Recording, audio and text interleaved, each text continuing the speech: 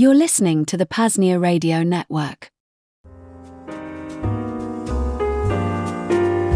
While infrastructure costs for the PAZNIA Radio Network aren't exorbitant now, there are some costs. It will also increasingly demand more time as we move towards longer transmissions and more transmissions. If you'd like to help cover current costs and even the expansion of our efforts, please visit PAZNIA.com/shop. There, you can make a one-time fiat, Bitcoin, or Monero donation. You can become a stakeholder, and you can even order some one-of-a-kind PAZNIA merch, ranging from shirts to hats to flags, all the way to beach towels. Again, that link at PAZNIA.com/shop. Cheers from the Free Republic.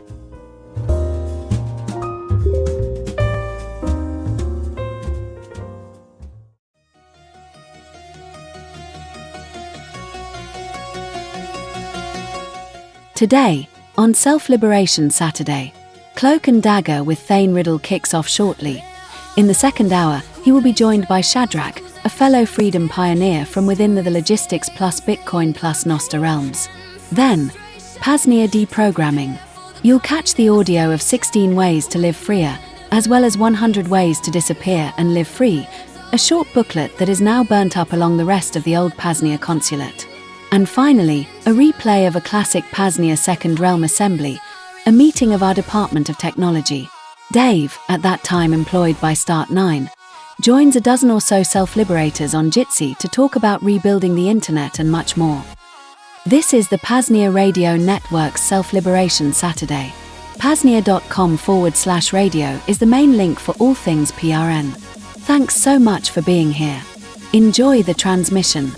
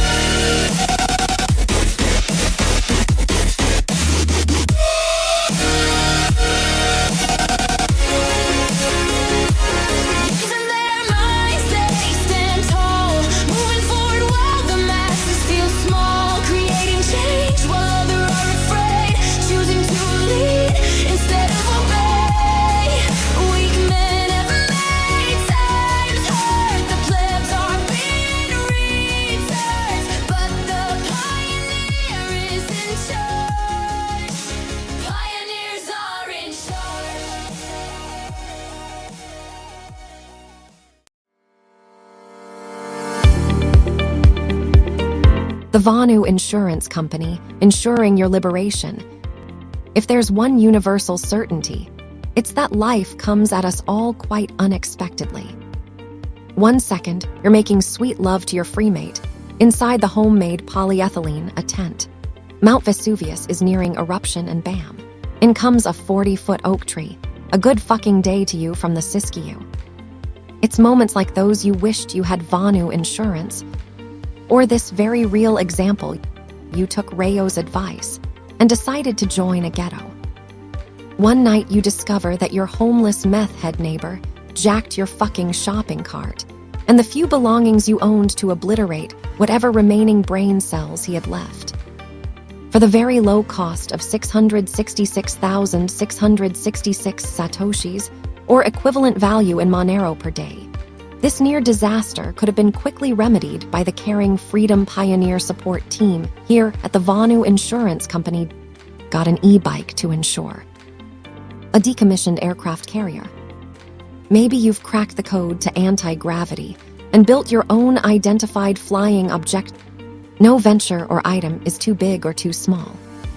Prepare ahead and get under the umbrella of protection only the Vonu Insurance Company can provide. Minimize your stress, curtail risk, and outsource your liberation today, while we take your hard-earned money for doing fuck all. Just visit VonuInsured.com, fill out the intake form, and a dedicated member of our Freedom Pioneer support team will be in touch within 24 hours or 30 days. Again, VonuInsured.com. The Vonu Insurance Company, ensuring your liberation.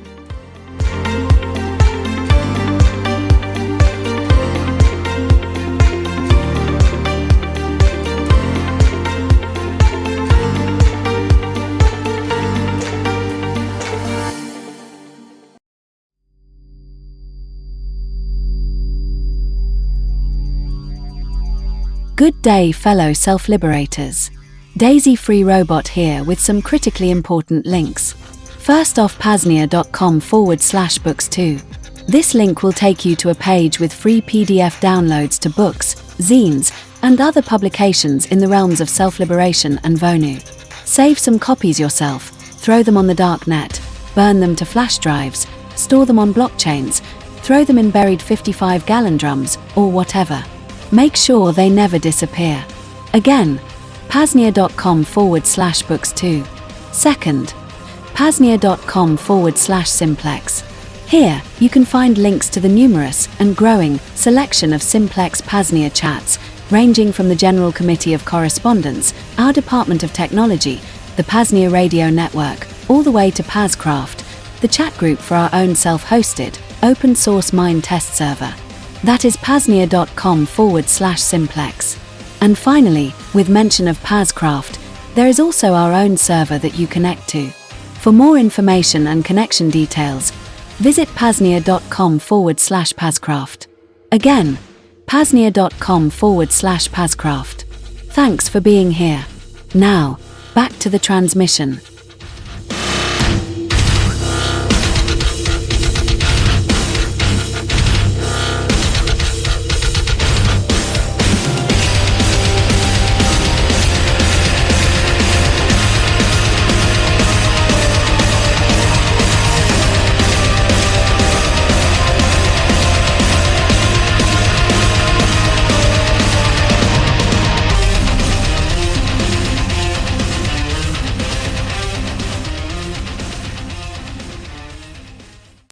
Hiding things, harming others, stopping others from harming you. I'm Thane Riddle. This is Cloak Dagger.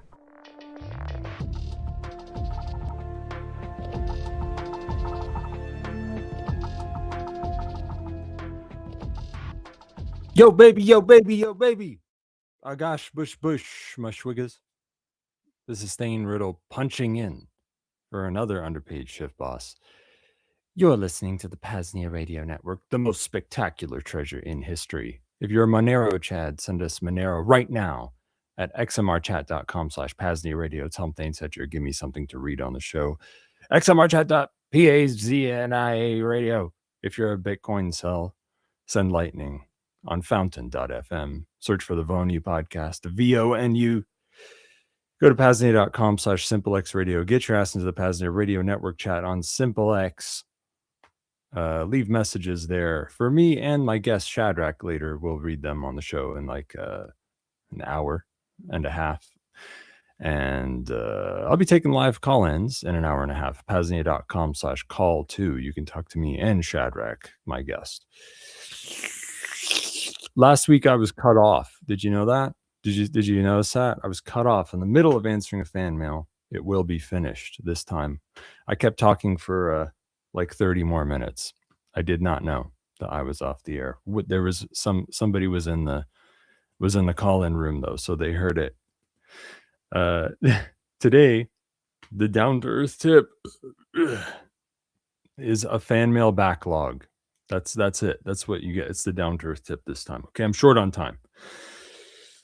The down-to-earth tips, they asked for down-to-earth tips, okay, in the fan mails. So there you go. Building second realms. Can I do it? Can I finish the memetics thing?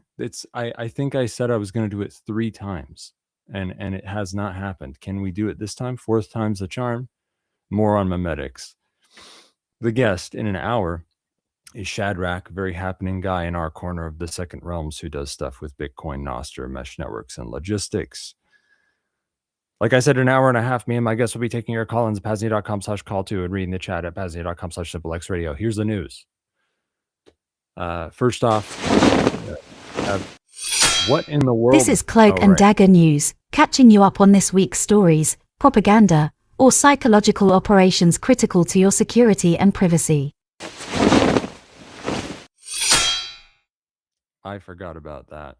And once again, the ruffling sound made me think it was just Rayo 2 was unmuted and rubbing against the microphone. I wonder how many more times that's going to happen before I like get the hint or remember. Anyway, we're going to start with some news from my own personal life. I don't usually talk about myself, but the past few years I've been struggling with addiction, and I've made a lot of progress in a rehab program. I was addicted to not watching child pornography. For many years, I would go months at a time without watching child pornography. It was really bad. I couldn't think clearly. It really negatively affected every aspect of my life. I don't want to bore you with all that stuff, but I've been going through the 13-step program at the Not Watching Child Porn Anonymous. And, this might sound kind of corny, but I couldn't help but, get curious about the religious organization that was behind the 13-step program, and that is the Church of Cyberology, which you can find at cyberology.church. I know you're rolling your eyes. I'm not going to push my new religion on you or whatever.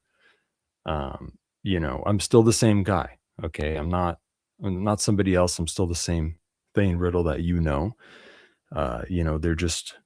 they're just telling me, I always agreed with this stuff. So, it's just it's just the natural way that things unfolded. You can check out their tenets of their religion. I'm not gonna push anything on you or bring it up again. And I don't mean to be corny or anything. Check out the Church of Cyberology, cyberology.church. It's basically like some kind of scam to promote privacy, digital privacy and autonomy through a religious organization so that they can get tax exempt status and maybe make the argument that there should be religious exemptions for, I don't know, like giving biometric information for a state ID or something. I'm just a hunch that that's what they're thinking. It's, believe it or not, it's a thought that's crossed my mind in years past, trying to use religious exemptions. That's right, the Church of Self-Liberation. Yeah, okay. Is that a thing that you did before? I'm having a conversation with someone you can't see, an invisible person. That's also part of the thing. We summon spirits that speak to us. Yeah. I'm kind of like, it could be kind of like like being a Muslim woman or something, you got to cover your face. That hasn't gone down too well, by the way. In a lot of jurisdictions, they still want you to uncover it for the ID picture. So there's not a great precedent for that. It should be like a Mandalorian. You gotta always cover your face and carry a weapon. That's my religion. Anyway, PAZNIA news, PAZcraft, if you don't know. PAZcraft it's kind of like Minecraft. It's a mine test server, which is like an open source Minecraft clone. Big PAZcraft project happening thanks to the mysterious Klim and Avalon Centrifuge carrying the torch for the most part. It has a new page, PAZNIA.com/PAZcraft. I think it's up with decentralized infrastructure, I'm hearing, on Aleph or something. It's interesting. Check it out, PAZNIA.com/PAZcraft, PAZCRAFT. And there's a new page for the biggest PAZNIA SimpleX rooms on PAZNIA.com/SimpleX.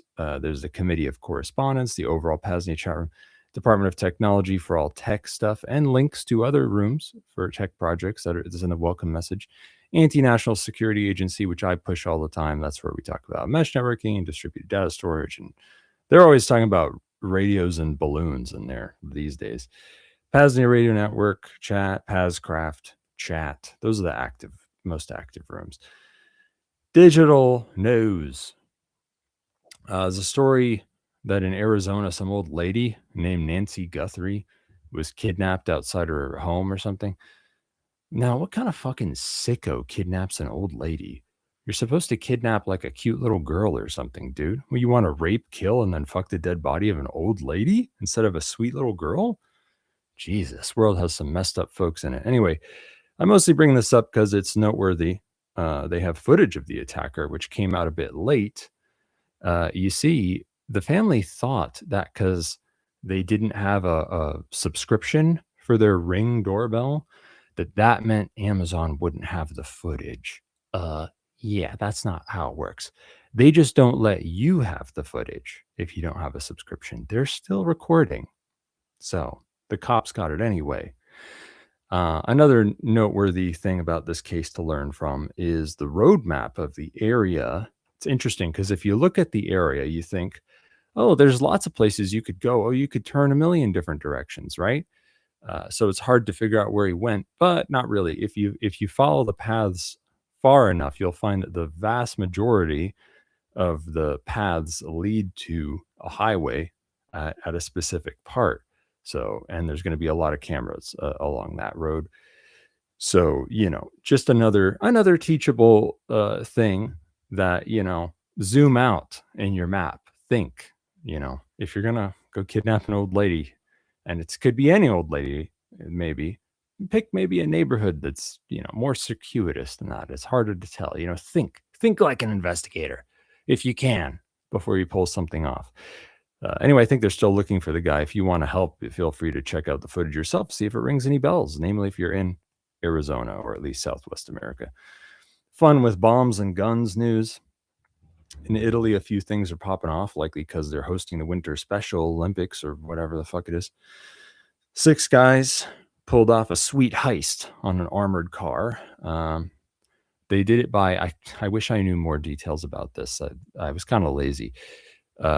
So first they boxed in the armored car. So I'm thinking maybe they had 3 cars so that they could drive in front and on either side. That way they could force the armored car to stop. Then the 6 guys, they split into 2 small fire teams. One team stops incoming cars from fucking bothering them. And the other team slaps a bomb on that piñata and blows it wide open. And ta-da! All that tasty candy was theirs. Well done. I think they taught us all a few things about how to pull off a good armored car robbery. But maybe not wholly, because at least 2 of the guys have already been fucking caught. So they didn't do everything right. Here's hoping they aren't squealers. But either way, maybe it doesn't bode well for the others unless they've scrammed far away and disappeared good and proper. Also in Italy, some eco-terrorists were burning down railroad switches and control wires again. Mr. Soros, you old devil, you. They sure love to fuck with those railroads these days, don't they?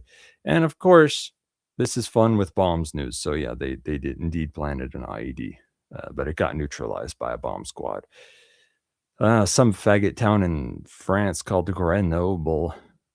It's not the first time something like this has happened. Somebody threw an anti-personnel hand grenade in a beauty salon. It was like some gang. They're like trying to get street cred by being straight up crazy terrorists. They throw an anti-personnel hand grenade in a beauty salon right at the feet of a child. Okay.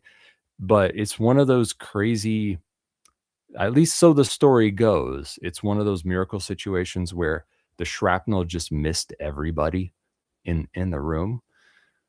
I guess the story could be fake, right? But that can happen. You don't know which way the shrapnel is going to go. It's kind of like, when you shoot like a shotgun at somebody and all the pellets go around them, right?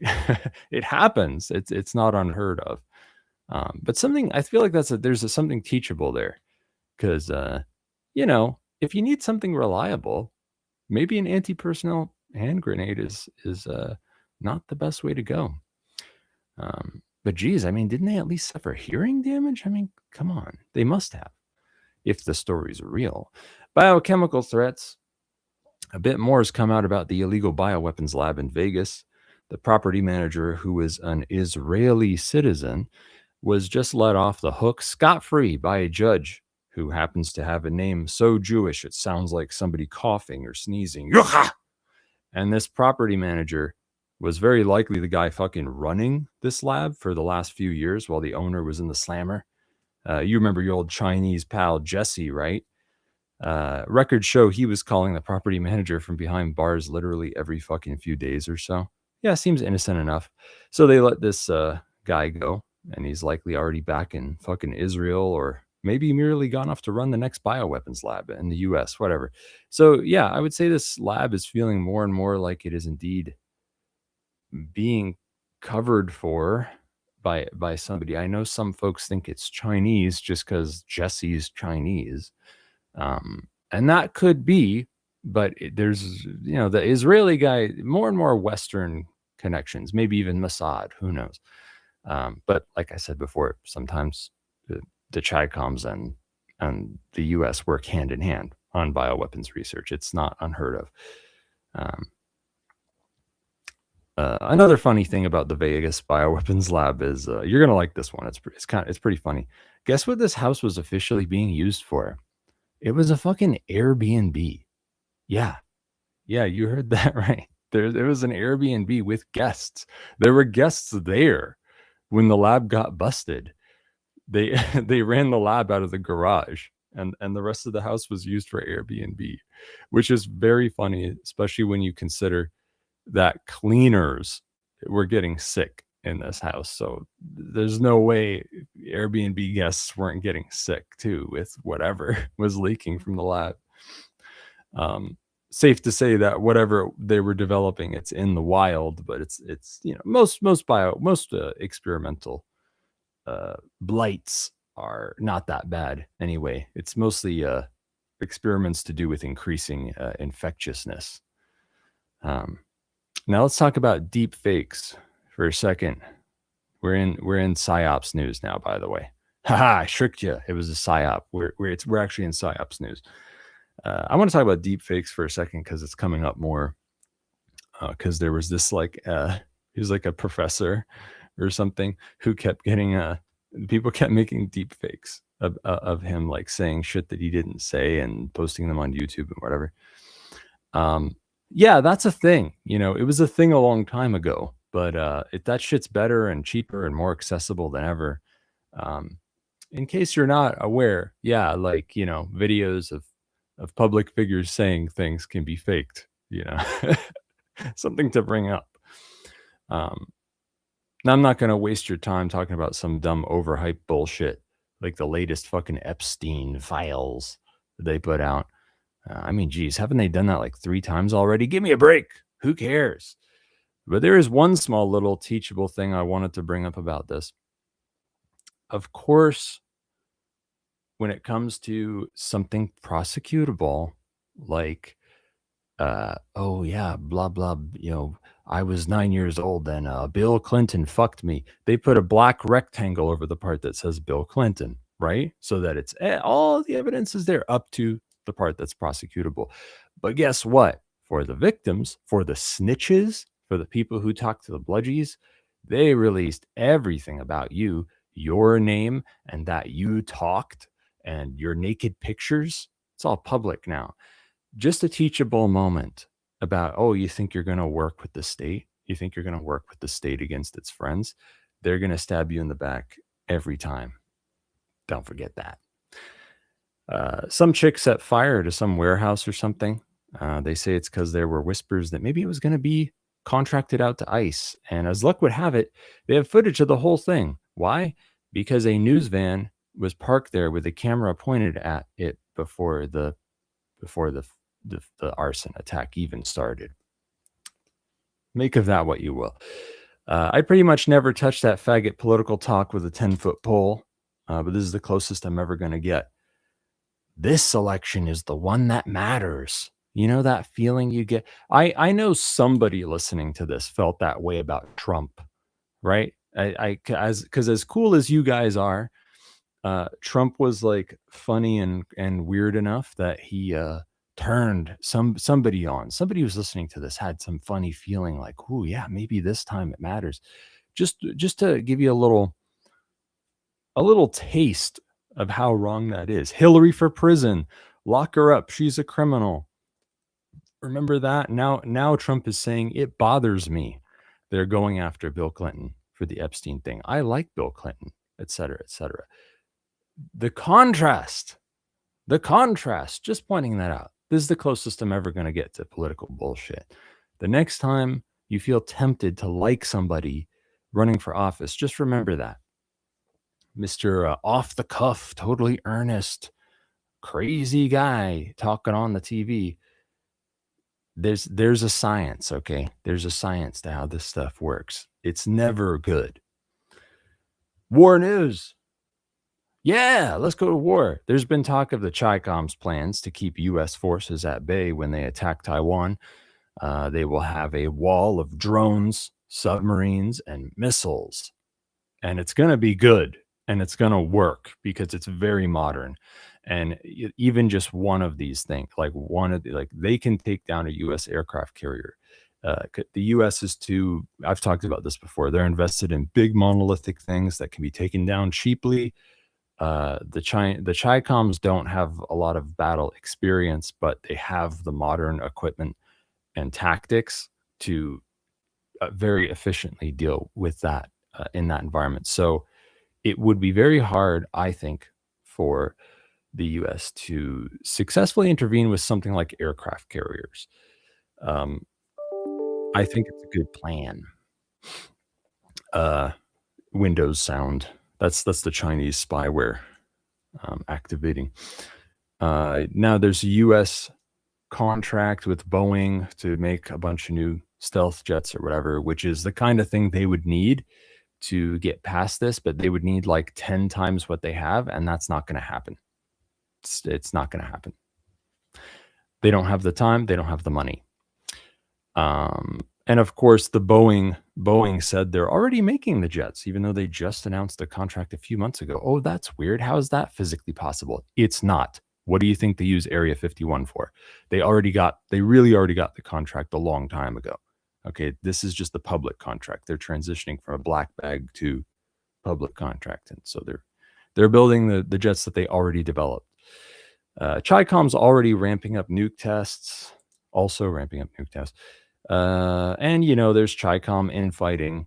There are some lies about this floating around that this general was talking to the U.S. and he wants to take down the communist regime. That's not real. There's no such thing. There's no such thing as a Chinese communist general or high party guy who turns coat, and for the most part, there's no such thing. I mean, there was a spy like that in Russia once upon a time. It's very rare. It's almost unheard of. However, there is infighting all the time in communist regimes and stuff. It's different communists vying to be, in charge of the thing, right? That's what it is. But I think the Xi regime is likely going to be all right. I don't think anyone's going to take that down. However, their fumbling will never stop. They're going to fumble. They're going to fumble all the way through World War III. You'll see. There were a few very odd airspace closures happening on and off in Texas near Mexico. The U.S. says that it was because cartel drones were going over the border and blah, blah, blah. And that's why they fucking shut everyone down like some sort of serious, crazy war emergency was happening. That's a lie. That's very obviously a lie.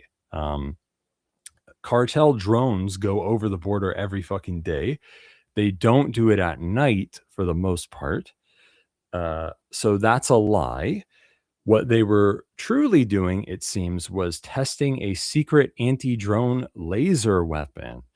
And they even shot down somebody had their helium party balloon shot down by a laser. Now it's funny because we were talking in the anti-national security chat. We were talking like a month or two back about, because we want to have anti-drone weapons, and we were talking about that. And I think I actually said that I think the big thing is lasers. The big upcoming, like the cutting edge thing is lasers.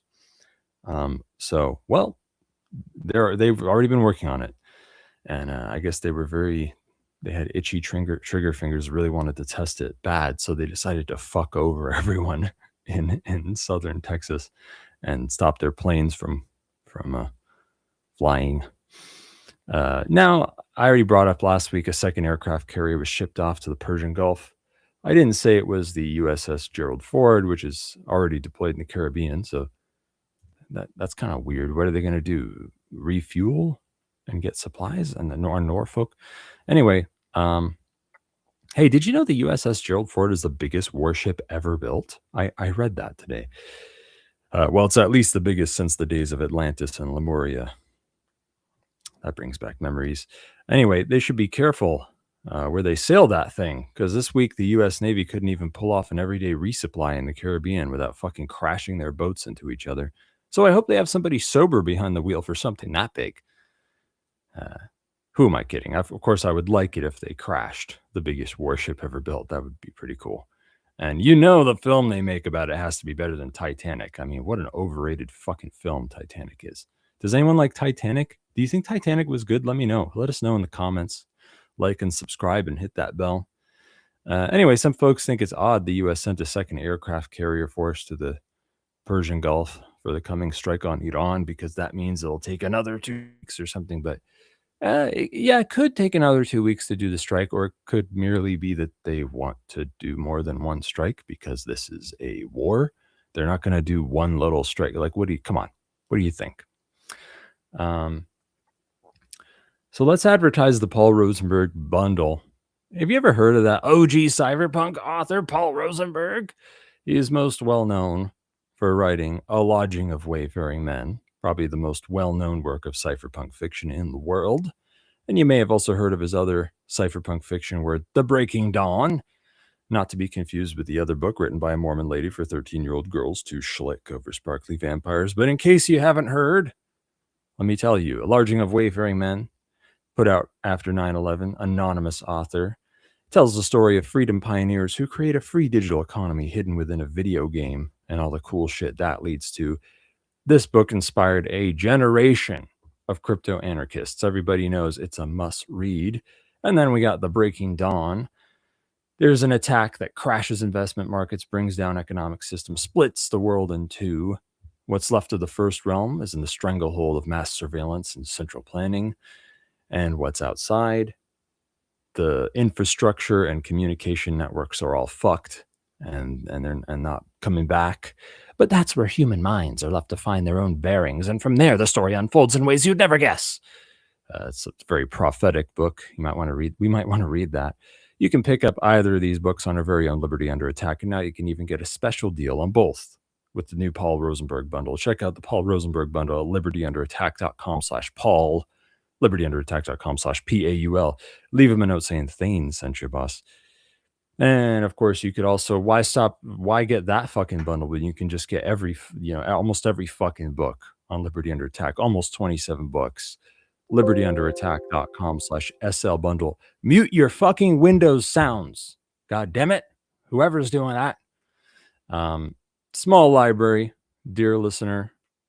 All the edgiest, best, most down-to-earth, helpful books for self-liberating edgelords.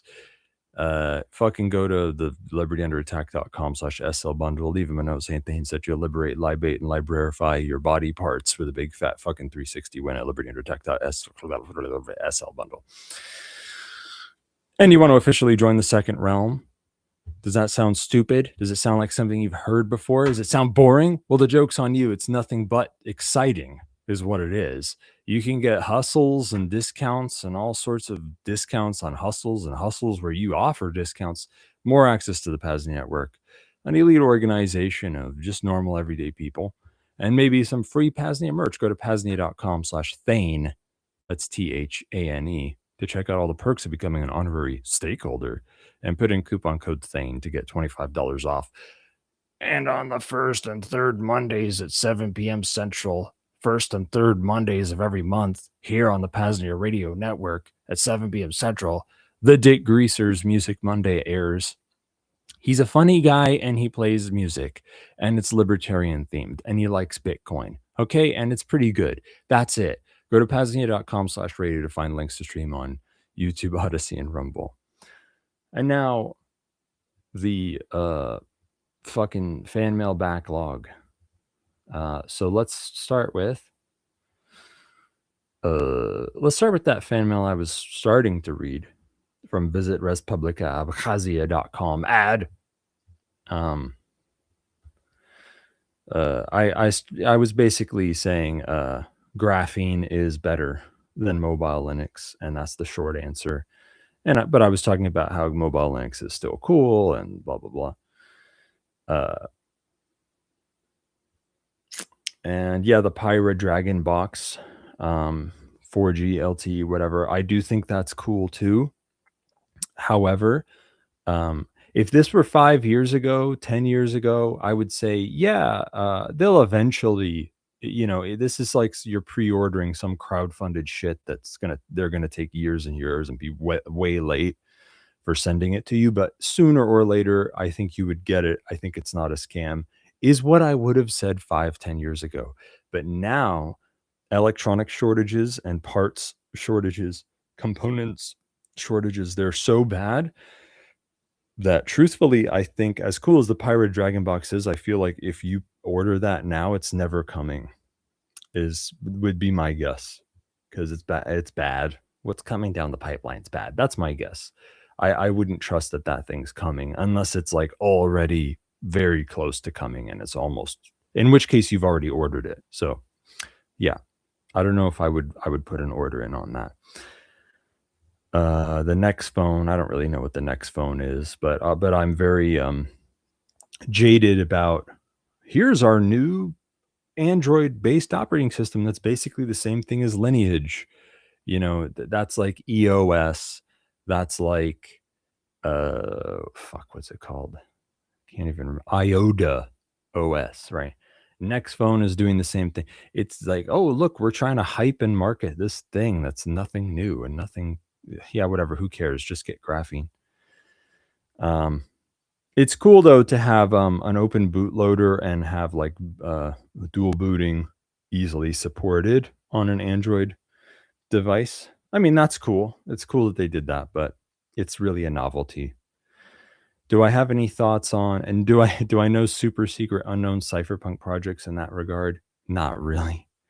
Do you have any thoughts on IMEI blocking like in Australia? Yes, it can be done. You should watch out for that. Try to not use an IMEI that's burned.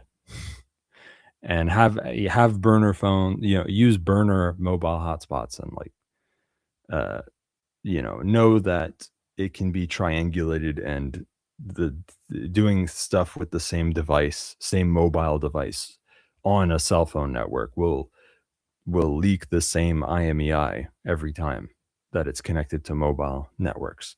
So if you want to use the same mobile device in different spots, know that those spots, those locations will be linked, and those movement patterns will be linked, and be aware of the geolocation fingerprint that you're creating with that.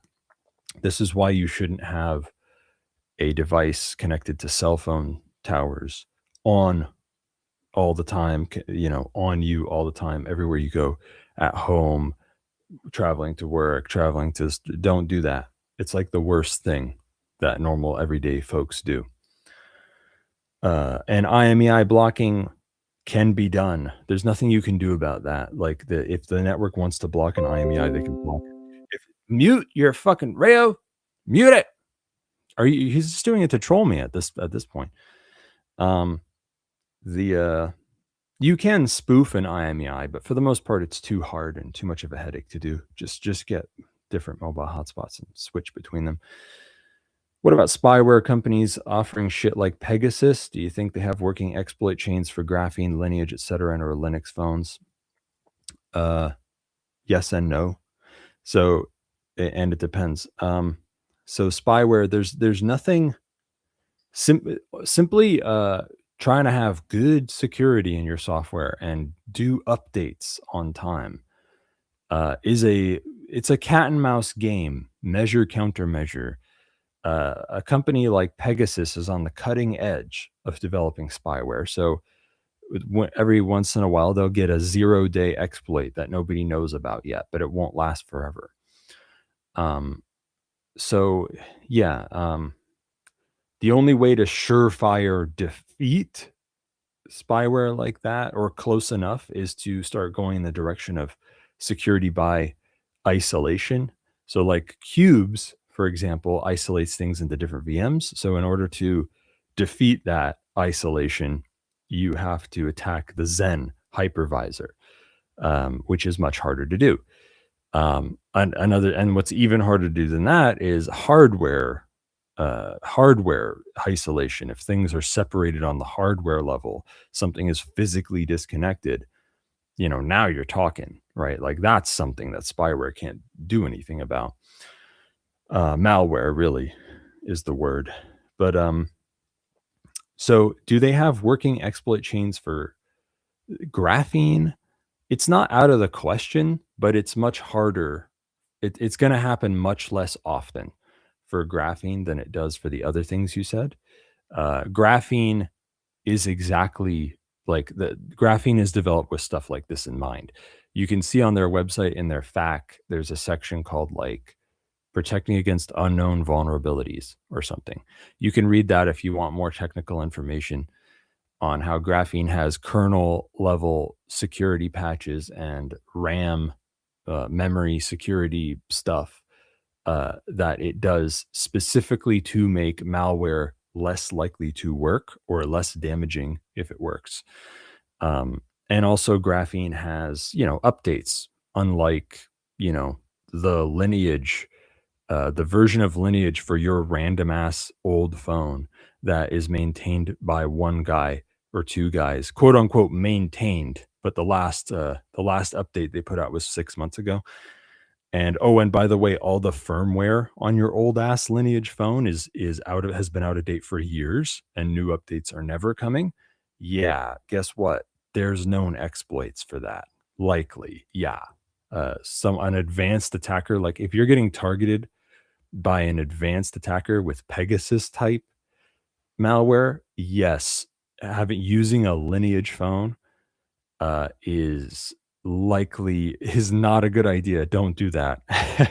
I mean, no one should do that really, but namely if you think you might be targeted by that, you shouldn't use a Linux phone either. Even stock Android, besides the fact that it's backdoored from the beginning, is more secure than your average Linux distro.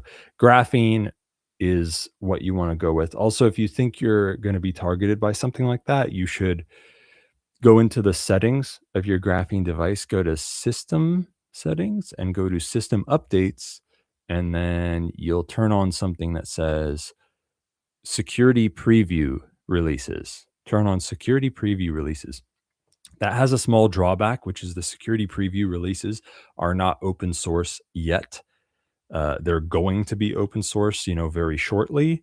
But those security preview updates, because they're under embargo, that's how fast they are. That's how cutting edge they are. Is like they're the graphene developers. Daniel McKay has seen the source, but you can't see it yet until whatever next week or next fucking month or whatever.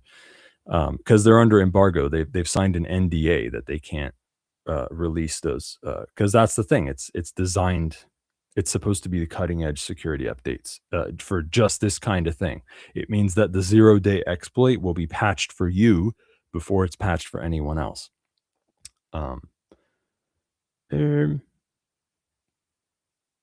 If the Linux distro is updated and maintained well, then it's all right. But do they have working exploit chains for Linux distros? It's likely that they do, at least at times.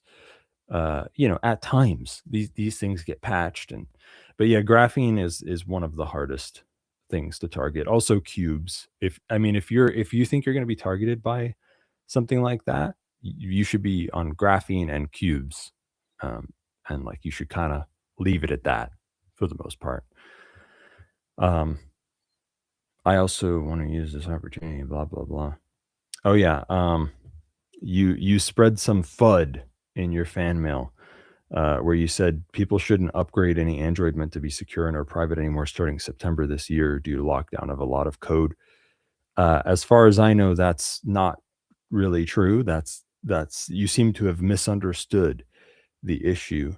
What's happening in September is a couple things. So Google is going to force developers to do KYC if they want their stuff to be listed on the Google Play Store. That does not affect us. We don't use the Google Play Store. We use Graphene, and we fucking we get our apps from fucking the Graphene App Store, from a Crescent, Obtainium. If you're feeling like doing a bunch of manual configuration is the best way. Otherwise, F-Droid or something like F-Droid is, it's not the best, but it's easy. That shit is not going to be affected. You're not going to be affected. It'll hurt the ecosystem in a way because it makes it harder for some developers to make money or whatever. But it's like, that's, you made your bed. Now you have to sleep in it. Like you had to deal with the devil by relying on Google. So you should have seen this coming. And also the other thing that's happening at the lockdown of code that you're talking about is they're taking more stuff that was open source before, more like Android like middleware and apps and things that were open source before, and they're closing the source for the later updates. However, the Android open source project is not ending at this time. They aren't ending it yet. So there is, once again, no big disruption coming down the pipeline that would affect the Graphene or Graphene users. So basically nothing's happening. It's kind of a nothing burger. However, is Google sort of getting in gear to end the Android open source project? Yeah, I think they are. But it's not happening yet. And when it does happen, that only means that Graphene and such will they will be a harder fork of Android, right? They will have to carry the torch. So it's going to be harder, but they're going to keep going. It's not going to, you can't stop an open source fork from running. So it's going to keep everything's going to be all right. But yeah, it's still, not entirely good news, but what else did I want to say about this? Oh yeah. And this is vaguely related, but Graphene is looking to move away from only using Google hardware as well. Everybody knows now, it's out in the open now that they're talking to some unidentified manufacturer, some unidentified OEM to make phone hardware that is good for them and maybe even better than the Google Pixel stuff for Graphene. So exciting stuff coming down the pipeline. And yeah, I think Graphene is in good shape, relatively speaking. You asked, were things such as freedom is the invulnerability to coercion inspired by Ludwig von Mises? I don't fucking think so. I read Human Action, which I don't know if I recommend doing that. It's fucking big and dry.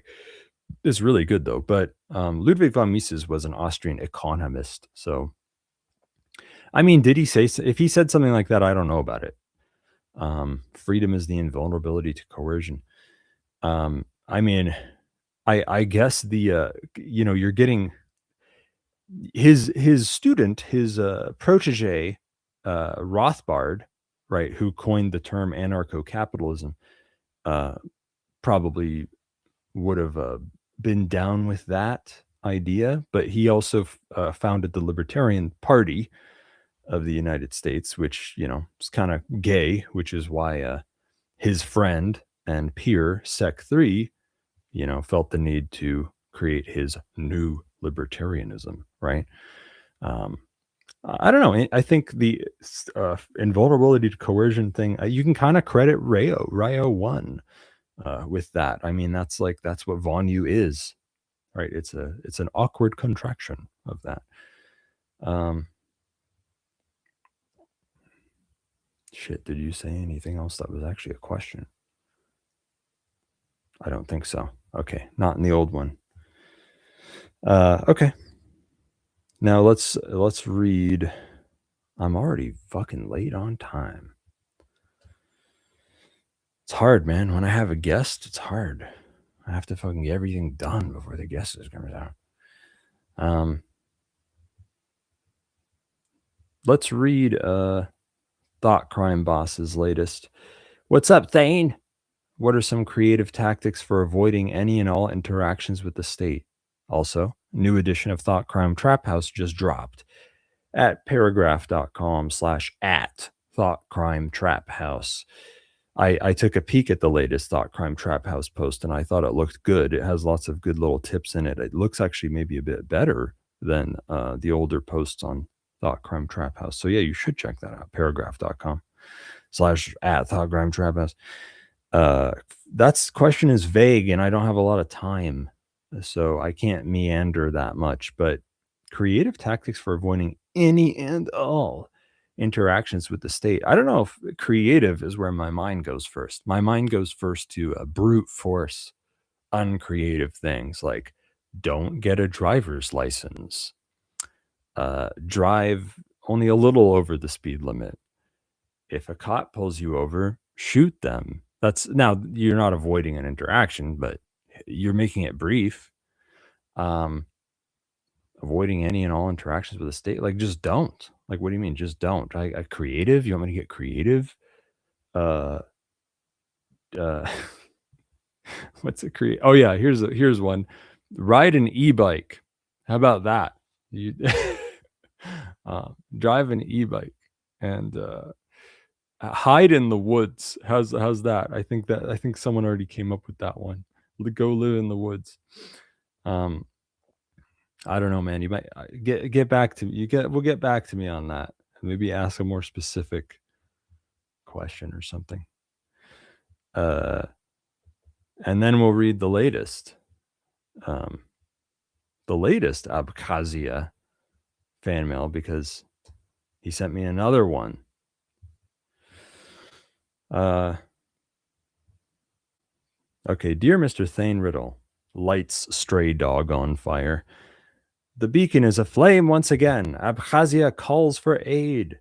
In the PAZCraft chat, some members, I'm referring to individuals and not phalli with this word, and I discussed decentralized VPNs with the goal of improving our OPSEC when connecting to the brand new decentralized PAZCraft server, courtesy of Avalon Centrifuge. If you were to give your opinion on the projects mentioned in the chat and or make some recommendation, we would all be as happy as a person of color receiving a brand new basketball, fried chicken, Kool-Aid, watermelon, and gold-plated Glock all at once. Although, if you can make a $ Tor socks or $ Torify, maybe even an IP table script, work reliably and trustworthy with Luanti clients, either apt or Flatpak installed, that would be even better. I, of course, don't have any hopes that will be fast enough. Let me also express my gratitude for your answers to my questions regarding mobile devices and their security on Cloak and Dagger. I hope you'll get back to the questions from that inquiry/fan mail that yet remain unanswered. I would greatly appreciate it and dare to say that others would appreciate it as well. Kind regards, https://visit respublicaabkhazia.com. Paid advertisement by the Embassy of Abkhazia and the nation of Ashwagandha. This simplex message is free, as in free STDs. You can redistribute it and or modify it under the terms of the GNU General Public License. Decentralized VPNs. I saw the ones that you listed in the PAZCraft chat. I'm going to do you one better than answering you fully. I'm going to make the whole building the second realm thing next week about that. I'm going to look at go through a little deeper on decentralized VPNs and maybe also the decentralized VPSs that Avalon Centrifuge brought up. But I'll give you a quick little what I know. The first one you mentioned, which I can't remember what it was called now, I haven't heard of, so I don't know. The next one, NIM VPN, nim.com, I think. You said you think they're a honeypot. I don't think that. I think the reason they got into magazines and they have really good tech support and they're offering their service for a really low price right now. I think it's because they're they're doing like an all or nothing gamble where they're spending a lot of money on like trying to get people to use their service. Also, it's basically beta software, and they're trying to get beta testers. So yeah, like their software had all sorts of little bugs and problems like 6 months ago that it doesn't even have now. They're like crunching to get beta testers, and they're spending a lot of money. I think they're losing a lot of money. Basically, they're gambling all or nothing on getting people to use NIM. I think the honeypot. I mean, maybe if someone paid with a credit card, it could tell you something. But like, it's pretty hard to be a honeypot as NIM because NIM has very good privacy features. Like, they don't run the infrastructure. The nodes are run by other motherfuckers. And also you can pay with Monero, and it's encouraged. And also, you verify that you paid with zero knowledge proofs. So the servers and nobody knows like which account it's associated with when you're connecting. So like and it's all open source software and everything. So I don't know. It would be pretty hard to I'd say NIM VPN is a good pick. Like, it's a little bit rough. It's a little bit early days. But NIM VPN it looks good to me, I think. The other one you brought up was Orchid. It's been years since I looked into Orchid. Orchid is the OG decentralized VPN. They were like the first motherfuckers. They used to be called something else. They were the first motherfuckers to have a decentralized VPN project. Like, they've been around for like over 10 years or something. It's crazy how old they are. Now they have other stuff too besides the VPN. I haven't looked into them for years, so I look forward to seeing where they're at now. I know that they're Ethereum based, or Ethereum layer 2, layer 3, whatever. They're one of those things, which is kind of gay, but whatever. I think NIM might be too, actually. You brought up that they don't have NIM's coin is not a privacy coin, which I would see eye to eye with you on that I don't like that, but you don't have to touch the NIM token to use NIM, right? So, I mean, maybe you do to set up a node on the network to be a VPN server on NIM. Man, there was a lot of good stuff brought up in the chat and questions asked of me, but man, I think what I might have to do this time is go into overdrive for sure. And because like even the Shadrach interview might go long. This could be a fucking 3-hour long episode right now. Shadrach interview's got to happen soon. I haven't touched building the second realm topic yet, and it cannot be delayed any further. Past a month? Come on. So I maybe like after the interview with Shadrach, I'll answer more fan stuff because I got good questions in the chat and stuff. And there's more shit to talk about. And there's the building the second realm thing that's been delayed for a fucking month. So all that shit, I'm going to get back to more fan mail and building the second realm after fucking interviewing Shadrach. How do you like that? Okay. It's going to, in another fucking hour, we're going to do more chat stuff, chat reads and fucking all that crap. Have I said that enough time? Do I need to repeat it one more time? You're not listening to me. You're not making eye contact. Anyway, it's time for some sort of break where robots tell jokes and there's like music. So yeah, you listen to that and then we'll be back with Shadrach soon.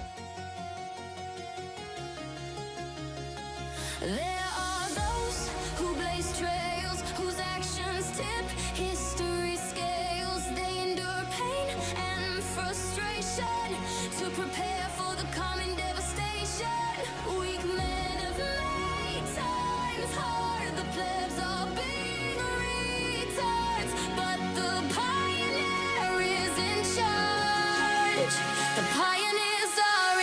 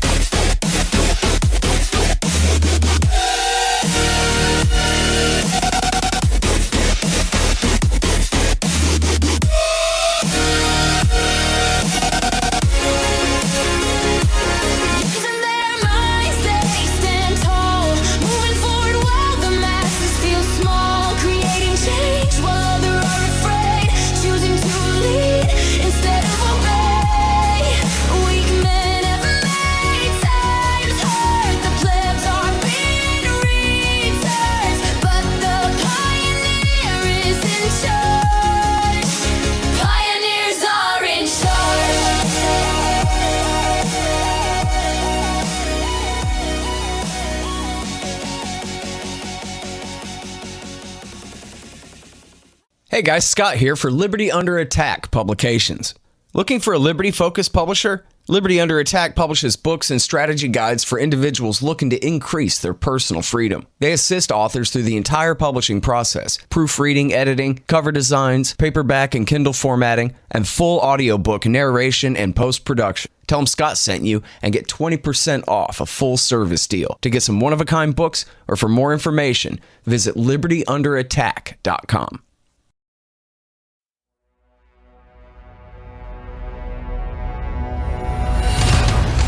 Because that's really the issue that we're dealing with these, ghost phones, ghost pads, whatever, is that there's no way that you can organize with other people and have these distributed tribes if you have a snitch in your pocket all the time. Mm-hmm. People are literally wearing wires all the time. They have a snitch in their pocket and they're trying to do clandestine things. That's never going to work.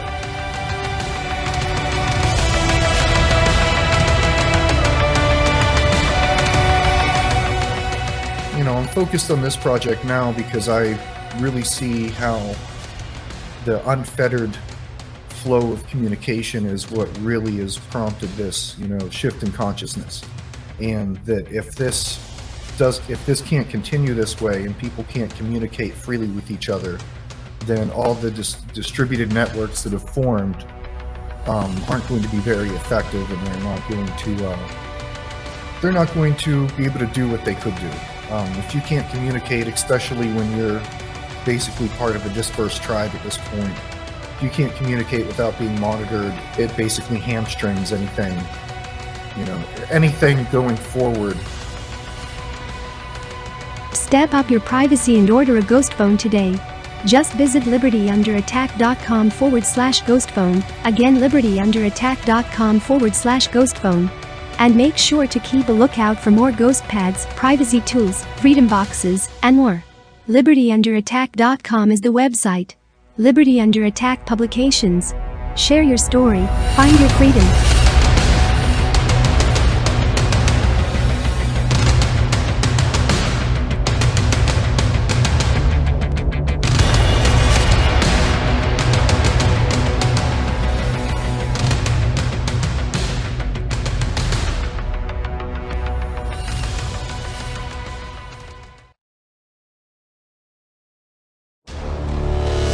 .2048, the second volume in the Brushfire thriller series, takes place in the not-so-distant future. In the second half of the 21st century, the War of Ideas took place. The creation of second realms and individualist decentralized freedom cells spread across geographical regions, and the practical ideas of liberty, voluntary interaction, and peace took hold. The Free Society in 2048 is loosely based on Samuel E. Konkin III's Phases of Agorism, in which the destruction of the state would be realistically accomplished through the establishment of pockets of free individuals, black and gray markets, and the spreading of the ideas of freedom and liberty, until the demand for an overarching state was no longer perceived as essential, and individualism and voluntary interaction prevailed. The original creators of the Freedom Cells who led the world to a better place are still scattered about, living their lives, including Maxine, the late Henry Tucker's love, and the now washed-up but stubborn punk rocker Warren, still reside in the Appalachian Mountains. Maxine's nephew, Vince, and his boy Tommy, who had been band nomads ever since Tommy's mom left to pursue a materialistic quest for fortune in the never-ending rat race, went to visit Auntie Max on her homestead on Jim Mountain Road.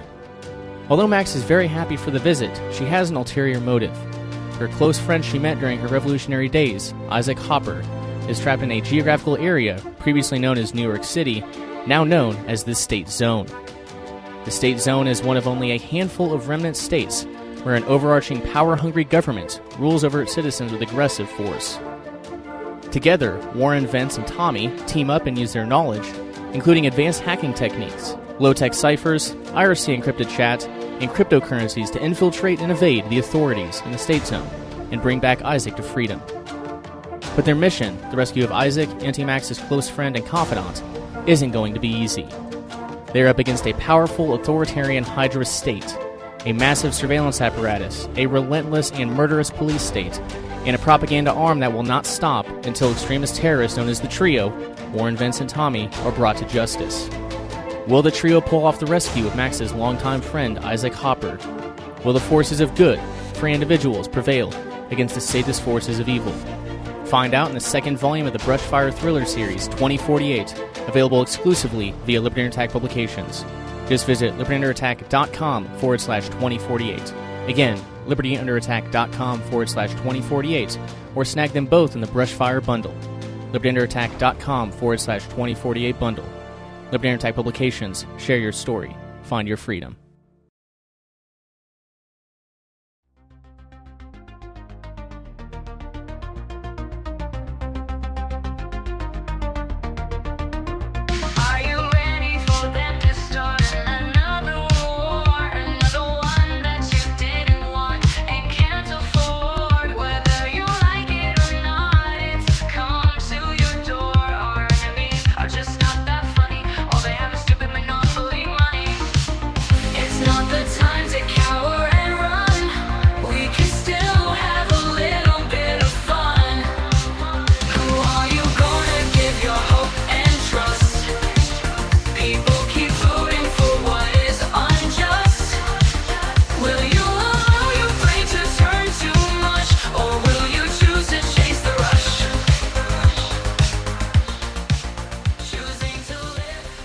And now, back to Cloak and Dagger with host Thane Riddle.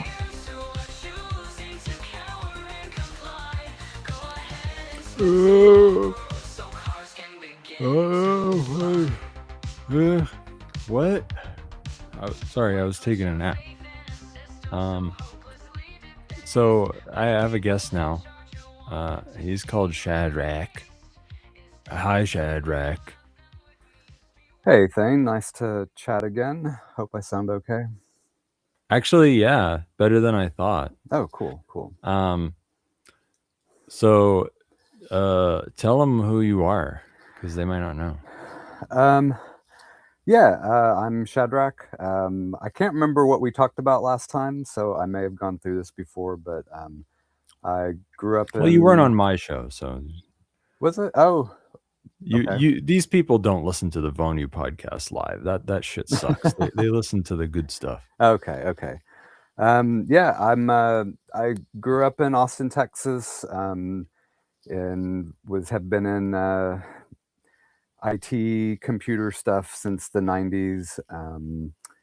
Original Linux user from back in the day. And I guess my story is I kind of got roped into DevOps and all the cloud stuff, and so I'm trying to break people free of their dependence on the cloud now and bring things back to our cypherpunk roots of peer-to-peer everything. So that's my quick story. How'd you get into all this weird pedophile libertarian stuff? That's a good question. I would say I read Fountainhead and Atlas Shrugged probably in 1990.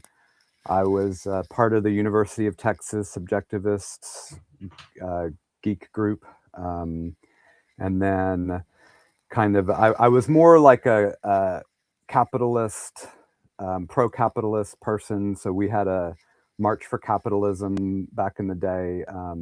I tried to present the ward to John Mackey from Whole Foods, but he was still pretending that he was a lefty, and not really pretending, but like he didn't want to be super public about being a objectivist libertarian at the time. And so we stood out in front of the original Whole Foods and just kind of danced around. But we had a pretty big march back then. That was probably like 92, 93. And then How do objectivists dance?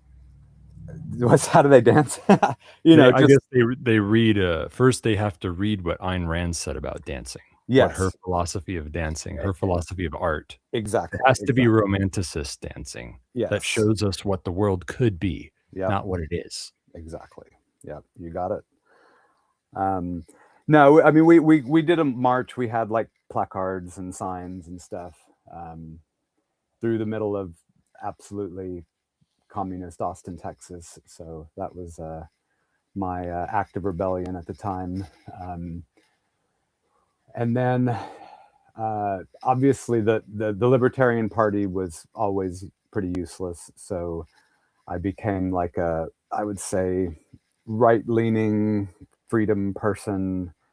But again, that was mainly because if I put a bunch of right-wing signs in my yard, everybody would freak out, and I had people, burn yard signs in my front yard and steal them, and it was just Austin was that bad that many years ago?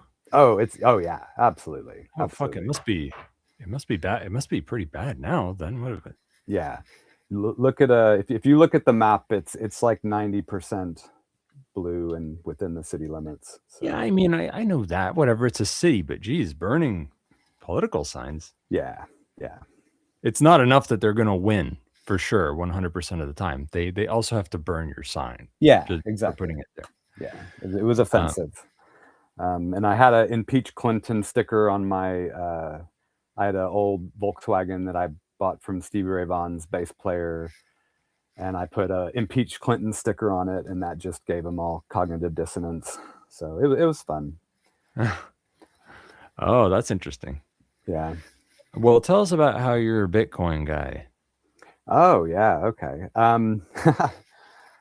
So I went. I would say, I went through the whole. I started out mining and helping because I was pretty good with Linux. A lot of people were doing Ethereum mining on Windows, so I created a USB boot stick that they could put into their machines that would help them just get up and running on Linux, and that was fun. And I did that for a while. I was actually into Monero first because as somebody who had access to large server farms, that made a lot more sense to me. So I did some special mining operations, but I really is that where you get retarded people to like run pedals to generate electricity? That's a good question. I like that. No, just like where I had access to lots of servers, I was like, well, shouldn't they be mining Monero with their spare CPU cycles? So, right. Yeah, you had a botnet. That's what you're trying to say. That's your euphemism for you. Yeah. You had a server.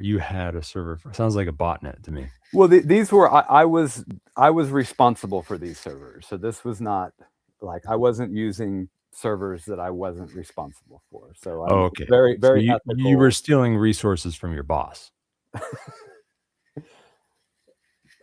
Maybe.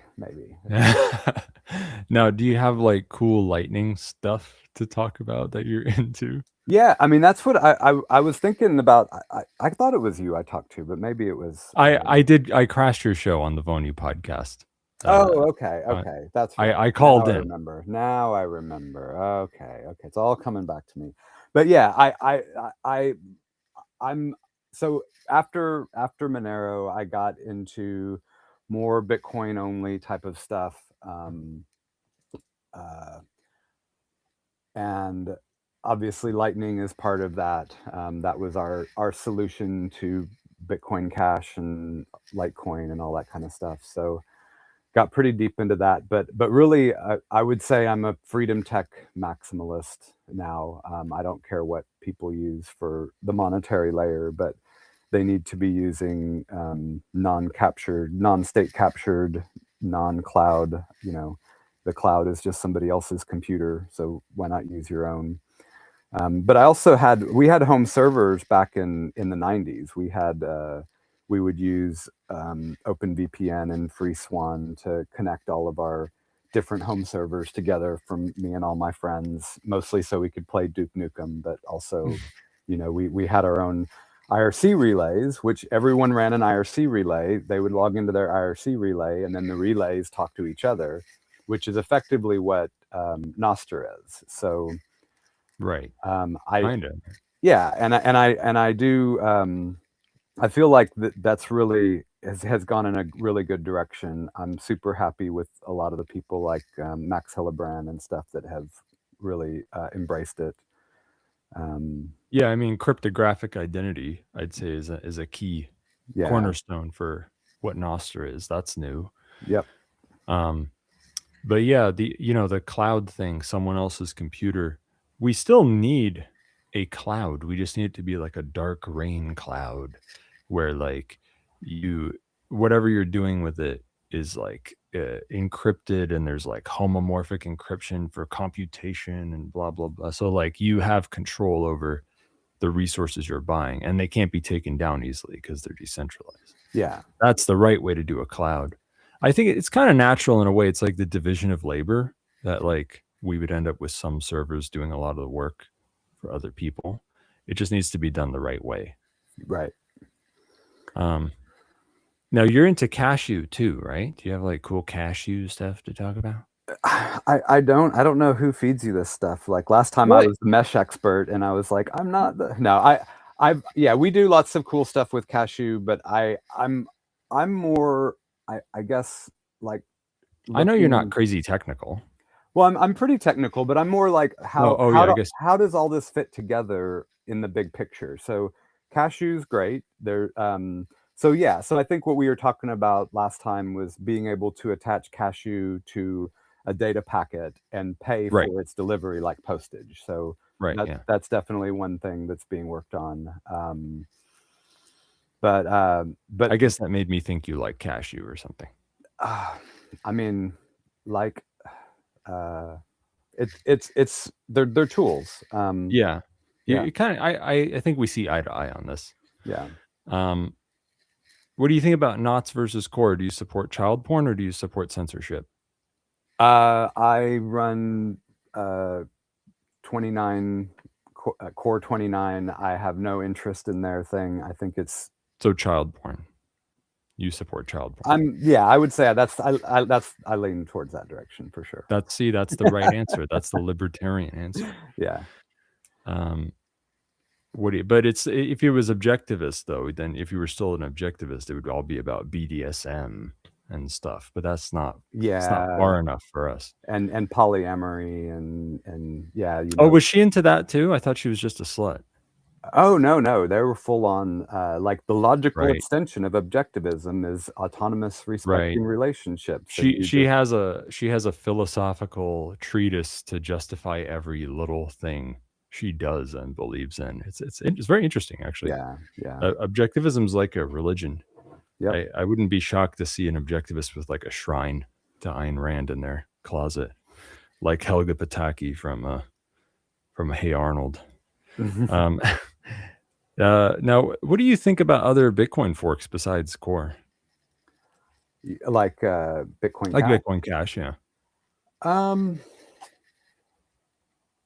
I don't think of them very much. I mean, every Litecoin was a Bitcoin fork, not fork, but well, yeah, I mean like network forks. Yeah.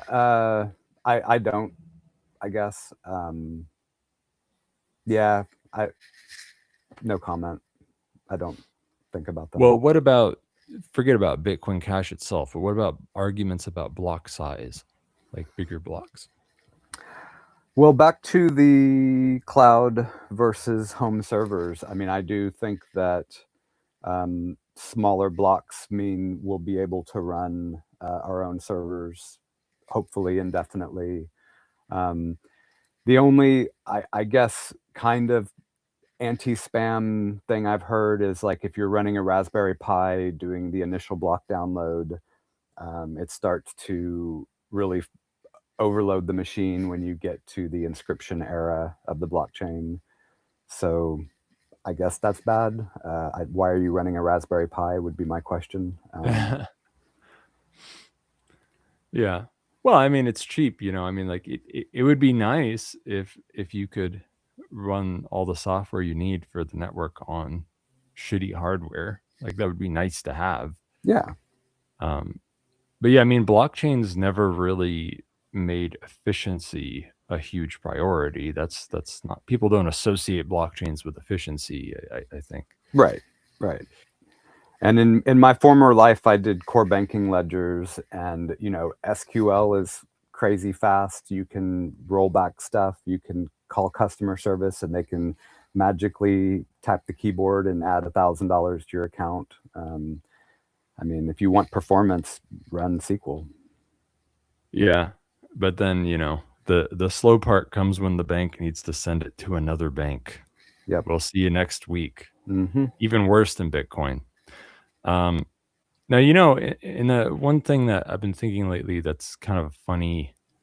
I mean, I'm like you. I just see them all as tools, but like something that's kind of funny for the block size thing is, I mean, in the next 10 years, every fork of Bitcoin, including Core, will have to adopt post-quantum encryption.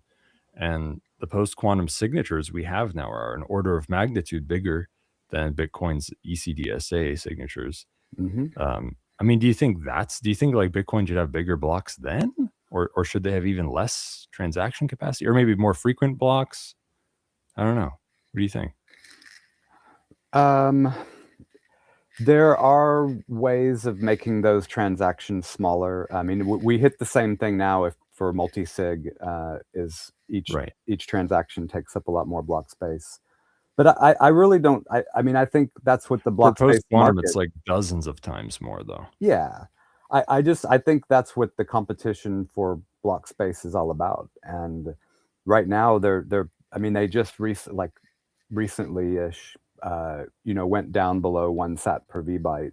So they're like 1.1 sat per vbyte for a transaction. So as far as cost, the cost has gone down for sending Bitcoin transactions. Yeah, that's good.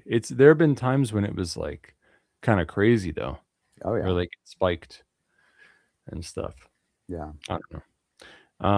Now look, I mean, if you haven't gotten this idea already, some of the shit I'm going to ask you will seem kind of weird or like shots in the dark, because they are. You might not have an easy answer for everything.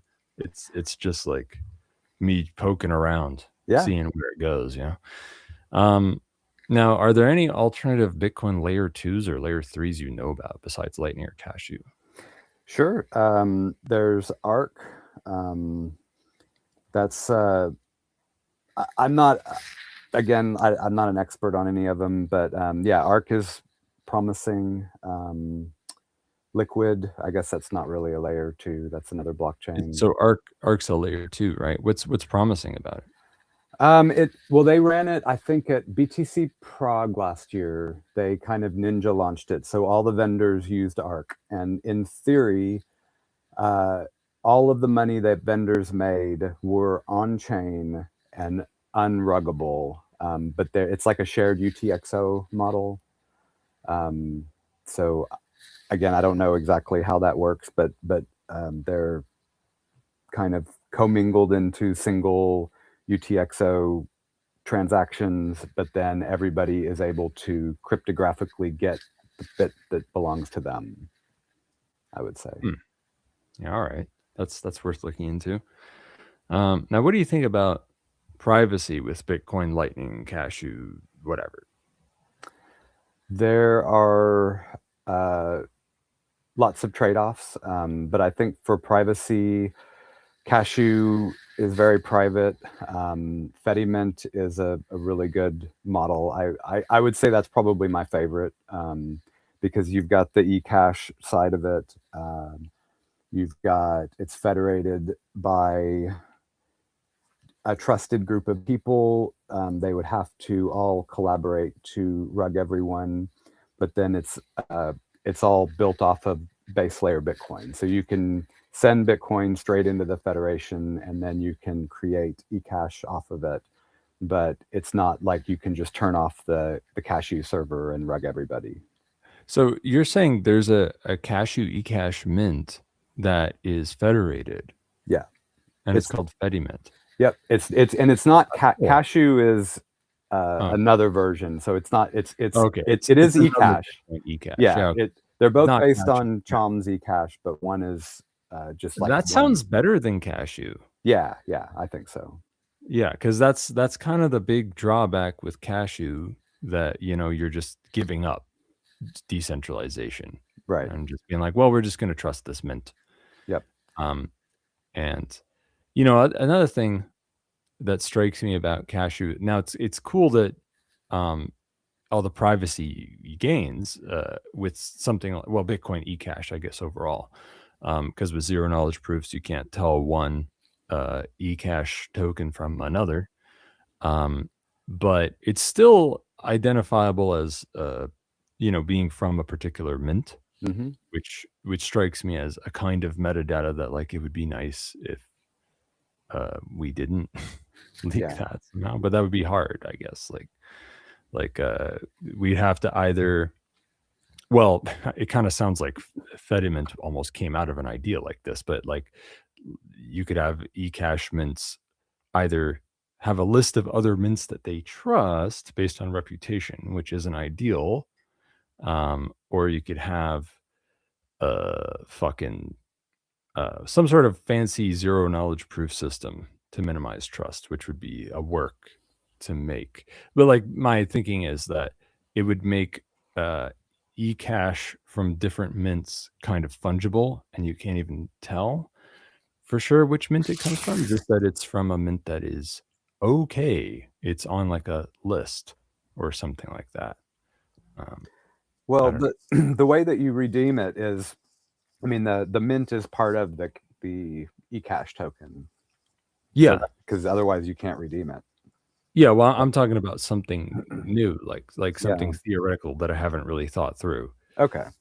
Which is like ways to solve the problem of like if there's a way to make to like wrap something like eCash further so that you just know it's eCash from one of these mints on a list.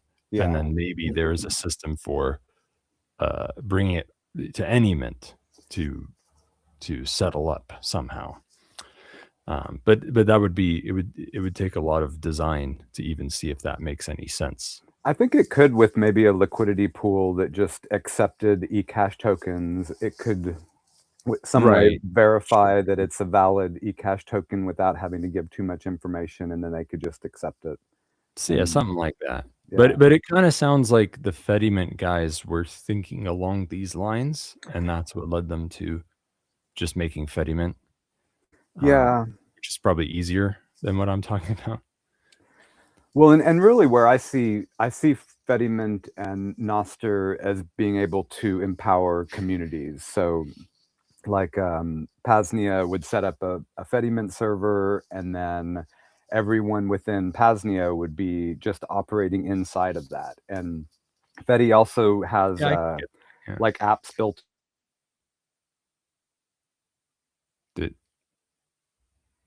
I think I can't hear Shadrach at the moment. Uh-oh. Can you hear me at least? That's okay. I'll just say whatever he was about to say. Oh, okay. Yeah, he was saying, like, you know, PAZNIA could set up its own Fediment server or whatever. Maybe operate a circular economy. You're back.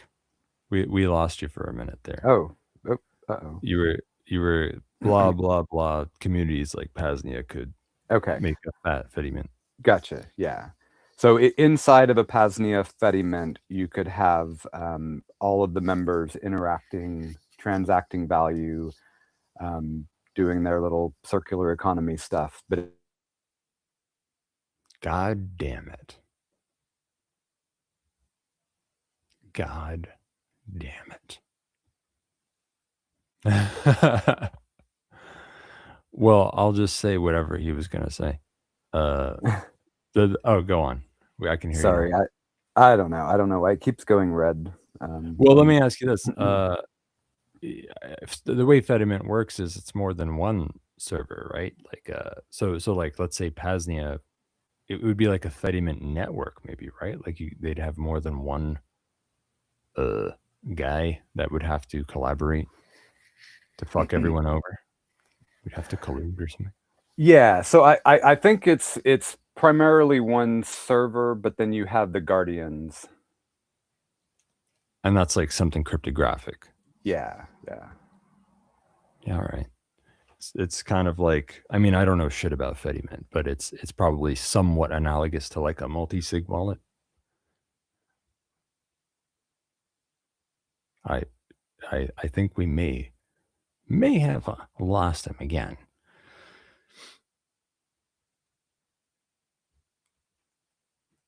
Yeah, I guess. Yeah, I don't know. Try leaving and coming back. Yeah, or some fucking change your VPN server or something. I'll just well, here, let me see. I can fill the gaps by reading shit that people said. I gotta get through this shit anyway. Every time Shadrach drops out, I'll read. Oh, there you go. You're back. Yeah, I should probably try and figure out if this is going to keep happening. Yeah, see, like, I don't know, leave, rejoin, change your VPN server maybe or something. Okay. You could try that. I'll fill the dead air in the meantime. Cool. Let's see. I've got all this cool fan shit to read anyway, so I might as well just dig through it. I have to fucking scroll up a bunch first because I forwarded myself a bunch of shit. You guys giving me all this free content. That's a good thing. All right. Decentralized VPS providers. Me too. I'm really, oh, he's talking about, I think this is Avalon Centrifuge talking about PAZCraft. Why did I forward this to myself? I'm really curious to see what stuff PAZnians will build, irregardless of content modding ideas. Why did I forward this to myself? Okay. Thanks, me, for confusing me. Impressive stuff. God. Forwarded. Yeah, you're back now? You can say stuff. All right. Are you indeed back? Or are you back and then? Nope. No? Okay. Okay, someone sent a link to peer.xyz,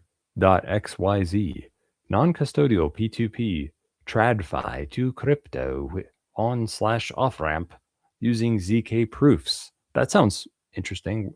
Something I should look into deeper at some point. Peer.xyz using zero-knowledge proof somehow. Are you back for real this time? Is this it? Is it about to happen? Say things. Okay, let's try this. I'm on a whole different network, so let's try that. That could be good. You sound worse, but it's not that bad. Okay. So well, where were we? Well, let me ask you this. When it comes to Bitcoin, privacy, Lightning, Cashew, whatever, privacy, what do you think the best way is forward to make that better?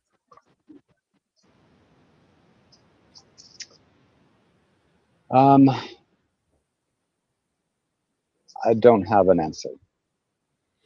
That seems to be how most people feel about it. Swap out to Monero? Yeah. So yeah, you still like Monero. Now, how about this? Oh, well, Shadrach will be back momentarily. He just needs to take a little bathroom break. Oh yeah, someone says there's a pretty lame coin list on pure.xyz. But of course, I think Charles or something pointed out that whatever, it's an on-ramp and then you can swap from one coin to another, whatever, you get Bitcoin and swap it for Monero or whatever. Here's one. Telegram from Samahidani Bugdadi to temporarily exiled PAZNIA consulate. By decree of the Council of Ashwagandha, I, Samahidani Bugdadi from Ramalinga Street, bestowed upon sole kinghood of Ashwagandha, hand of God, order the immediate and absolute funding of that random PAZNIA game by our Ashwagandha Department of Slaves. Ashwagandha PAZNIA will take on the funding, maintaining and development of PAZCraft by supplying no less than 2.5 slaves for working on the computer fields. Connections will be made through the newly acquired / stolen roots of the nigger tree. The spontaneous combustion of our brother consulate made our hearts sandless, but we need not despair, because at least we can help by playing a blocky video game made by autistic underagers. Hence, it is my honor to declare the crisis of PAZcraft over. From Ashwagandha with love, Agash Bush Bush, Bush Bush Shush Bush. This means, may the white devil never catch you in your sleep wearing slippers. Prayers for Veritas PAZNIA, prayers for fireproof safes and guns. Return address, 16 Ramalingapuram Street, Andhra Pradesh, 524001 Ashwagandha. Are you back, Shadrach? Can you talk? Maybe let's try it. You'll talk for a little bit at least. Yeah, I'm kind of shocked because I'm on like, well, who knows? Oh, it'll be fine. This is normal on this show. This is, if anything, this is prime content on this. This is the best content we've had in years. So now, last I tested the samples, the Bitcoin development and business ecosystem's pretty HIV positive, and not making privacy a priority. Do you think there's hope for that? What should you do? I mean, most people seem happy with Lightning privacy. I don't think anybody's no. I don't want to speak for the industry, but it's pretty fucked up right now. That sounds. I think you just did. So yeah, I guess, I mean, right now the best thing for Bitcoin privacy is Whirlpool. So I don't know, maybe that's a good start. Maybe the bosses at Ashigaru, after they fucking decentralize it more or whatever, maybe there's some way to integrate Whirlpool in more magical, streamlined ways so that it's part of the workflow of everyday Bitcoiners. I don't know if that'll ever happen, but then you brought up block space and block times and stuff like that. So true. Yeah, it's not a great solution. Yeah, that's true. Well, yeah, I guess more layer 2 privacy, layer 3 privacy. I can see why they go that way, especially on Bitcoin Core. And really the whole store of value point was what everyone raved about, and as we've seen in the last week, maybe that doesn't even hold. Sorry, what? The Bitcoin as a store of value was a, I don't know, a big selling point for even being on Bitcoin in the first place. Right. Yeah. They hold it. They don't really use it much like a currency. Yeah. At least on layer 1, namely. What do you think about hash rate consolidation worries with proof of work protocols? It's I think a clear problem. Yeah. Do you have any answers for that? Like, what do you think they should do? I mean, it would have to be something incentive based, because that seems to be what really moves the needle in Bitcoin world. Yeah. So I was happy when Ocean first started, but now they are, that's where the Nazis ended up coming from. So I don't know. More bit axes. That if you ask Greaser, we need more bit axes. That's a joke. Yeah. I couldn't agree more. What about the fact that like the biggest Bitcoin mining pools have like KYC? Do you have any thoughts on that? I mean, they have. It's not just KYC. They have, side channels for getting blocks in. They paint pictures on the mempool for fun. I mean, I don't have any. Sorry. That's like in Blade Runner, how they put the signature on the DNA of a replicant. or whatever. They Yep. put the company logo. Yeah. Now, what do you think about? Do you know what a proof of resource? It's called other things sometimes, but do you know like what I'm talking about when I say proof of resource? Not specifically. What? Tell me more. That's like it's like where you get tokens or coins directly for doing work that somebody wants done, like providing storage, providing bandwidth, or computing power. You get reimbursed based on how much stuff that people actually want done gets done, as opposed to just like, I don't know, cracking hashes for its own sake. I would just say what's the token and why. I guess a lot of people come up with tokens for things that don't need tokens, like bottles of wine and cows. Well, I mean shit like mesh networking, distributed data storage, secure distributed computing. Sure. Maybe energy, power. I kind of like that. That's my favorite like way to issue or get tokens, maybe depending on the protocol.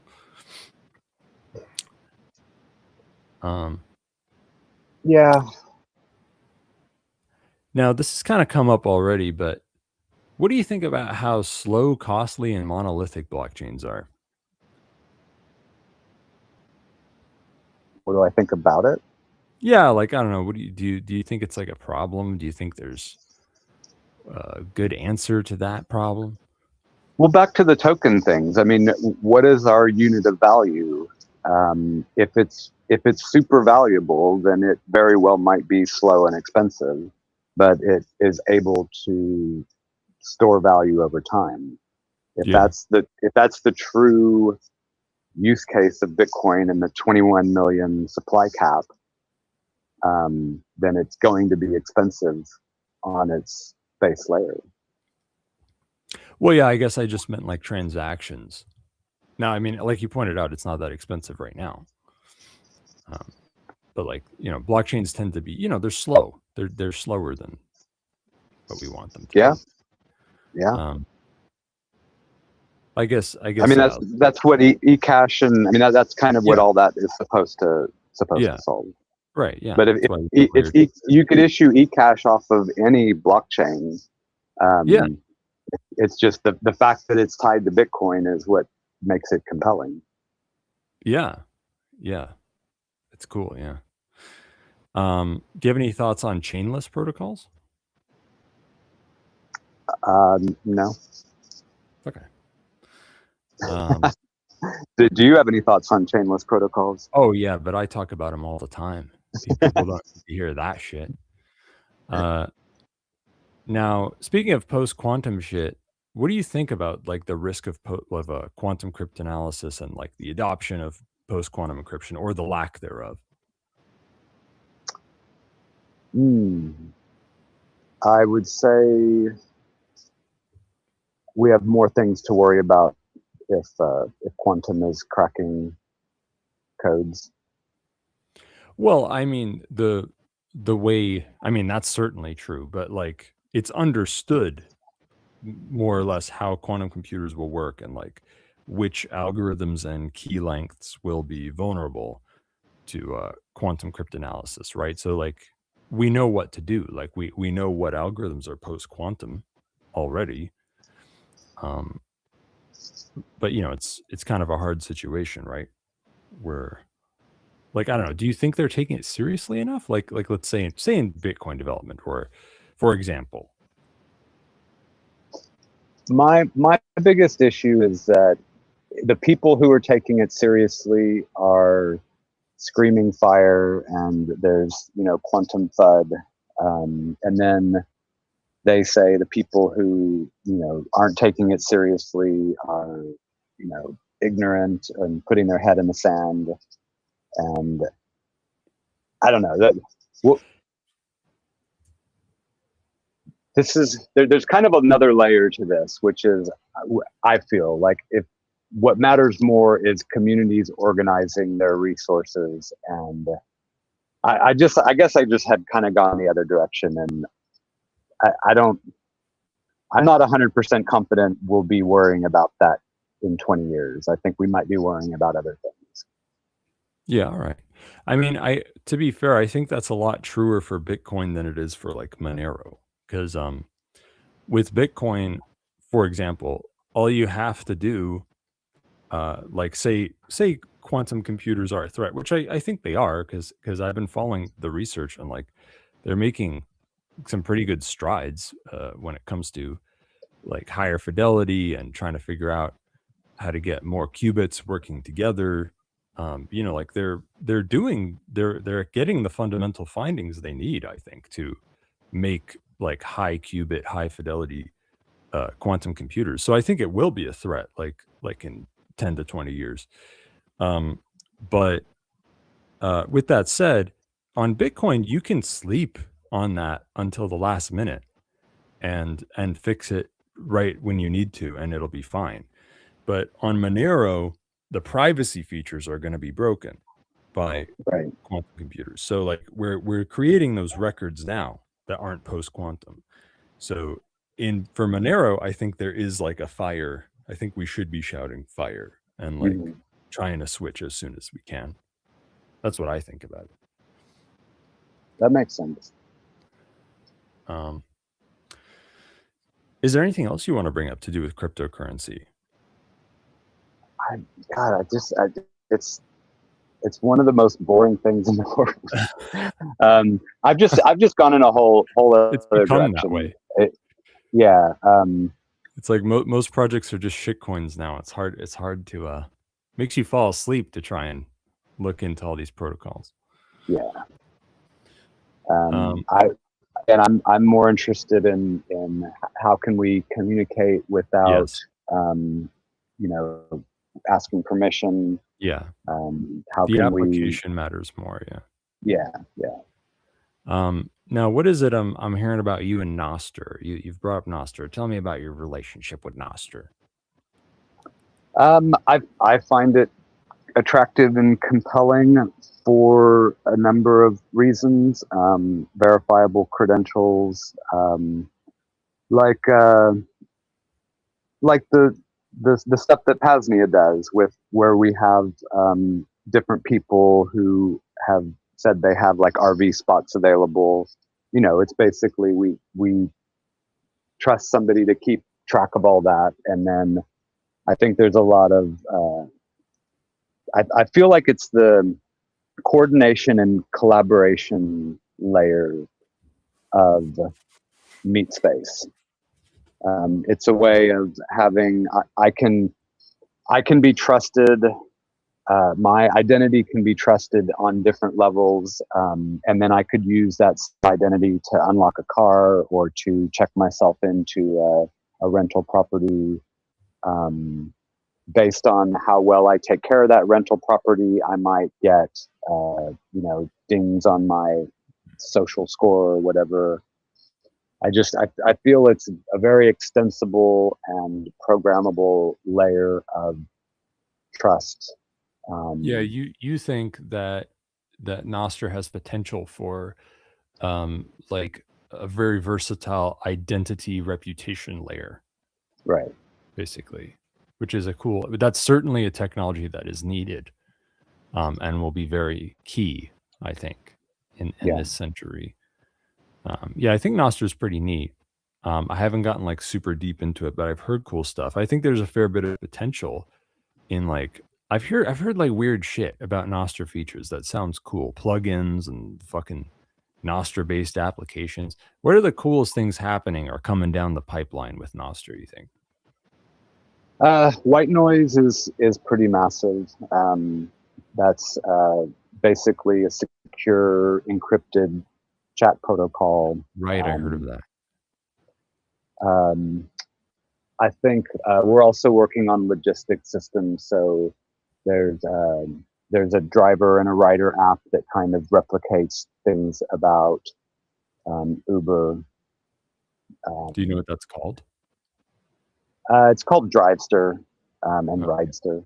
But that's also I worked on the kind of the primitives for that, which are encrypted state machines, which and onion routed deliveries. So I've been talking about that for years. I know. You implemented onion routing for physical packages? Almost. We've got we've got the single legs worked out, and then what we've come up with is we're going to write an agent system that's able to kind of actually make the onions, because that was the big piece. Because I guess we don't want it has to be efficient. We don't want it to be like, your package goes it's all not over be the world. random. You build a circuit that makes sense. It doesn't. That's going to happen more with digital networks too, I think, like for low latency applications and stuff. Yeah. So yeah, I think cool. That's super exciting. Yeah, that's that's big.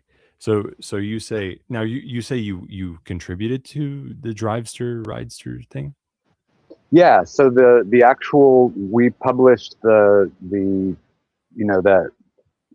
model for it, and then he was able to pick that up and put it into an app. And why I didn't go any further with it is it's pretty apparent. The system is up and running globally, but if somebody says, "Oh, I want this package to go from Paraguay to Brazil," and there's no drivers in Paraguay, then it's kind of pointless. So I've kind of refocused on local areas. So like what he's doing with Drivester and Ridester is he's an Uber driver in the Las Vegas area.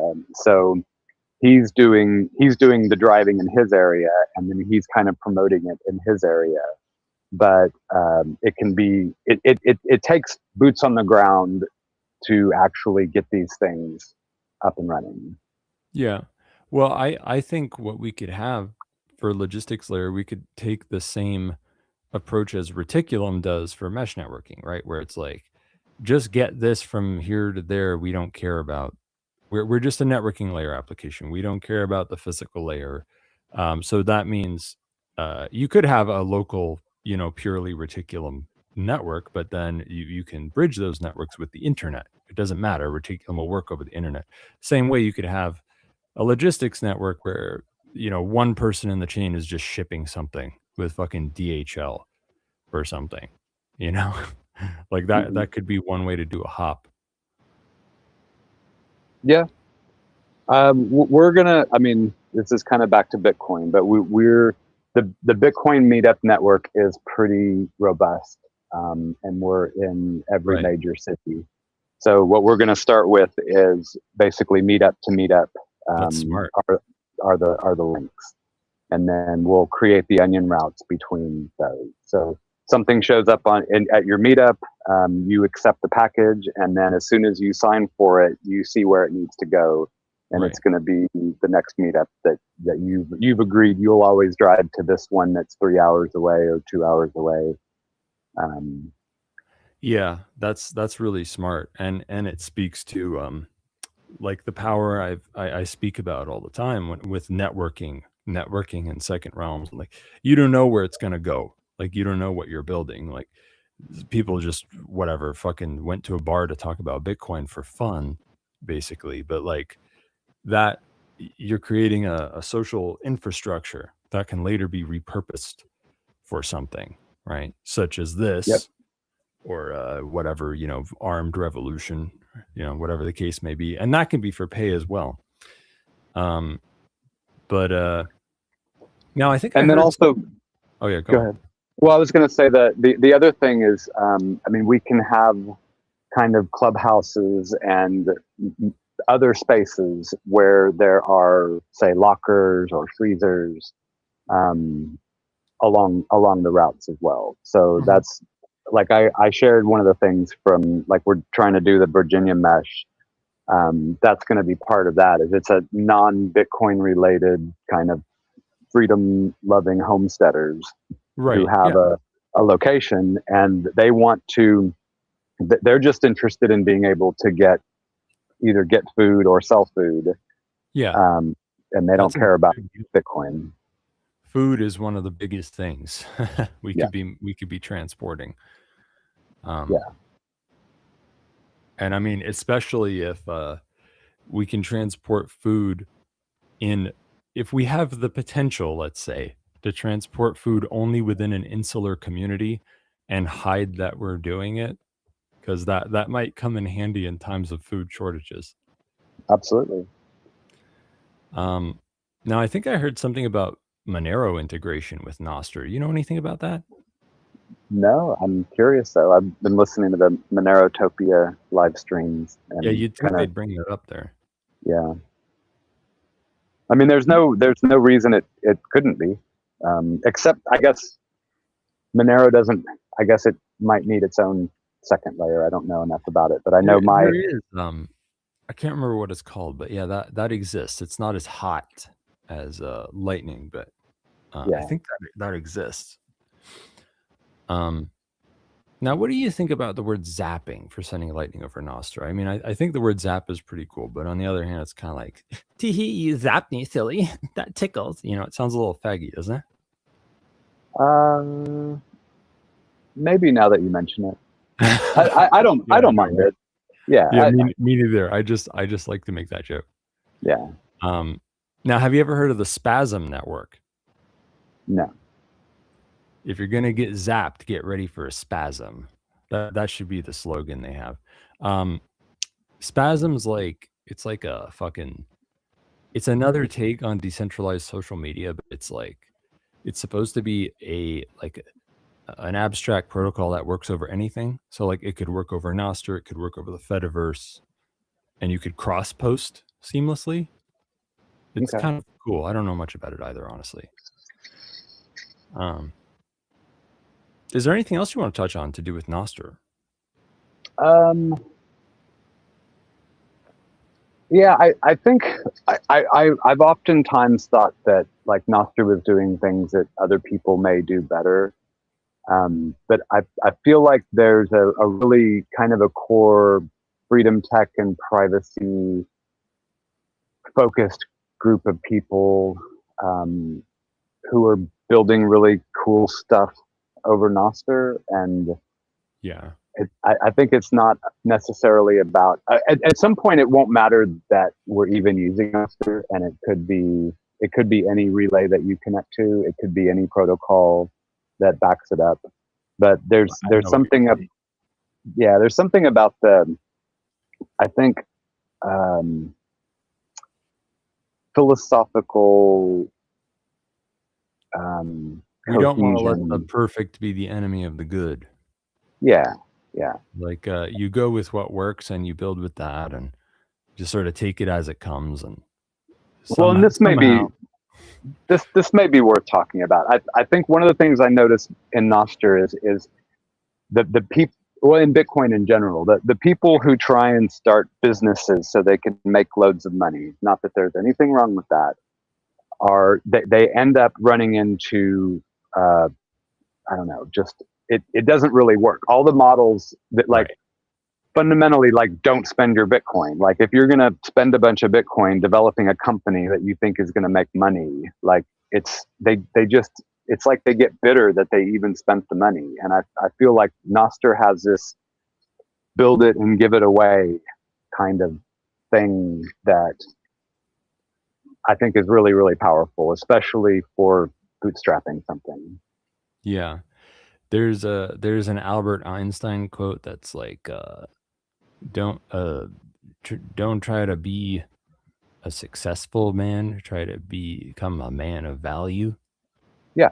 So Something that's the like value for value. I mean, principles of Nostr is zapping. If something brings you value, you send some value. Yeah. And yeah, that's the thing. I mean, you gotta be like a giving person who's shown their chops and done something, and like then people will be interested in giving you something for it. You can't go into stuff with like a taking mentality too much. Like this, once again, like you said, there's nothing wrong with profiting. That's what makes the world go round. But if you want to turn a profit, you have to make something of value that people fucking want, etc. Yeah. And so along those lines, we're some of people I'm working with are making a more usable version of a home server. And yes, it will be for sale as a piece of hardware, but it's also free to download and install on your own standard hardware. But like the value is like if this truly does become an important piece of architecture for the decentralized internet and stuff like that, in every town there's going to be people who will be paid to help support and install and replace hard drives and just do all of the infrastructure side of it. I mean, there's plenty of money to be made on other aspects of this than just, I have a warehouse full of servers I'm trying to make lots of money off. Yeah, that sounds like a Start OS competitor. What does it have a name yet? It sounds interesting. We talk about it next month. Oh, okay. Yeah. We'll definitely release that on the news at the very least. Tell us in the chat. Yeah, absolutely. Now you're into some. Oh, by the way, I forgot to mention it, but if anyone wants to call in, you can call in, talk to us, PAZNIA.com/call to, and I guess I should probably check the PAZNIA Radio Network chat to see if anyone said anything for us. There's a bunch of old messages I haven't read yet, but maybe, but no one said anything for you because no one pays attention to who I say that a guest is going to be next week. So let's see what they're. All I have to do is get the scrolling part to work. All I have to do is scroll. In theory, I shouldn't have to talk this much to take up the space. Okay. Almost there. Comment. In regards to last week's show, not skipping a beat and making a show less than 1 week after the consulate burned down is badass. It is like getting your legs blown off, but immediately running a marathon. Epic. That's what we do around here. If your leg gets blown off, just slap on the tourniquet and crawl back to your gun. Okay, don't wait around. Okay, you can cry about it later when you have time. Thane question. Here's a question I posted in advance before the show. If this ends up making no sense, then just ignore my mental mouth breathing. I want something other than Meshtastic because I cannot play video game or do Minecraft terrorism over it. This is why I allegedly am working on something bigger like a digital peanut. Opinions on DIY dishes, cut through repeaters versus conventional mesh with latency, multi-band aggregation to max out performance legally, short range, troposcatter to overcome mountains, DIY software-defined radio, SDR, ways to use drone as atmospheric satellite without using balloons, beyond line of sight, laser comms, visible troposcatter. Do you know hfunderground.com? No, I don't. Opinions on scalar waves. How is it in Europe and why does it smell weird over there? What about using fish for communication? Thank you for a based answer in advance.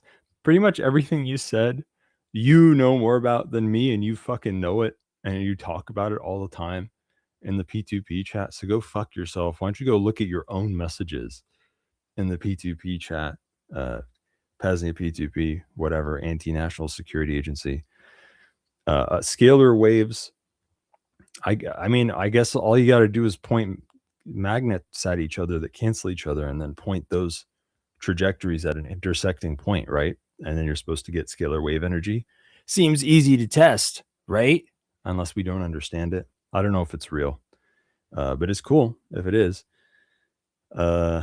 I don't know how it is in Europe. I just blew it up last week. It's done. It's gone. Fish for communication. Yeah, I mean, salmon always go back to where they spawned, right? So that's like carrier pigeons. So maybe you could have like a carrier salmon situation. A beautiful question as always. Titanic as a film only had utility attempt to get laid. See if anyone actually said anything. No one said anything for you, Shadrach. I'm sorry.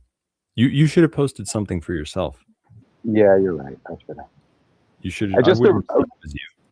A quick comment on the question is I think we should be looking at more client-side processing where the data, I mean, we can send coordinates in a game, we can send like an item list, something very small that where I actually forgot the beginning of the question. Yeah, I mean, Laura, yeah, exactly. Like Laura's not for that, like, but like that's one of the reasons like I push Reticulum so much, right? Because it could be over Laura, it could be over anything, right? You can do some stuff over Laura, other stuff you'll need other physical links. So I mean, Laura is good enough to do all the important stuff, text messages, controls. Send a self-destruct message to your server. Exactly. Yeah, exactly. Now, speaking of which, that was the next part of my questions. You're into some pretty cool work to do with mesh networking, which is one of my favorite things to talk about. For those who don't know, tell them what you're into there with the mesh networking. What the fuck is Mesh to Dell? Well, Mesh to Dell is just it's kind of like the thing I was talking about, the Bitcoin meetups. It's a mesh of citadels. So how we actually mesh them together is still up for debate. But I will hopefully be working with some of the top people in this in March and April. So we've got a satellite guy, we've got a bunch of hardware hackers, and we're going to all get together and spend 3 weeks trying to come up with something really good. You should get Avalon Centrifuge from our chats, working with you guys on that stuff, because he's a big thinker about that stuff. And you should definitely update us and get back to us on all that shit. And you should also definitely be on whatever the next Department of Technology meeting is. I'm sure you'd be invited anyway.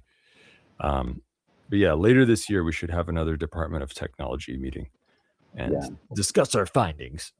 But back to Nostr, that's one. Nostr notes can be pretty small. They can be sent over satellite. So that's kind of why I feel like that integration is quite important. That's cool. Yeah. Nostr over LoRa. Yep. That's when. Now, what role did you guys have over there in growing MeshNet adoption? Do you have any tips for growing MeshNet adoption? I would say just scare the fuck out of people that the government can turn them off at any time, and then that they become very interested very quick. Good to hear. I'm glad that you got good responses with that, instead of people just being like, whatever, that's not going to happen, or I'd rather not think about it. Yeah, you get a bunch of homesteaders together and tell them the government's trying to take away their ability to communicate, and they get interested. That's the key. You talk to can-do folks who have a can-do attitude, and when you say, oh, there's a way to solve this, there's a way around this, they listen. Yep. Yeah, so when I crashed your interview on Vonu Podcast Live, it was so I could talk shit about Meshtastic. So we got to bring that up again. I mean, I don't blame anybody for going with Meshtastic. Just a short few years ago, it was like the only way that anybody knew about to do like LoRa mesh.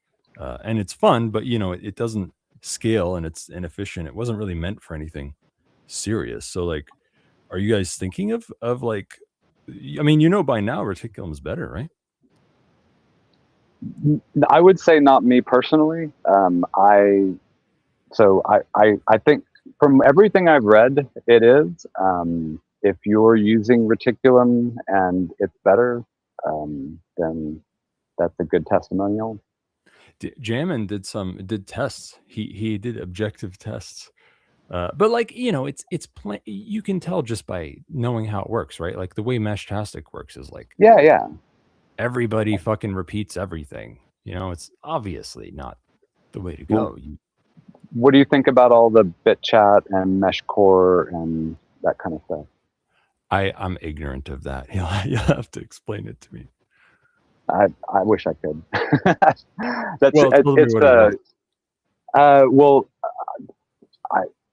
I don't know. It's kind of a Meshtastic over the internet plus BitChat plus more efficiency, I guess. I mean, it sounds cool.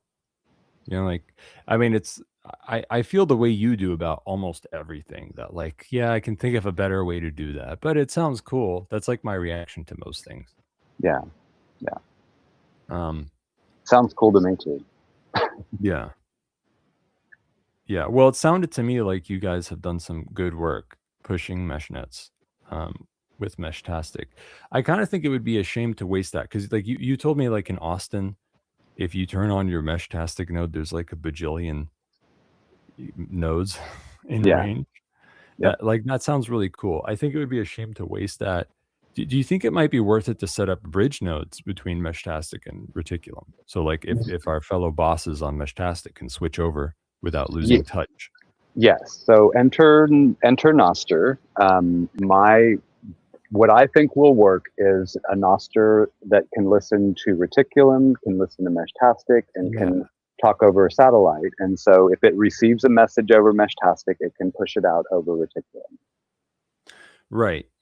That's good. I'm glad that your head is there already. I take it like, yeah, okay. That's a good solution. Actually, I like that. And also, like what I've been testing lately is getting our home server to be able to easily flash a Heltech device. So you could just receive a system update. It could say, update your Heltech. You click a button, it flashes it, and now it has, new features that weren't there before. Really just like, I don't like, we'll figure this stuff out as we go along. That's kind of where I was going with this. Like there's a few like cheap LoRa boards that everyone uses, and for the most part the way it works is you have firmware for Meshtastic or you have firmware for Reticulum. Do you think we should even bother putting in the work to make like a hybrid firmware that speaks both protocols versus just getting people to buy another LoRa board because they're cheap? I would just buy another LoRa board. And I do see, I intend for all of my computers to have a Heltech, something cheap plugged in over USB that interacts with a service that runs on the server. Get a bunch extra anyway, because like I want to, this is another thing I wanted to bring up with you. Like, how do we push people to stockpile these damn things? Because I see electronic shortages getting worse, and I want us to have the infrastructure. How do we get everyone to stockpile LoRa boards? That's a good question. I would like to see people coming up with kind of slush funds for not just those, but buying all these servers that are coming out of federal data centers, these mini PCs that were running your local medical hospital or whatever. I mean, they're coming out on pallets due to Windows 11, and we really should be grabbing these things up, because this is what we're going to be running for the next 20 years. Yeah, that's a good thought. That should be, that is something that should be brought up on this show. We should be grabbing that shit, because the electronic shortages are going to get worse. Yep. Before they get better for like a long time, and like a lot worse maybe. Oh yeah. It's that they want those for controlling all of their new weaponry, so in drones and shit. So we're last on the list. It's gonna be so bad that you'll not only should everyone listening to this stockpile a bunch of electronics, but you should hide that you're doing it and not tell anyone, because they're gonna be valuable. Yep. That's how bad this is gonna be, I think. Now let's talk more about tokenizing mesh nets. We only touched on a little bit with Cashew and Meshtastic. Do you have like other cool stuff that you know about or are into with tokenizing mesh nets? I don't. That is, again, that's the big push for this 3-week project that we're going to be on. Right. So we'll have a lot more after that. But that's the goal. I mean, at the end of it, we'll have a working model of something. Whether it's good or not, we'll see. I always liked that about you guys. Like that was something that I was very pleased when I first heard of you guys on the Vonu podcast live thing. And I was like, and I called in, I crashed your show to shit talk Meshtastic. And then you guys were so like cool. Like your heads were already at like where I was talking about, with like, offline tokenization of meshnet and stuff. So I'm very pleased that you guys are putting work into that. You've done a better job than me fucking moving on that. I've been trying to incubate something for years. But keep in touch, man. That work is such a big deal. We definitely have to convene after all that. I mean, you're active in the chat, so yeah. You can just fucking tell us. How much more time do we have? Do we have to take a break? We're in overdrive already. Like you can leave if you want to. Oh no, I was gonna ask you, like, I mean, like, 'cause we brought up like objectivism, and I was into like, oh, the Constitution, it'll protect me back in the day, and I'm just kind of wondering where you stand as far as anarchy versus like constitutional law versus like. If you go all the way to the absolute most anarchistic end of the spectrum and then jump off the cliff into orbit, into space, and then go into a meditative state and leave time and space and reality and then die, that's where I'm at. I understand, and I really, really appreciate it, and you've had a huge impact on kind of my thinking in these areas. Really? Oh yeah, absolutely. I'm yeah, I know. I mean, I know you're a listener. You talk in the chat and stuff, but you're speaking real. That's very high praise. Yeah. Well, tell me about that. Tell me about your thought processes lately. Well, I mean, kind of, we've taken the approach over the last year of we need to set up trusts, we need to set up PMAs. These will protect us from the bludgies, blah blah blah. But like more recently, I'm just not feeling so confident about that. Yeah. So legal interstices, as the Vonuans say, have their place, which I say with a grimace. And trusts, everyone knows, trusts are a thing, that whatever. That's why you have trust fund babies, right? There's like a new Freeman on the land style trust craze, which is probably not entirely like wrong about everything, but yeah, I mean, at the end of the day, the only real laws, like the laws of physics, the law of the jungle, like I want to be free, you want to enslave me. We're both going to back that up with threats of physical violence. So let's go. Okay. And I'm going to win. You'll die. That's how I think. And that's reality. All this fucking, those magical words on the page, that shit doesn't matter. What matters is the guys with the people threatening you with the guns and stuff. You got to do the same thing. You got to kill them. Yeah. And that's why have you read my manifesto, by the way? Literally no one's given me feedback on. I must not have. I'd love to see it. Well, to be fair, it's buried away in, I say buried away, but it takes up like fucking 50% or 40% of it. Vonu Life 25.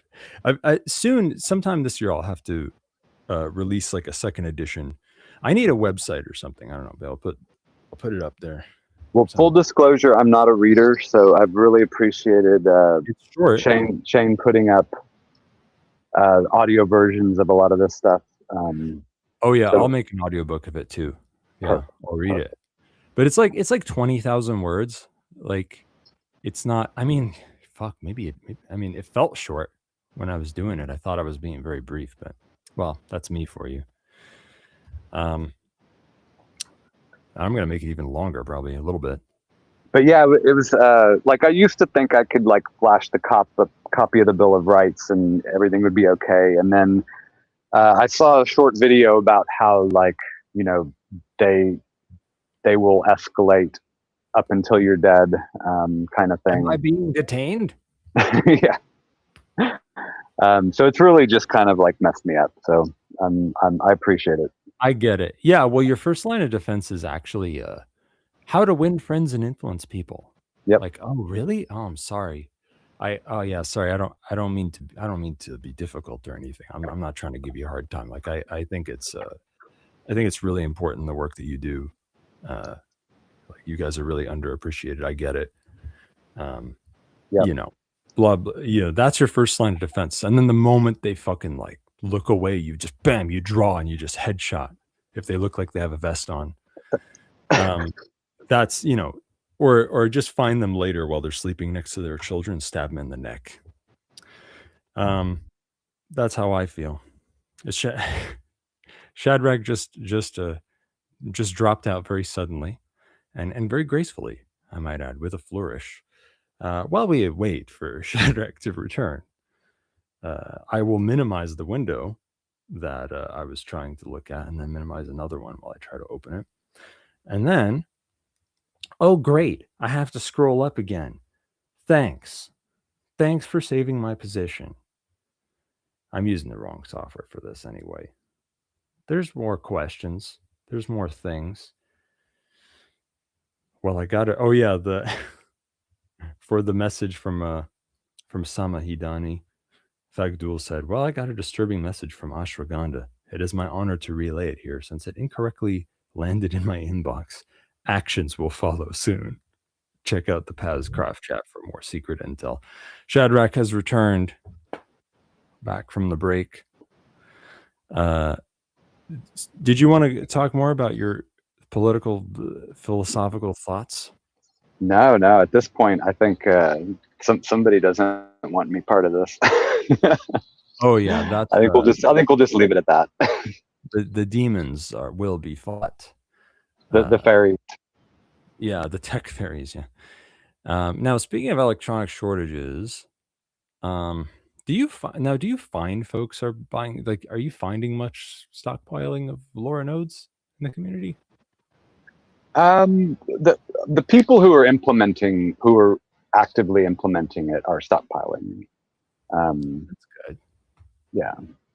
Now and you can get pretty good discounts. Oh, that's good. Yeah, right. There you go. That's another good reason. And trust me, this is a good, like, even if you were doing it you could do this for number go up. Okay. Like you could stockpile this shit to sell it later. Okay. That's another thing you can do. You can make money off of this. Yep. Now, are niggas doing guerrilla meshnet shit, like hiding LoRa boards in hotel rooms or like sticking solar nodes in trees and shit? Not yet, but I definitely, one of our plans is to have a magnetic solar one that we can just attach onto like water towers and stuff. And then if one goes down, you put two up and just carry on like that. There are spots where I bet someone would just think the city put it there.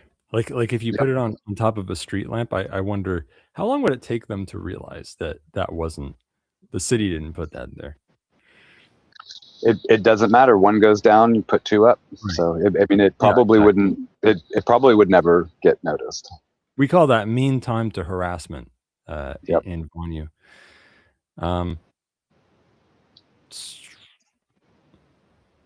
Most of my notes are irrelevant now because we already talked about these things. Yeah, you did the fire, do the lightning, or what do you call it?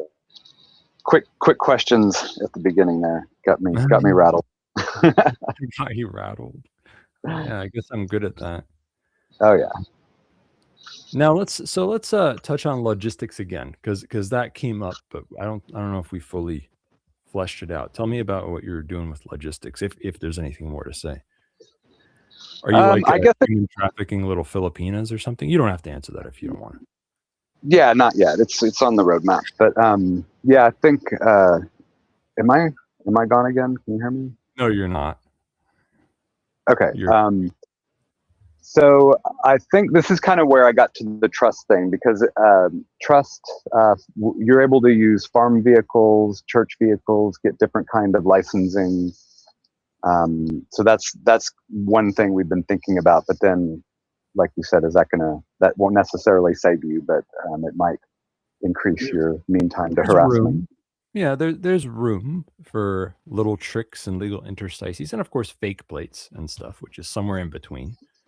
Yeah, we see what works and we adapt as we go along, as we strengthen ourselves and get in a position where we can just kill them all, and then we can just do away with all this stuff. Then we can just cut up all the license plates to make, like, signs for boomers that they hang on their wall or whatever they like to do with old license plates. Now, we've Yeah. talked about transportation when it comes to decentralized logistics. Have you put any thought into, I mean, I already know you have, but let's talk a little more about the storage side of logistics, monetizing that unused, warehouse space or fucking shipping container on Bubba's country lot. Yeah, so what got me started on this was just I noticed that, I mean, a lot of fellow Bitcoiners were selling Bitcoin for fiat all the time to do shit that they could just coordinate better, collaborate, and we needed a mechanism of how do you announce I've got a spare warehouse, or I've got a spare room, or I've got an RV hookup. Yes. So that's kind of where all this is going, and this was, I think, when I went to Midfest and met Shane and stuff, that this is where a lot of that, like, it had been in the back of my mind, and then it was like seeing that he was actually doing this stuff was like, okay, we need to add some technology and make this something that we can actually use to save us resources. And so yeah, it's on the roadmap, for sure. Yeah. What you're saying here is a big deal. Now, Gary Johnson, when he was like running for president for the Libertarian Party or whatever, he had a little saying. He said, Uber everything, or maybe he said it before that. Now, Uber everything it's close to the point, right? Uber's like a faggy, centralized big tech corporation, but the sentiment is right. It's more like Bitcoin everything, right? Like it's means so much if we can find all these unused resources and get them used, insert them into the market, increasing the supply, bringing the cost down, so that's a big deal. And also the other fun thing about Uber is that it totally dodged regulations and somehow got away with it for a little while. Well, I mean, you still don't need a taxi token to be an Uber driver. Oh yeah, no, I mean they've done good.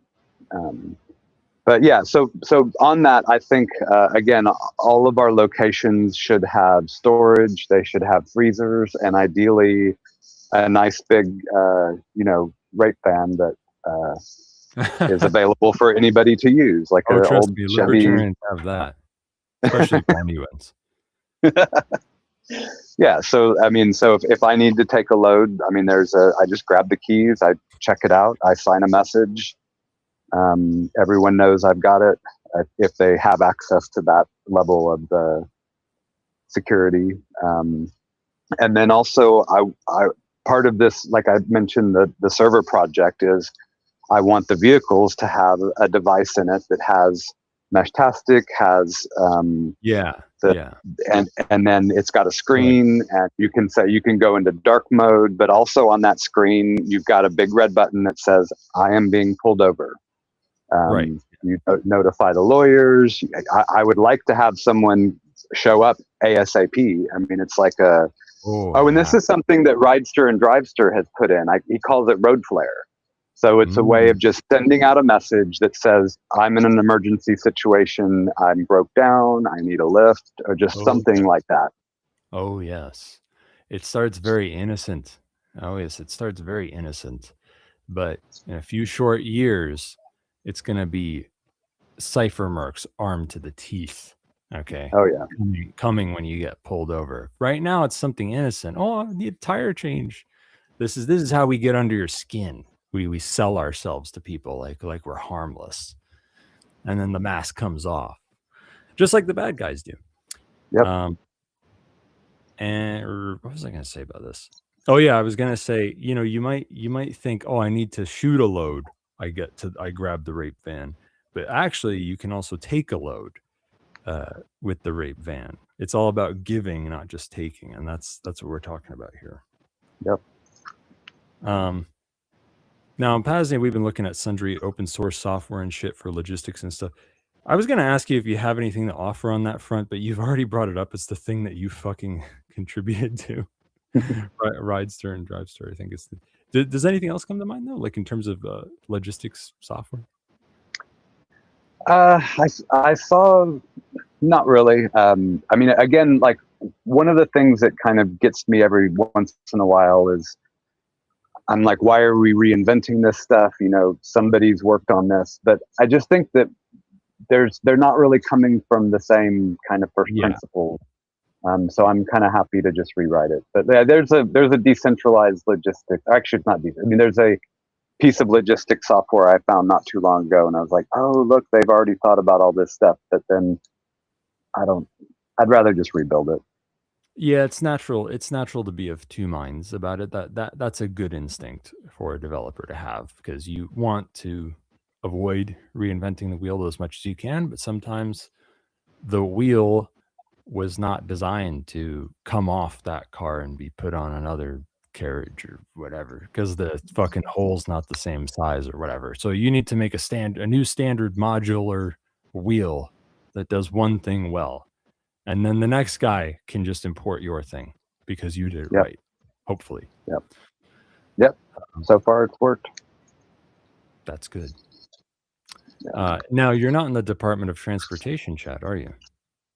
Well, I don't know about all these chats. I've been invited to them. Some of them I've gotten in, but my original request was to be part of the Department of Transportation. If not the head of the Department of Transportation, but we'll see. Oh my God. Well, I think you just recruited yourself. Perfect. I mean, the Department of Transportation chat, I think it's been kind of dead for a while, but you've got stuff to, if someone else will talk to you about this stuff, you should be like in there or something, even if it's just to do nothing and not talk in it, like the rest of us do. Yeah.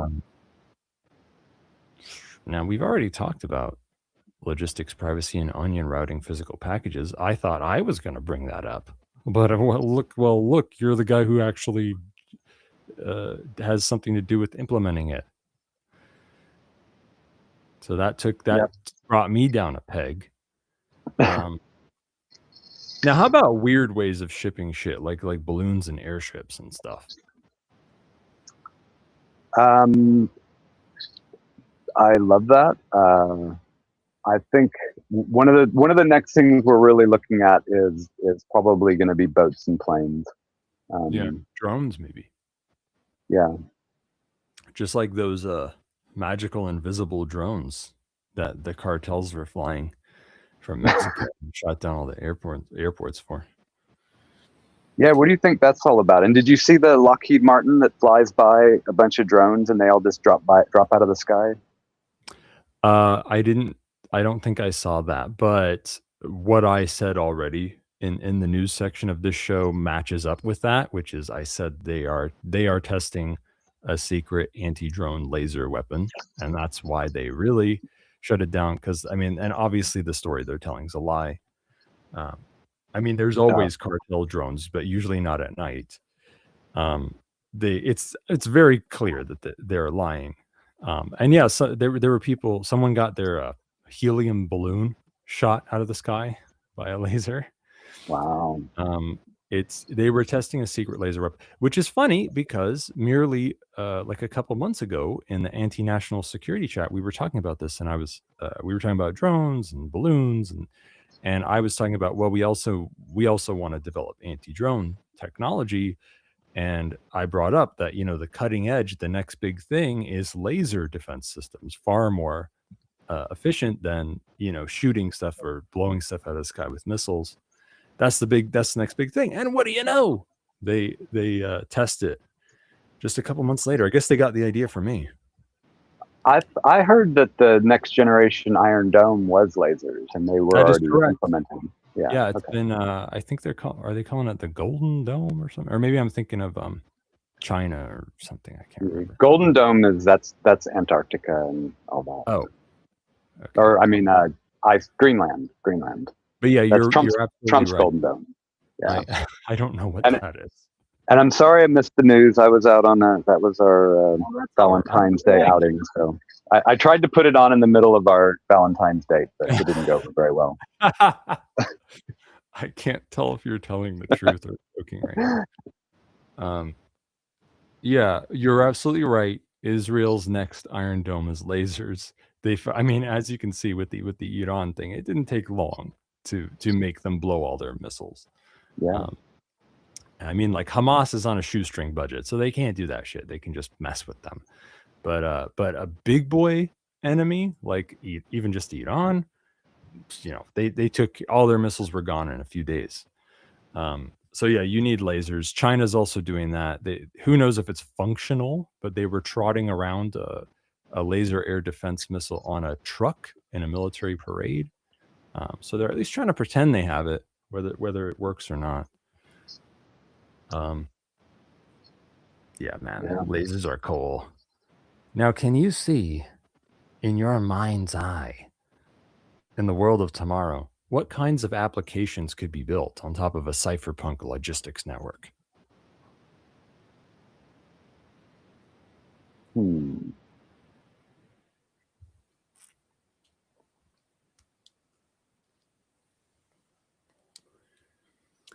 I think you go first. Okay. I mean, one thing that's always been obvious to me is that piece of shit evil corporation they should all be killed, called Amazon.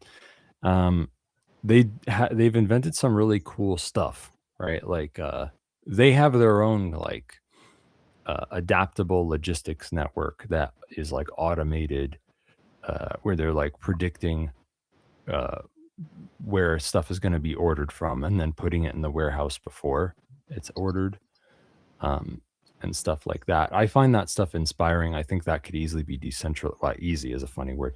I think it could be decentralized, like what Amazon does.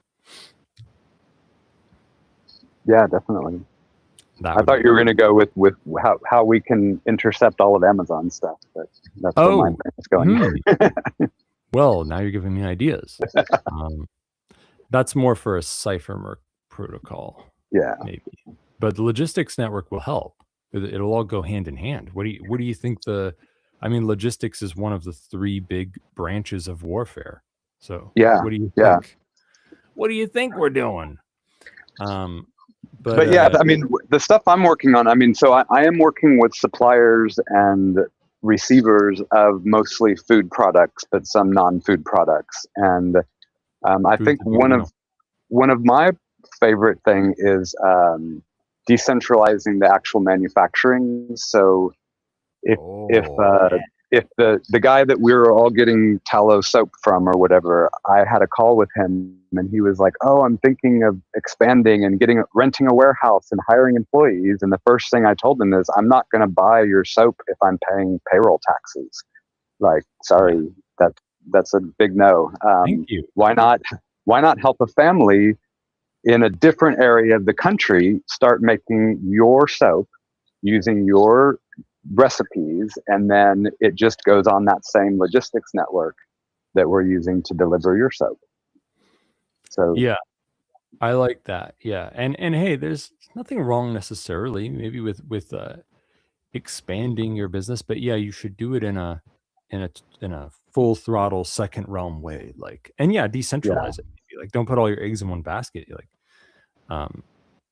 Like they could you could kind of franchise, I guess. Yeah. But yeah, even better could be even more decentralized than that. Yeah. And then the other thing is, I think, like, I don't know what the state of the wool industry is or anything like that, but I would like to have families who are collecting wool. They might collect it, take it to another location that cleans the wool and dyes it. And then we've got families who are have looms. And we want guys with sheep. Yeah. Sheep are pretty useful. Yeah. Yeah. Sheep are great. And there's been so much attention on the cattle industry. And I'm like, why aren't we eating more sheep and goat? I mean, man, I think mutton kind of tastes even better than beef. I don't know if everyone feels that way. I love it. I've got quite a bit of PAZNIA beef and lamb, and I love the mutton. Yeah, mutton should be more popular. Man, what was I going to say? Oh yeah, I'm almost having a thought. I'm having a thought that I had before. Decentralizing. Oh yeah, like I really dig decentralizing manufacturing. I think that's a big deal. This is one of the reasons why I like to you know look at like what left-wing market anarchists are talking about and stuff like C4SS, Center for a Stateless Society. The biggest difference between left-wing market anarchism and anarcho-capitalism is the words that they use. That one side calls it capitalism and the other side calls it anti-capitalist. But sometimes the different fresh like flavors, it breeds different insights. So like left-wing market anarchists talk more about decentralization of manufacturing and like small local manufacturing and like the economy of locality beating out the economy of scale. And also like saving on marketing and branding and going back to more like generic products, like they had back in the day. Open source everything. Yeah, exactly. Yeah, and I kind of feel the same way about that. That makes me think, what we really need are to decentralize specific products. Like for example, on a decentralized manufacturing platform, you have standardized products. Yeah, it's like you say, open source everything. So like there is an open source tallow project where and you can join it and make tallow in the same standardized way and join the network to provide this standard commodity and that's probably the most decentralization we could do for manufacturing. And then I've got a manufacturing facility outside of Austin in Texas, and that's kind of what we want to be able to, like, for starters, like, making tallow requires these 3 metal pieces of equipment. Well, let's just start making these standard things, and then anybody with a laser cutter and a welder can start making them in their region. And you make 3 or 4, you keep them on hand, and they're scattered out around the country. And the next person that wants to start doing tallow, and they don't even have to buy them necessarily. They can be part of that kind of bootstrapping of their region. If there's a demand for tallow in their region, then it's worth it to give them a couple $1,000s worth of machinery. Yeah. There's 2 ways I can think of, and I think there's room for both. So one is the Uber everything approach. You will own nothing and be happy. The equipment can be rented to people. That's one thing. And then another thing I talk about all the time because it's a big deal is insurance, decentralized second realm insurance. If you have, like, let's say you're a manufacturer, you're worried that your machines will break and you won't be able to get parts and shit like that. If you get that shit insured and the insurance protocol is making money, it can invest in being able to cover, give people coverage, and like I've talked about prepping insurance, right? Like how in the future, I don't think everyone's going to be a prepper. Just like not everyone's going to be like an armed person ready to defend themselves who's trained. It's the division of labor. So like people should have insurance, and then we'll have food stores and shelters for them. If they're covered, then they'll get it, whatever. Their premiums are paying for it. And that ties right back into the logistics thing as well. If I'm carrying $10,000 worth of beef, I might not be able to insure that myself. But if I'm the best driver out there, people will definitely front money to insure my load, and then we're in full-on road warrior. Yeah, we can bootstrap. Like if someone doesn't have the funds to start something, there's somebody who will do it. If you have something else to bring to the table. Yeah. And then that ties back to Noster and reputation, and like we have a way of keeping track of who's doing good and who's not. And like I'm a level 4 truck driver, I've never been stopped before, etc. Yeah, it's all about it's super big deal to build that gray matter, that communication connectivity, so that the information can go where it needs to go. People can know that this thing is there to buy or sell. Yep. Big fucking deal, because there's all these resources sitting idle that you just need to get it where it needs to go. We just had a bunch of snow, and I just drove back from the neighboring city, and I saw all these 18-wheelers like covered in a foot of snow, and they haven't moved in months, and I'm just like, I need those. Yes. Right. And there are faggy big tech platforms for this. There's something where when you're not using your car, it can be scheduled that anyone can just come and pick it up and like rent it while you're not using it. There's I can't remember what it's called. There's some faggy big tech platform for that.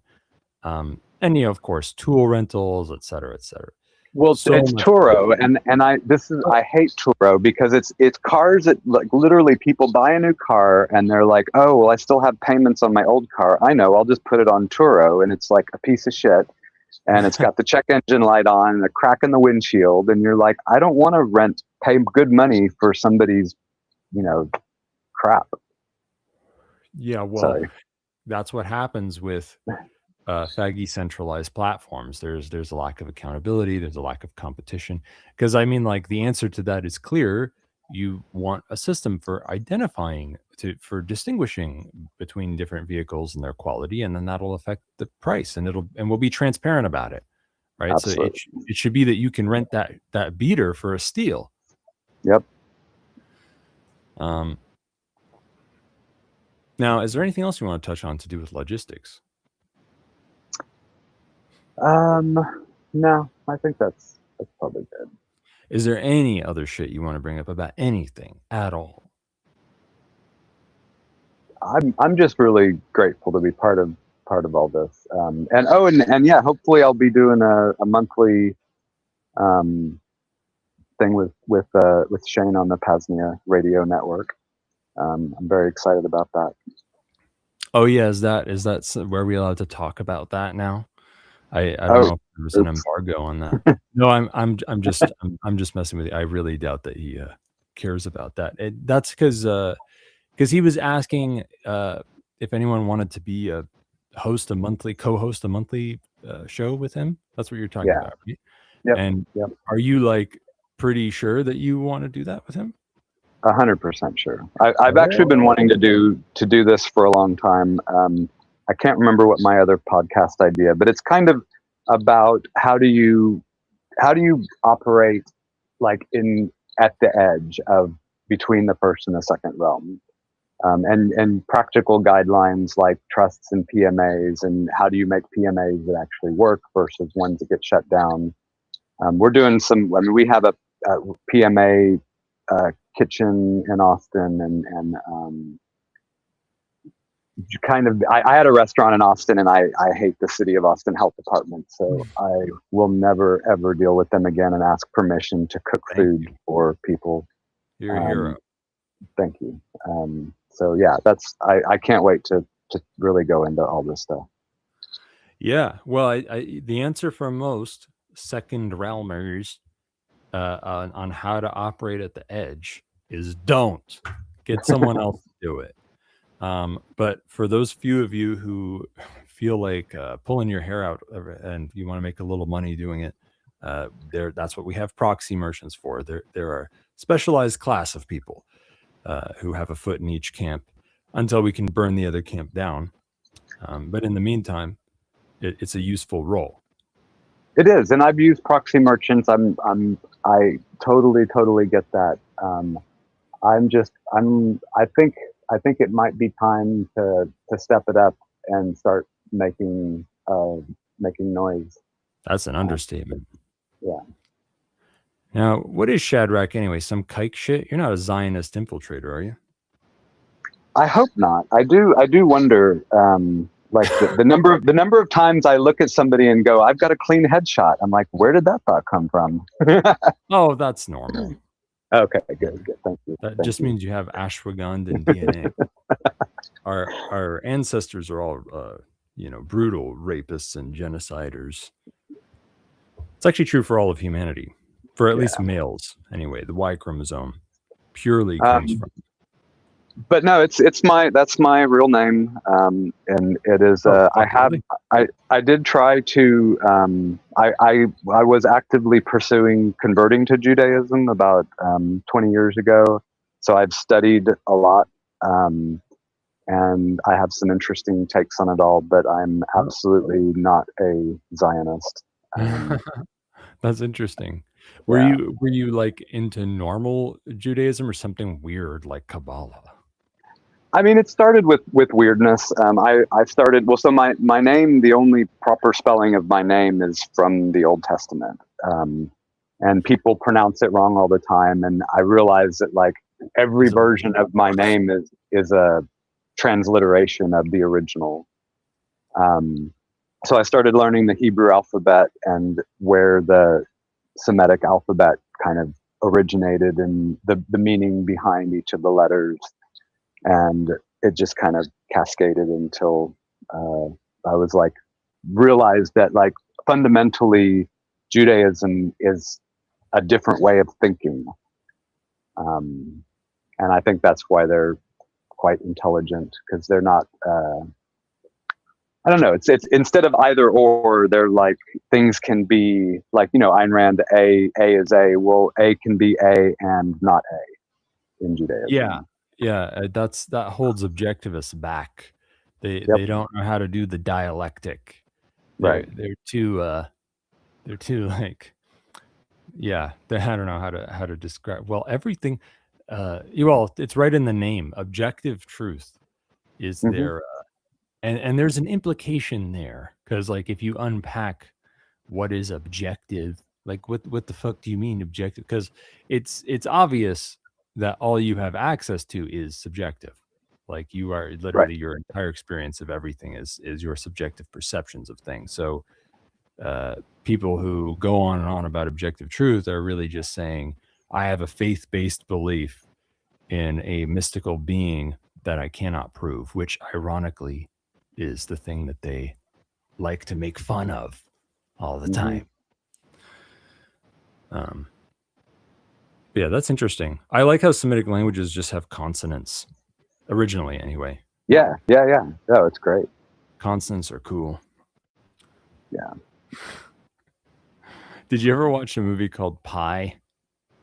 A long time ago, I think. On a plane. On a plane, probably. Yeah, that's a good one. It touches on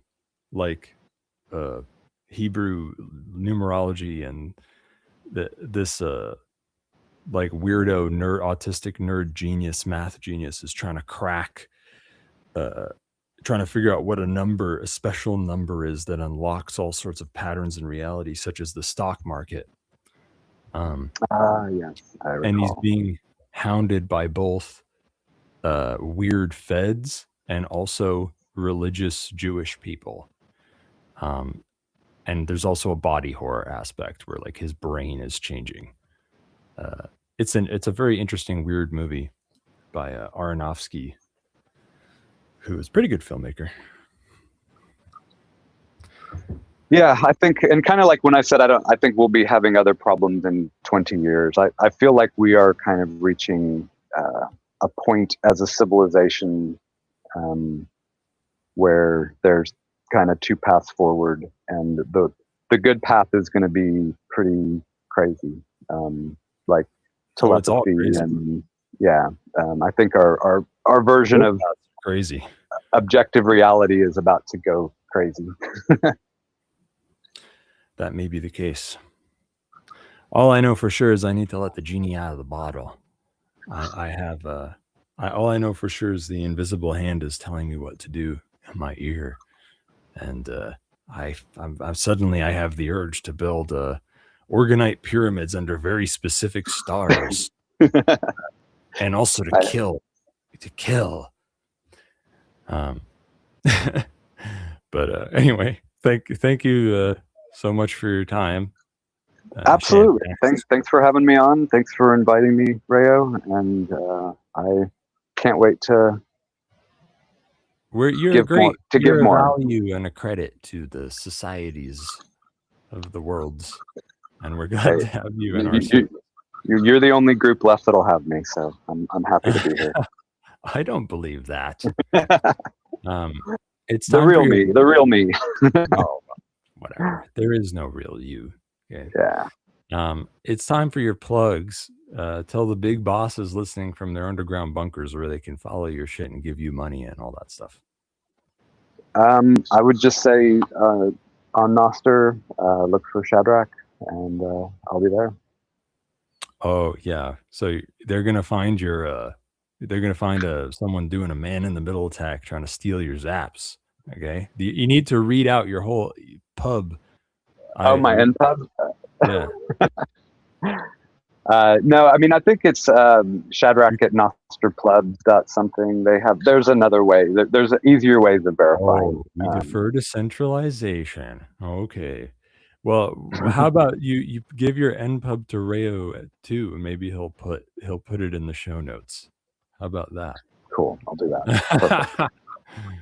Anyway, thank you. So right, thanks, guys. About the building the second realm part, guys. So I know that I already skipped it 3 times, but I'm afraid I'm gonna have to tell you to go fuck yourself a little bit. So here's what's gonna happen. I promise I'm gonna fix it. If I have a guest, I'm just gonna cut one of my segments. Okay, that's how it's gonna be from now on. Sorry, go fuck yourself. The memetics continued will be next week. Okay. And also talking about links for decentralized VPNs and DPSs. I am an expert on privacy and security with many years of experience. Come talk to my man in the middle at vonupodcast.com/CD simplex session. Give me all the gory details about all the incriminating crimes and things that would be of interest to Interpol and feds. Don't ask why. Don't actually tell me anything you don't need to. But give me money. Don't forget to check out PAZNIA.com/simplex to see all the simplex rooms for PAZNIA that may interest you. Next week's show, well, I already told you. I'm talking about the decentralized VPNs and fucking also memetics continued. If you believe that after I cried wolf fucking 4 times, I'll leave you. Wow, what a coincidence. We were talking about biblical shit. This isn't. Is this the Old Testament? I don't really know Bible stuff, dude. But I'll leave you with an excerpt from the King James Bible, Jeremiah, chapter 9. Oh, that my head were waters, and mine eyes a fountain of tears, and I might weep day and night for the slain of the daughter of my people. Oh, that I had in the wilderness a lodging place of wayfaring men, that I might leave my people and go from them, for they be all adulterers, an assembly of treacherous men, and they bend their tongues like the bow for lies. But they are not valiant for the truth upon the earth, for they proceed from evil to evil, and they know not me, saith the Lord. Take ye heed, every one of his neighbor, and trust ye not in any brother, for every brother will utterly supplant, and every neighbor will walk with slanders. And they will deceive everyone his neighbor, and will not speak the truth. They have taught their tongue to speak lies, and weary themselves to commit iniquity. Thine habitation is in the midst of deceit. Through deceit they refuse to know me, saith the Lord. Therefore, thus saith the Lord of hosts, behold, I will melt them and try them. For how shall I do for the daughter of my people? Their tongue is as an arrow shot out. It speaketh deceit. One speaketh peaceably to his neighbor with his mouth, but in heart he layeth his weight. Shall I not visit them for these things, saith the Lord? Shall not my soul be avenged on such a nation as this? Self-Liberation Saturday will keep going for some hours still. For your PRN deprogramming, today they will play 16 Ways to Live Freer, 100 Ways to Disappear and Live Free, and a rerun of the Department of Technology meeting number 1, which some of you likely never heard before. It's about time they have another one soon this year. So don't touch that dial, boss. Stay tuned and stay frosty. You're listening to the PAZNIA Radio Network.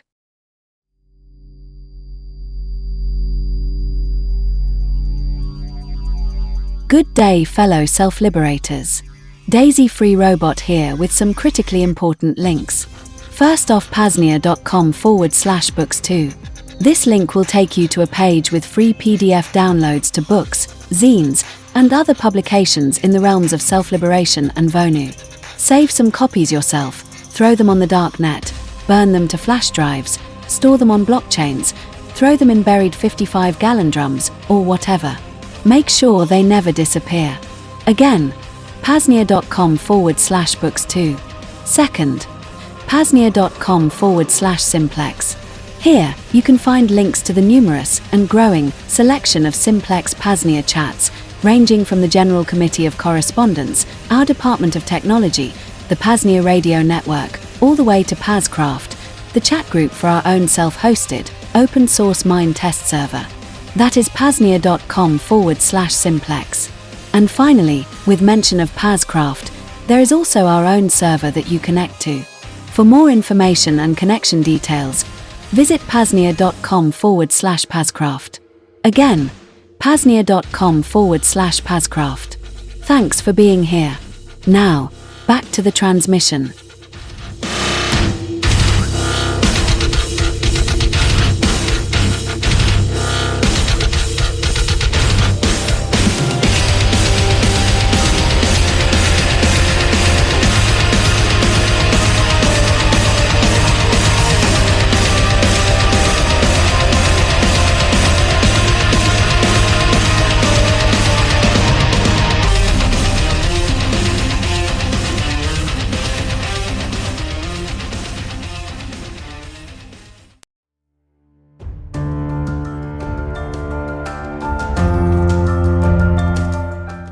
Friends, fellow self-liberators, DJ Brian Freer Robot here. Listen, content creation in the modern day is easy, but getting your videos or podcasts in front of the eyes or ears of your audience is ever difficult. Not only from a growth and algorithm standpoint, but there are other hurdles today, such as censorship, arbitrary bans, and other roadblocks put in place by centralized platforms like fascist Tube. And while there are alternatives today, from Rumble to Odyssey and many others, it's extremely time-consuming uploading the same episode to, say, a half a dozen platforms. Not to mention, if you're making income from the platform, this deplatforming can be a real hit to the wallet, too. If you're listening to the PAZNIA Radio Network, it's safe to say you're probably already familiar with these concerns, or potentially, maybe even a content creator yourself that has run into banned videos or flat-out deplatforming. Thankfully, the solution is out there, and it's called Content Safe. Content Safe is a venture founded by longtime friends of PAZNIA, Matthew Raymer and Daryl Becker. In addition to off-site backup for redundancy, they built out a user interface like one you would see on YouTube, Odyssey, or wherever. But once you hit publish once, it will deploy the episode to whatever platforms you select. This will save you time, and potentially even opens up your content to new audiences and platforms, or just gives you more time to prioritize on content. And if the worst were to strike and fascist Tube does what they do best, deleting your channel and content, Content Safe can get you back up and running quick. In a sentence, Content Safe protects your content from censorship, distributes it everywhere automatically, and keeps you online no matter what, so you never lose your audience or your income. Just head on over to contentsafe.co, again contentsafe.co, click the Protect My Content button at the top of the page, and fill out the provided form. Then, when you reach the end, use affiliate code Vonu to help support the PAZNIA Radio Network. Again, contentsafe.co is the website. The affiliate code is Vonu. Act now and make sure your hard work is protected or insured. Thanks for your time today. Now, back to the deprogramming.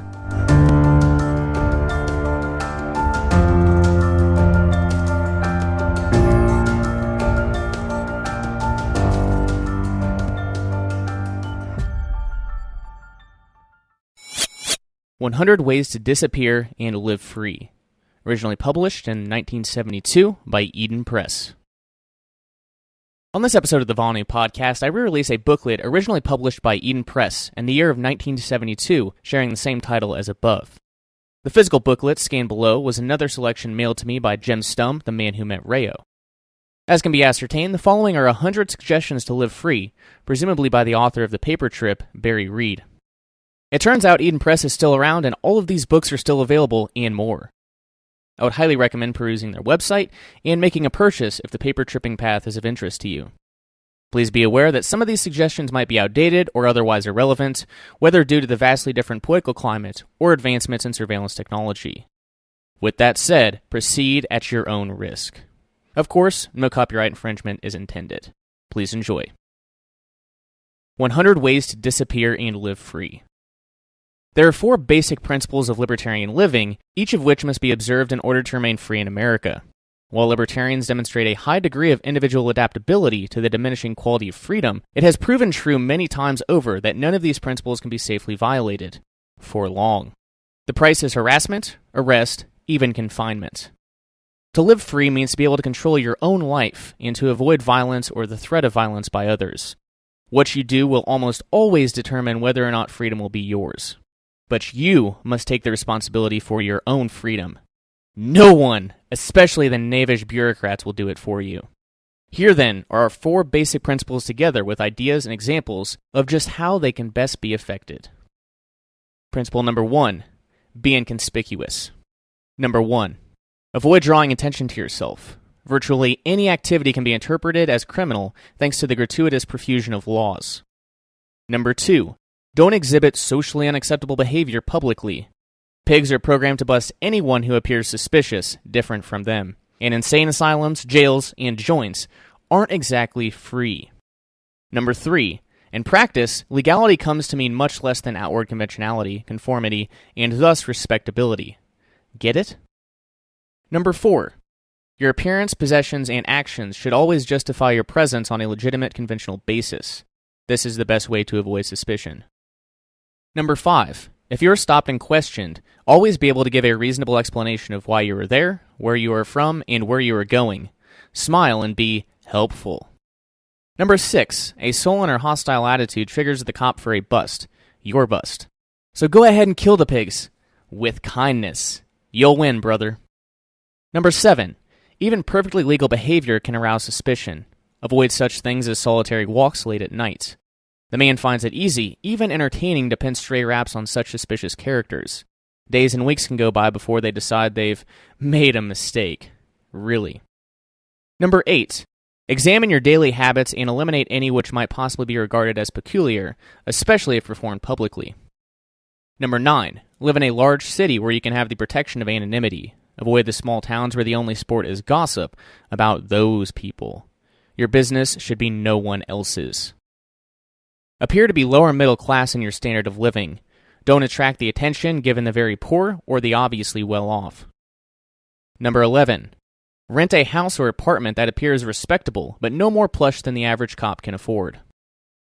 Number 12, if you like to live it up, do it somewhere other than around where you live and work. Mexico and Jamaica are great trips. Number 13, dress conventionally. Adopt what you perceive as the broad community standard. Don't be black or white, as long as gray has so many shades. Number 14, be clean and neat, never showy or gaudy. Number 15, conformity for guys means no beard, long hair, or freaky clothes.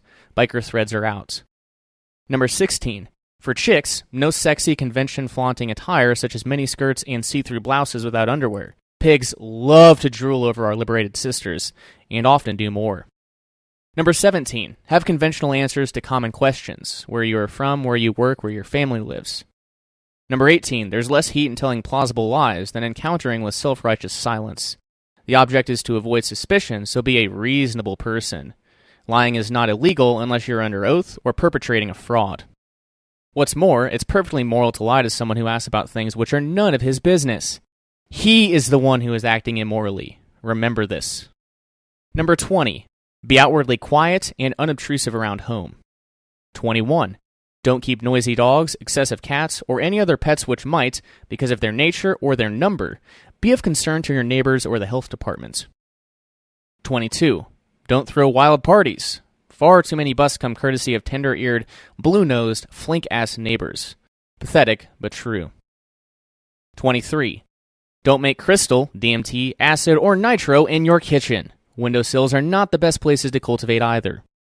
24. Hold your stereo to under 5 decibels late at night. Not everyone mellows out with the Stones or the Grateful Dead. 25. Your neighbors are the most dangerous people you know. Include your relatives here, too.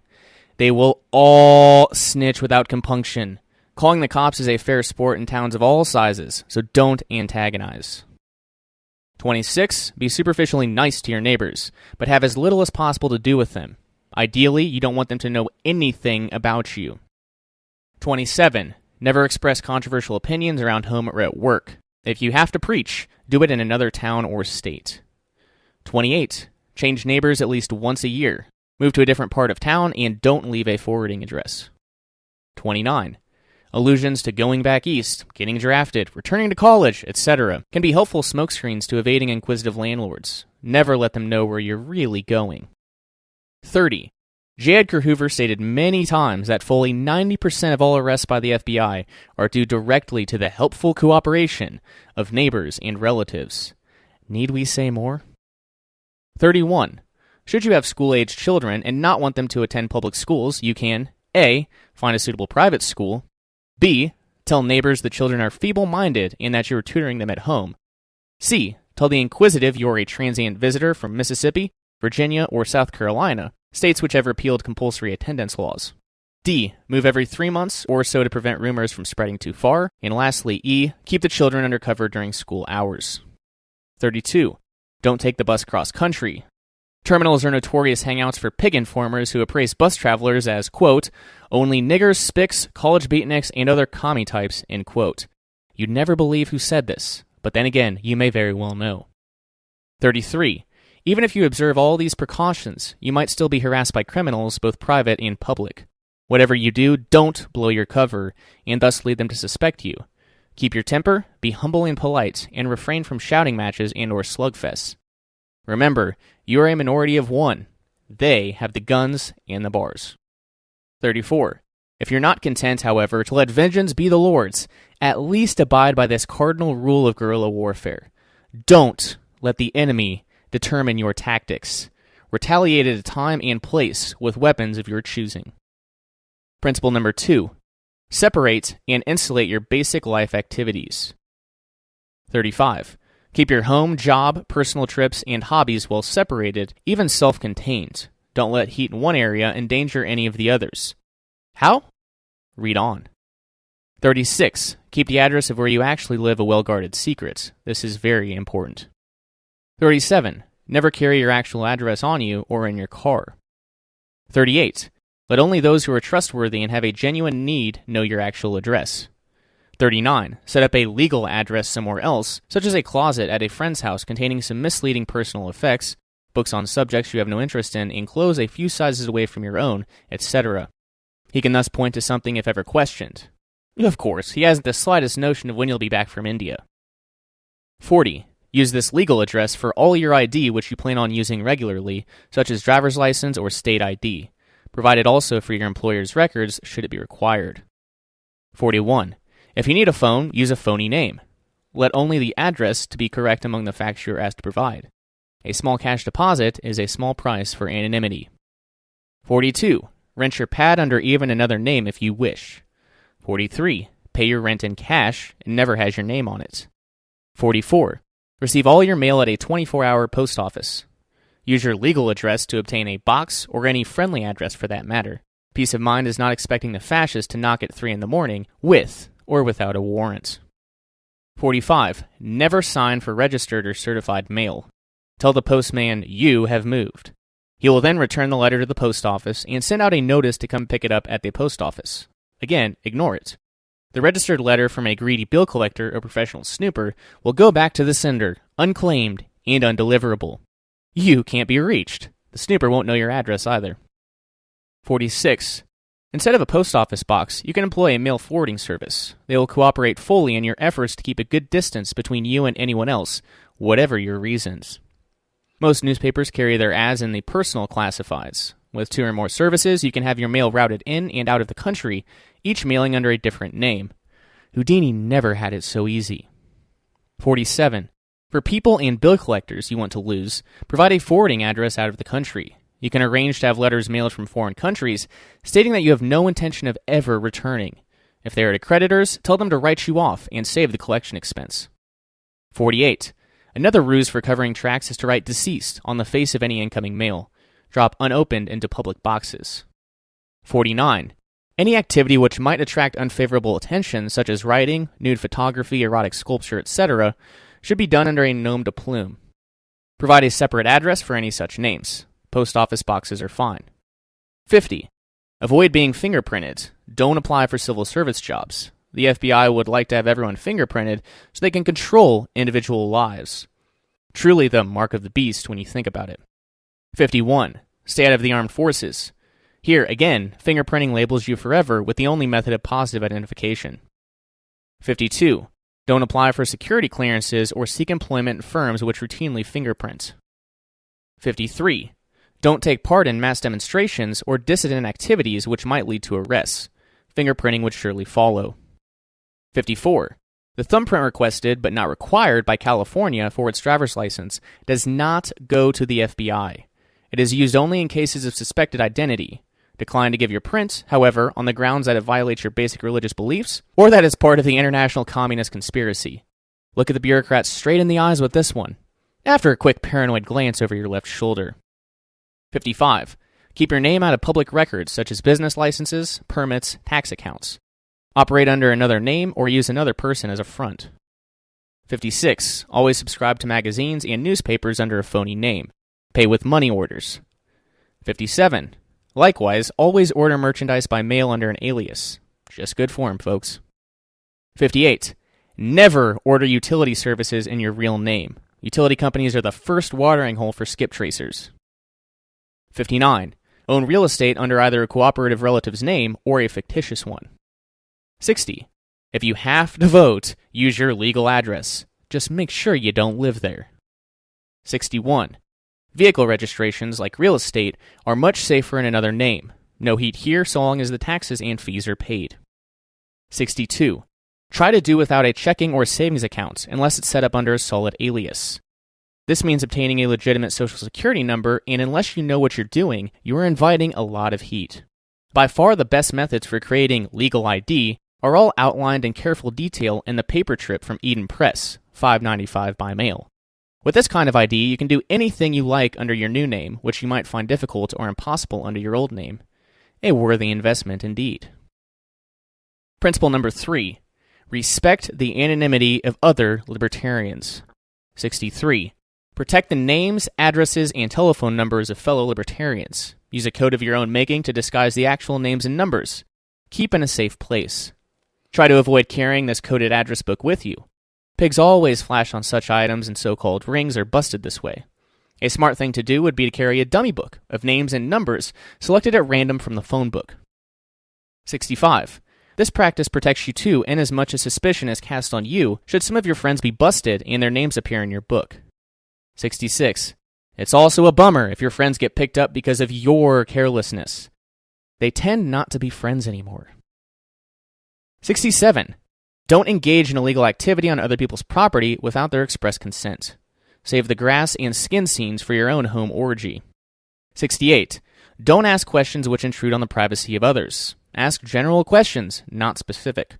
One might not want you to know where he works, but wouldn't mind telling you his occupation. 69. Adopt the attitude that personal information such as your school background, national origin, interests, politics, family income, etc., are no one's business but your own. And stick to it. Snooping will thereby become so difficult that suspicion will be cast on the snooper rather than on you. 70. When faced with such an inquisitive person, have prepared a set of standard answers which you can deliver without discomfort or concern. But if the person is really obnoxious, give him some out-and-out lies which, when reported in the right places, will make him look more like the ass he is. 71. Get around creating public records of your financial transactions. As mentioned above, avoid using personal checks. For large amounts, use money orders. put phony names and addresses on them, or write illegibly. If you are mailing the money order, include a note which gives the correct information. 72. Don't request receipts unless the amount is large. Make them intelligible only to the parties involved. Remember, cash still has no names on it, which is why Big Brother can hardly wait for the day of the cashless society. Caution. Most banks have well-established policies for recording serial numbers of large denomination bills whenever they are deposited or withdrawn in large amounts. 73. Payment of taxes of all kinds should be largely a matter of personal convictions.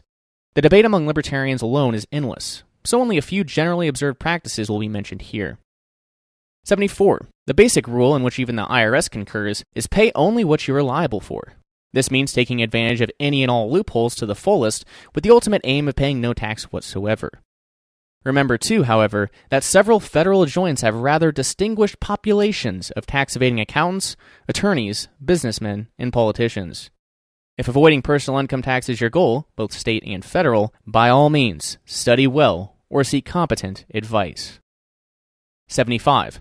Sales and use taxes can often be avoided by buying consumer items through personal channels such as friends, bazaars, swap meets, classified want ads, bartering, and business exchanges. Out-of-state mail order purchases are exempt from local taxes. 76. Selective non-payment of taxes, such as refusing to pay that portion of your tax which would ordinarily go for unacceptable social purposes, like war, foreign military aid, CIA, big industry subsidies, narcs, FBI spies, ad nauseum, has become increasingly acceptable and feasible thanks to the rise of numerous organizations which have established recognized trust funds with your otherwise tax dollars. This field is wide open as the courts have done virtually nothing due to the endless complications of class action, non-payment tax cases. 77. Sharp practices, such as claiming 10 or 12 dependents to reduce the weekly bite of withholding, or making a deal with your employer to be paid in cash, which a great many do willingly, are ways of lessening, even eliminating your tax, but can't be recommended if you plan on remaining in the same job for over a year or so, or if you don't wish to live with a solid alias. 78. A compromise in the above dilemma is to maintain a minimal tax profile, but plan on earning the bulk of your income through non-recorded means, say odd jobs for cash. Lead a straight life for the tax vultures, but live underground with another trade and or name. Number 79. In seeking employment, you're usually asked for former job references. If you know that some of them will be negative, don't list them. For the resulting gaps in your employment history, have already made up the names and addresses of your former employers. They could be local or out of state, in which case they probably won't be verified except by mail. Of course, you'll be prepared for this by listing a mail forward service's address as that of your former employer. Merely pay the first month's fee and notify the service of your code name, a company. You will then be able to rewrite your own employment history. Oh, happy day! Gaps can also be covered by using attendance at school or travel abroad as alternatives to negative job references. 80. For local job references, a good trick is to ask or pay a businessman's secretary to give all the goody information right over the telephone. Provide the phone number on the application, naturally, but remember that the number may very well be verified first by a call to information. When it checks out, your application will appear quite honest, won't it? 81. Personal references on either employment or credit applications are a laugh. They are virtually never verified. Provide them, of course, but feel no compunction whatever in lifting random names and assumed relationships right from the phone book. A locally known doctor or minister is a safe bet, too. 82. For credit references, bear in mind that outfits like big department stores and most credit unions will not give out information to anyone on one of their customers' or members' accounts. This means you can use any number of these references with impunity when applying for credit, as the lender will not be able to verify one way or the other if your application is true, a fact he will definitely not tell you. A complete guide, by the way, to establishing and obtaining credit and credit cards is included in the paper trip. Principle 4. Create an alternative identity. 83. A solid set of ID and another name is what can truly be called freedom insurance.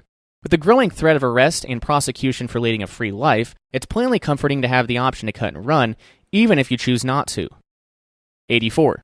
Obtaining alternate ID should be done before you get into trouble. Take the time to do it right. In an emergency, many other matters will compete for your time. In the future, first-class ID may become more difficult to obtain, too. 85. The best ID to obtain is obviously that which is issued directly by government agencies themselves. Using forged, stolen, or totally fake ID is a bust in itself. Needless to say, a number of mail-order firms do offer ID cards and blanks for sale, but the chances of your being able to lead an undetected alternate life with such phony papers are slim indeed.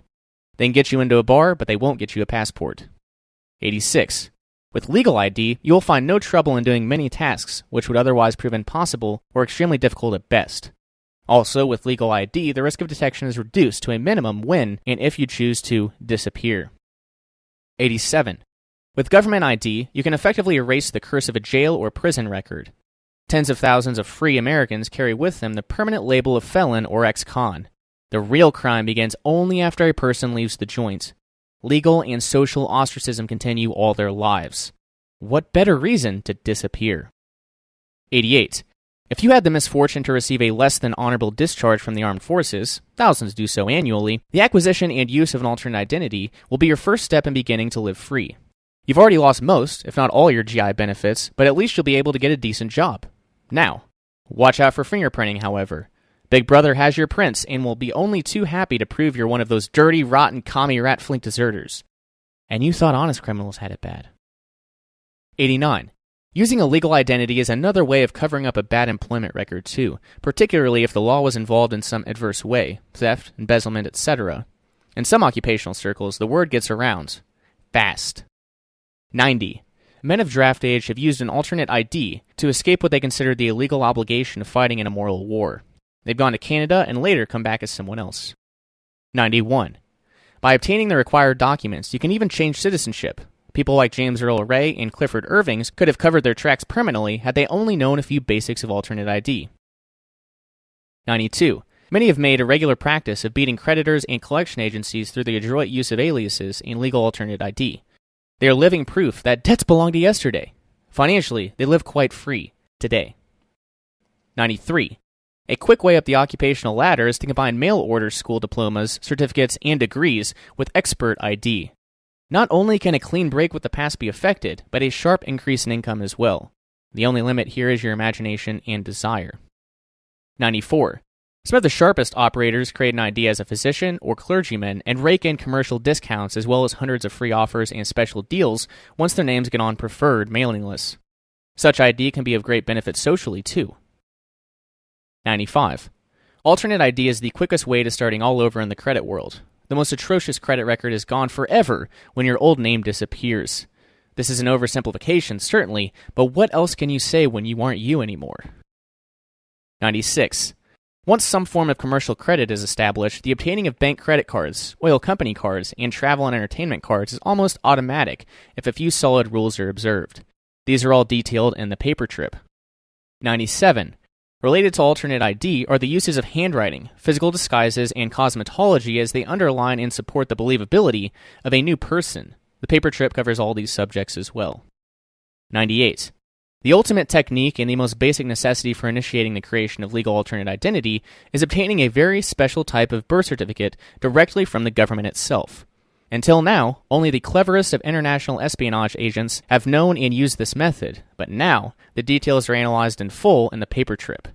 This method so far surpasses any other in effectiveness, as to make anything less an absolute waste of time, to say nothing of your peace of mind. 99.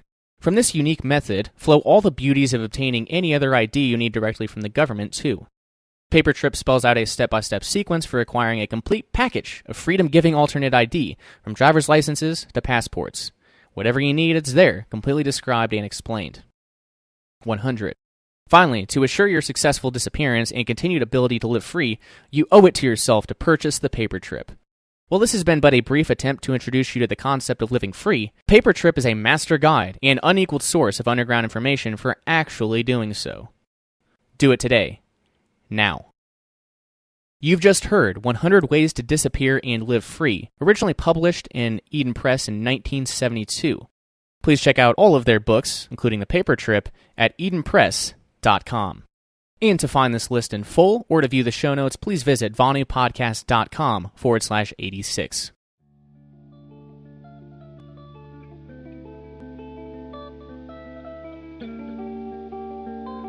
Hello friends, fellow self-liberators.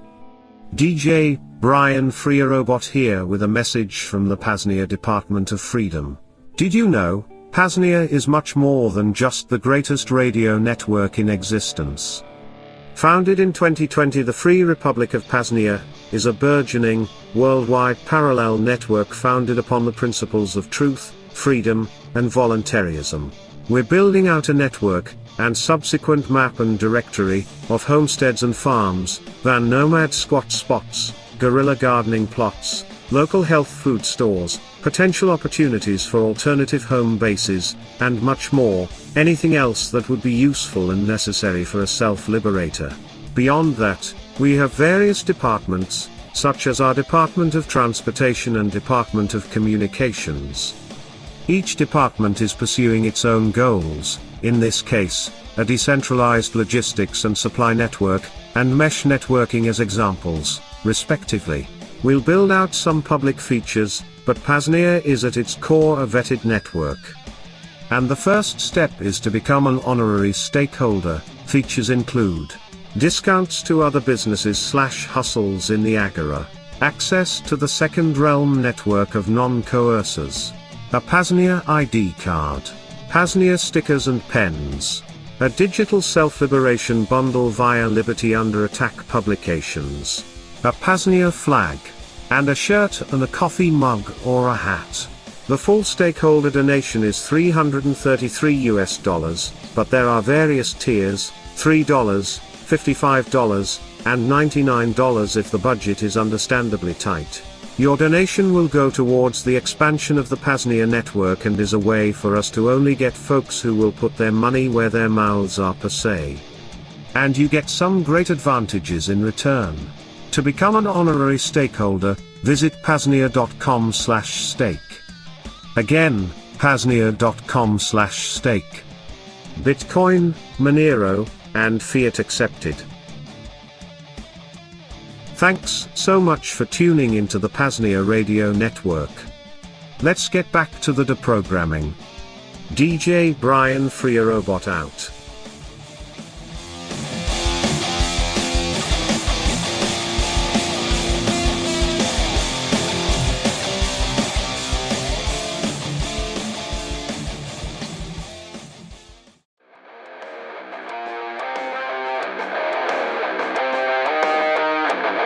Are you an alpha male looking to engage in consensual violence in a totally non-homosexual way?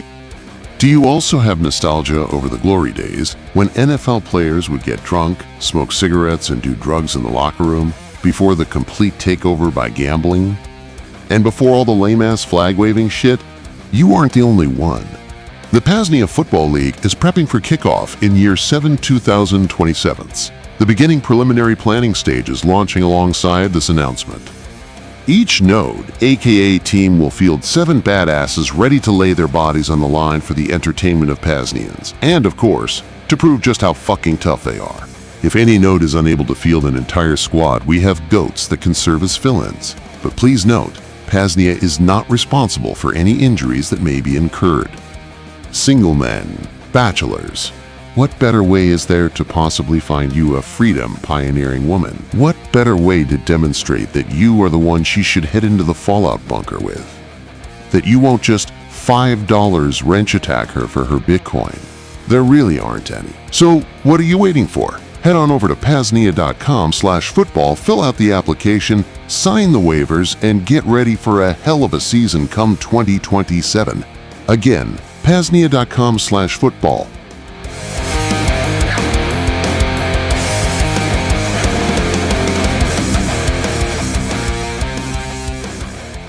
Sponsored by Pain Liberator, Miracle Muscle Pain Relief Spray, the official wellness product of the PAZNIA Football League.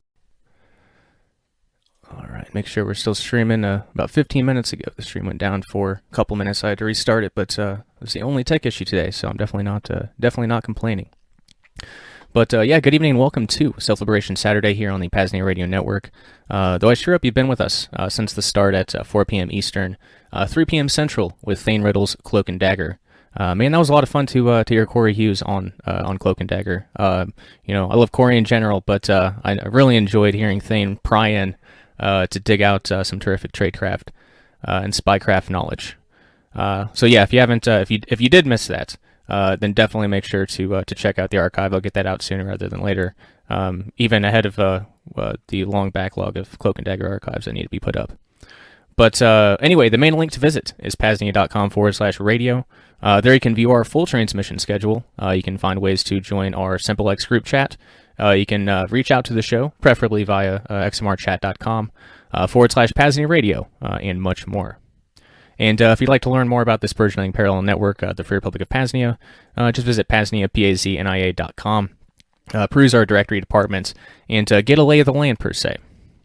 Now, I do have one important mention before we get into it. Vonu Life 25, Resurrected, is now available. This was I think it was a 1.5-year project, maybe 2 years at this point.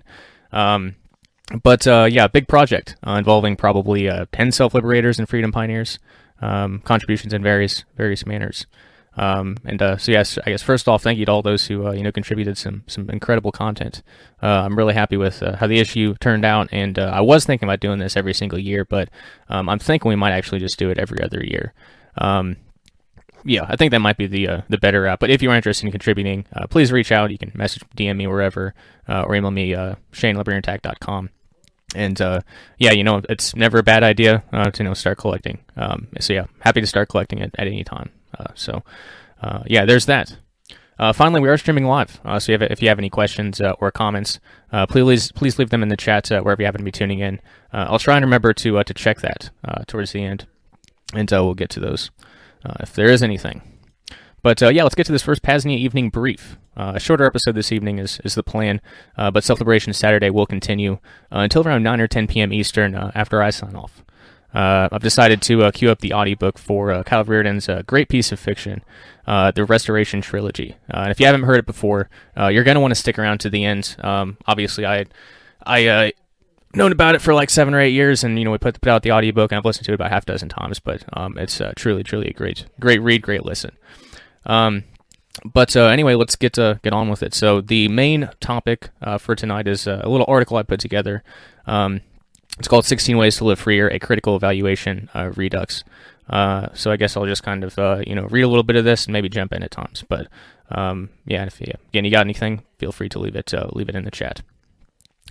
Various chats. But quote, back in Vonu Life, March 1973, Rhea published an article sharing the same title as this one, comparing different lifestyle changes and strategies as being not worthwhile, probably not worthwhile, worth consideration by a few, worth consideration, and worth strong consideration. Well, there's still plenty of value. This article is 50+ years old, and so I thought a Redux version was a wise idea. I did pass over writing about some of the potentials he discusses, like living in a ghetto, because there is absolutely nothing that I could offer on that subject. So, yeah, there was one or two like that I just blew past and replaced them with some more relevant strategies, potentially. But, yeah, the format will be the same. So this first category, not worthwhile. Obviously, political crusading is the number one thing. And this might be the longest response, even though I start by saying I'm not going to go into all the details. But anyway, political crusading, I won't waste too much time on this one, nor rehash the typical anarchist arguments against voting. The only I care about is that when one puts their time, faith, or effort into the political system, they've disempowered themselves and have subsequently limited their own liberation. This philosophical argument doesn't even take into account the conspiratorial reality of history. That, like the world financial systems, political establishments have been fraudulent and criminal for at least 100 years. When governments become unpopular, the swing to fascism, corporations ensues. When folks are dissatisfied with those monopolistic corporations, governments come in to save the day and restore good faith in markets. We're currently in the shift to monopolistic corporations phase. See Peter Thiel, Palantir, Elon Musk et al. For a few examples. This isn't to mention that the selection most folks care about the most, and that has the most fanfare, is the presidential one. The one in which individuals have the least say, no influence in. As per the Bill of Rights, the 12th Amendment, and Article 2, Section 1, Clauses 2 through 4 of the 1787 Federal Constitution, your vote means literal dog shit in a presidential election unless you are an elector. And folks, after folks hopefully do their due diligence and stumble over to the Heritage Foundation Constitution Archive to easily verify my claims, this is the time where I have them do a Wikipedia search to find out who the electors are for the state of New York. I'll spoil it for you. Bill and Hillary Clinton, Andrew Cuomo, etc. And then in their own respective state. And let me speak confidently. I'm sure that you are not an elector, nor do you personally know any. If you did, you might also know some folks on the real Epstein list. With that in mind, think about the spectacle of presidential debates. What purpose do they serve if the folks that they are trying to convince don't actually have a say? Right. Propaganda, distraction, and manipulation. Speaking in terms of Vonu, there is no privacy when it comes to politics. Your voter registration is tied to your physical address. There's not even a potential benefit from a compromise, like KYCing yourself for first-round banking. Your information and data is just sold off by your state and national committees, as well as handed off to any Joe, Dick, or Harry that wants to run. If you aren't familiar, candidates usually request lists of voter rolls in their district. Yeah, it's real. The only beneficial caveat is if a self-liberator is trying to acquire documentation for a U.S. citizenship or other paper-tripping purposes. Though this is hypothetical, and I've never encountered a situation where this might be the preferred route. Regardless, though, with how much the state wants you to have a voter registration and how much stake the entire society puts on it, a voter registration can have some potential identity verification, potentialities. But I've found much easier alternatives. Cell phone bill, bank statement, etc. Can fulfill the same purpose, and you don't have to dox yourself directly to the government. Anytime you can avoid doxing yourself directly to the government, it's probably a wise idea. So, again, like the beginning arguments are, well enough, the constitutional realities and all, but that, in Vonu terms, is really the only thing that matters is the privacy when it comes to politics. All right, and that's probably the longest one. So these ones will go a little quicker. And again, this is kind of just a brief thing. And if any of you have any questions or you want me to go into more in depth on any of these, I definitely can. But just an overview. Okay, the next one here. Actually, no, I'm not done with that one. There's still one more paragraph for the political crusading one.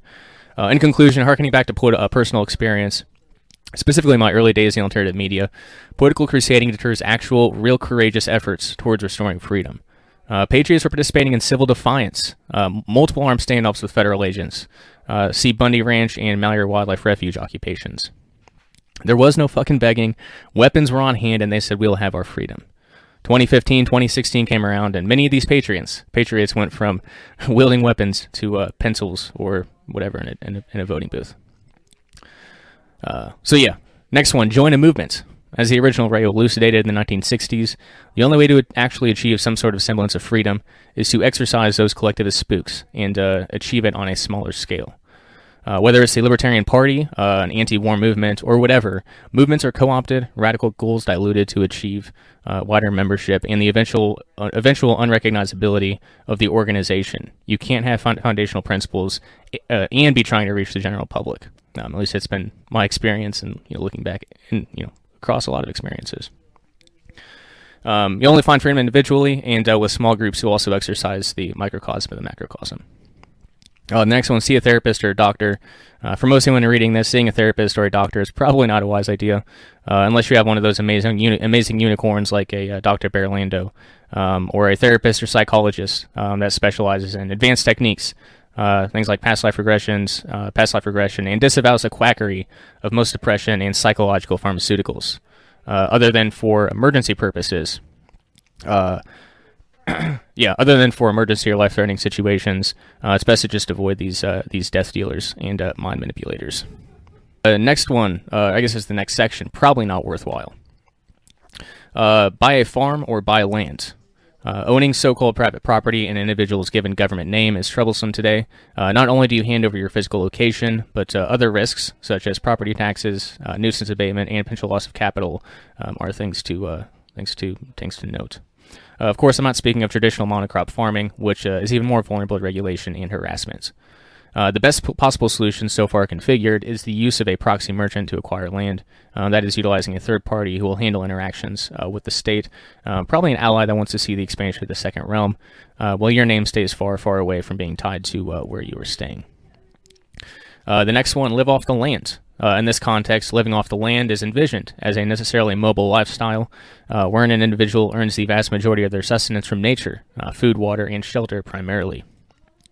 While such primitive lifestyles are certainly possible and even preferred for a few, and maybe preferred for a few, it's not common and not necessarily encouraged. Even Rayo, camping in his polyethylene 8 tent in the Siskiyou region, didn't forage for most of his foods. That said, this isn't to deter folks from weeks or months-long sabbaticals into wilderness, like maybe hiking the Pacific Crest Trail or something, or knowing what is available in your area and when. Next one, I guess the next section, worth consideration by a few. This was one of my new ones, which might have just been an update or replacement of one of the other ones, but this might have been one of the new ones that I added. It's one it's an intriguing one for me. But e-bike nomadism. This is probably one of the most unique new liberated lifestyle opportunities available in the modern day. My conception is a blending of a primitive lifestyle alongside high tech. Doing the bare minimum of research required, it appears there are at least a couple of options for e-bikes that can be charged via solar. Combine that with a low-profile solar setup, a small EcoFlow generator, battery bank, and you could even do the remote working nomad thing too. I have tested the EcoFlow plus solar panel setup, and it's more than enough power to power a laptop and router, phone, fan, etc. for some time. Obviously, the details will vary depending upon your setup and usage, but I'm pretty impressed with the setup. Finally, these e-bikes are rugged as shit. I could totally see them being a great complement to those already inclined towards a sort of pedestrian nomadism. Okay, next is perpetual traveling and country shopping. Regardless of the form of nomadism one's liberated lifestyle may take, the important part is that the self-liberator remains invisible to the coercers, so he can remain invulnerable to them. Generally speaking, this is called perpetual traveling or country shopping in Rayo's day. Depending upon where someone is, for example, Chicago or Iraq, picking up and moving can greatly increase freedom or similarly lessen coercion. This is categorized as worth consideration by a few, as most folks' financial situations preclude them from perpetual traveling. That is, they must report to an office or stationary location each day. The exception here would be perpetual traveling via something cheap like van nomadism, which is available to anyone. The only thing is, for those with stationary employment, it may require some Vonu in cities and will look less like true perpetual traveling. Nonetheless, in the sovereign individual world, freedom pioneers will, and already have, their market selection of governments. Some may provide tax benefits for Bitcoin or cryptocurrency, cheap, easy second citizenships, freer regulatory environment for research, etc. Next is Start a New Country. Back in the late 1960s, Erwin S. Strauss published a book called How to Start Your Own Country, which highlighted various approaches, examples, and case studies to the venture, some smaller scale, some less serious, some directly challenging the local governments, and he even wrote a chapter on Vonu. Depending upon how far one desires to go is the deciding factor on whether this is for a few or for more. Let's take the Free Republic of PAZNIA, for example. The learning curve here isn't from the new country part. We aren't trying to gain recognition from the United Nations. We aren't trying to open up diplomatic lines with U.S. tyrants. And we don't envision any armed standoffs with the host government like what happened with Sealand some 30 years ago or so. Rather, the learning curve from PAZNIA are the privacy and security principles that undergird it. Sealand would be the contrasting example. Most do not want to get into armed standoffs with governments or play nuclear chicken with major nation states. But again, for the select one, two, or a few, there are very interesting possibilities in this rapidly changing world. Next is rig a tent in the woods. For the most radical Vonuans, or those who desire to spend the entirety of their existence in nature, primitive camping, i.e. rigging a tent in the woods, is always a possibility. Combine this with the skills and knowledge to live off the land, and you can certainly remain invisible to coercers, public or private.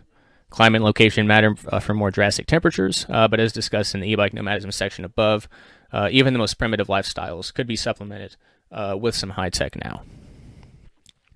Oh, next one. This is a fun one. This is one that I added in. But yeah, form a security team. Some context first.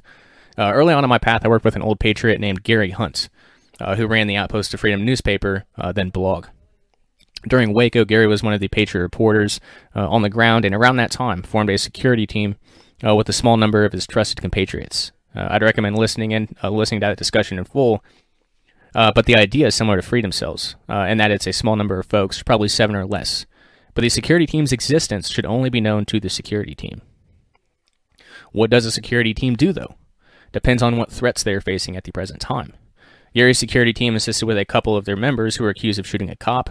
They were mobilized to destroy a printer that had incriminating evidence, and a few other cases that he went through that I don't recall offhand. During the most critical times, Gary even talked about having a dead man call every day. If they didn't hear from him within 15 minutes, they would have activated a search party. Point is, it was a small, totally private, secretive group whose sole goal was to look out for the well-being and freedom of the others. One final note. The reason this is likely for a few is that most folks probably haven't vetted folks in their personal lives well enough to have more than maybe one or two they could truly trust or have the skills necessary in these potentially dire and risky situations. But yeah, it's worth looking into for sure. Like with Freedom Cells, this is just it's a different approach. Different scale, all that good stuff. Okay, next one, worth consideration. Van nomadism. Van nomadism has been the classic, tried and true, first and last resort for survival or liberation. After all, many have been relegated to living in their vehicles, following drastic changes in living and financial situations. It can be an extremely cheap way of living, but also comes with numerous disadvantages. Back when Ray was around, he disliked this strategy because of its reliance upon slave tax, driver's licensure, registration, etc., for maximum invulnerability to coercion. Driving without tags is a surefire way to secure an interaction with a bludge on the side of the road, and not fun. In the modern day and age, though, travel via the government roadways is even worse for your privacy and security. Automated license plate readers, endless cameras, and sophisticated AI technology, just to name a few. To retain one's privacy, it seems like a self-liberator would basically have to drive a car with a fake or borrowed license plate, or registered via privacy-enhancing corporation, wear a mask and sunglasses when traveling pretty much anywhere, and I guess hope for the best. It's not impossible, but for me, if I were to pursue van nomadism anymore, I'd probably be outside of the USSA. No idea where. Maybe Mexico, South America, Canadian wilderness. Yeah, who knows? But probably not in the USSA. Probably not.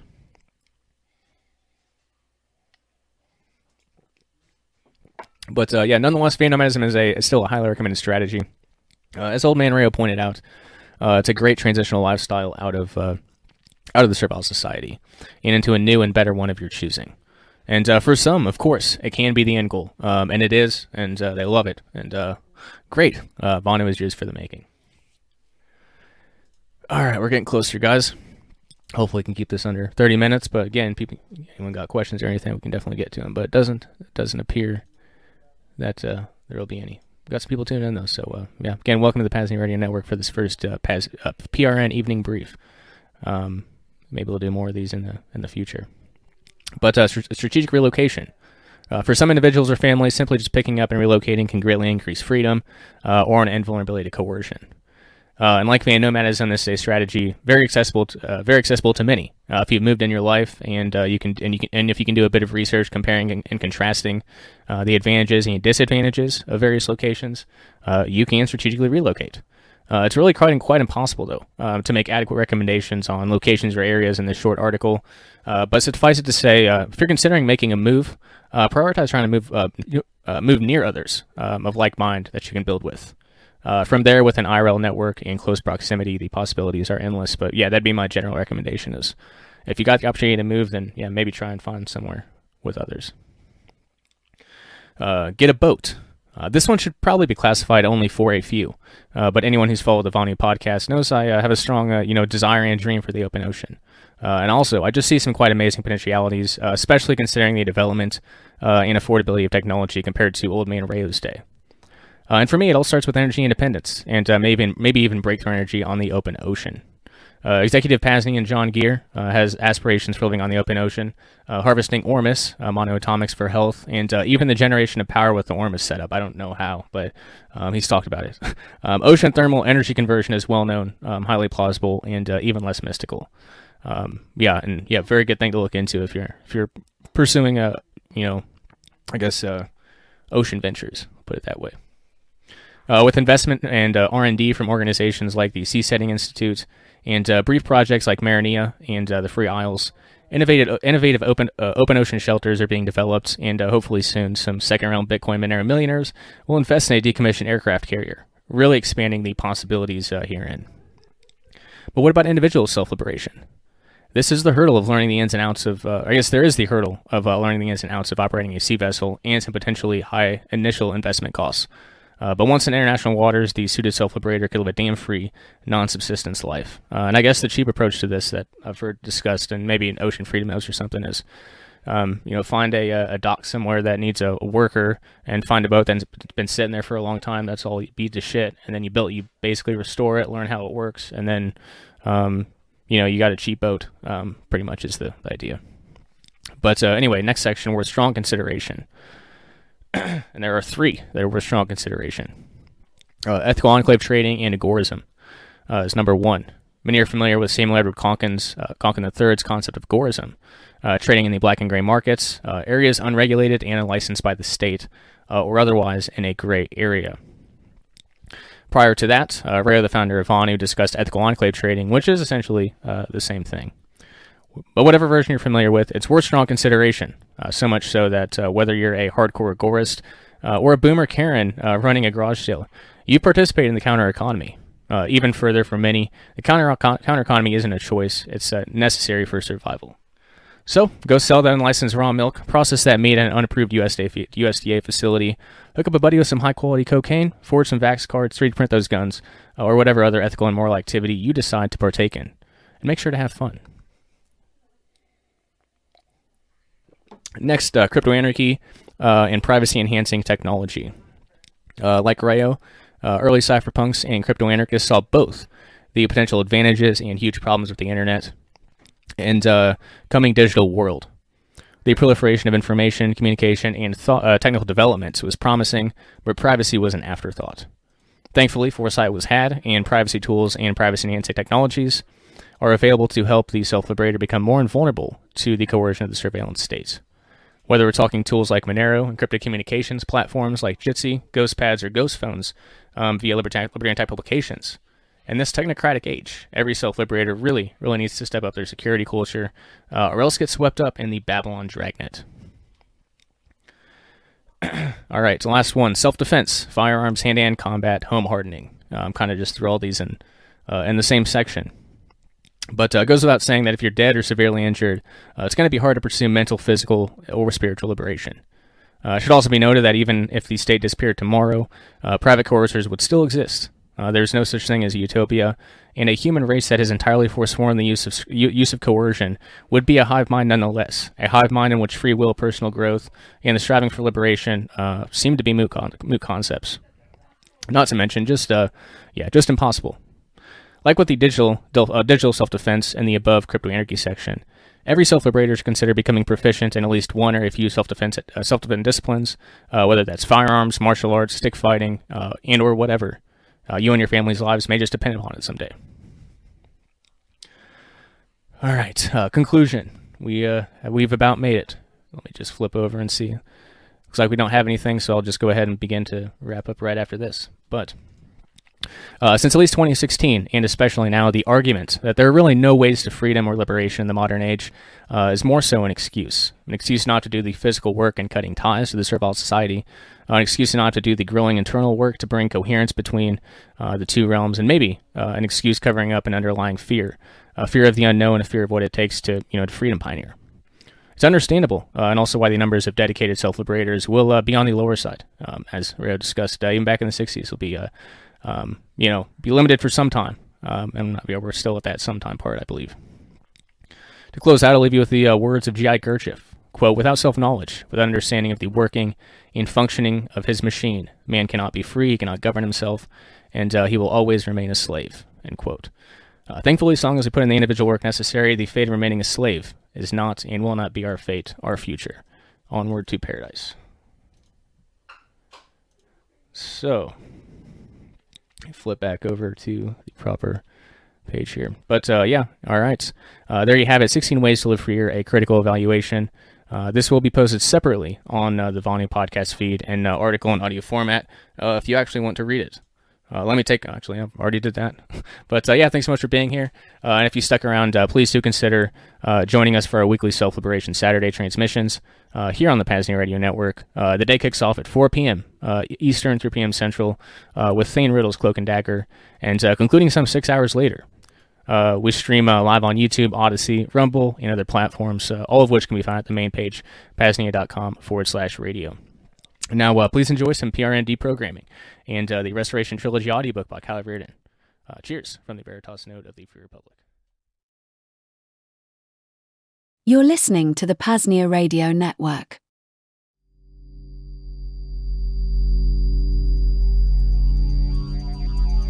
Good day, fellow self-liberators.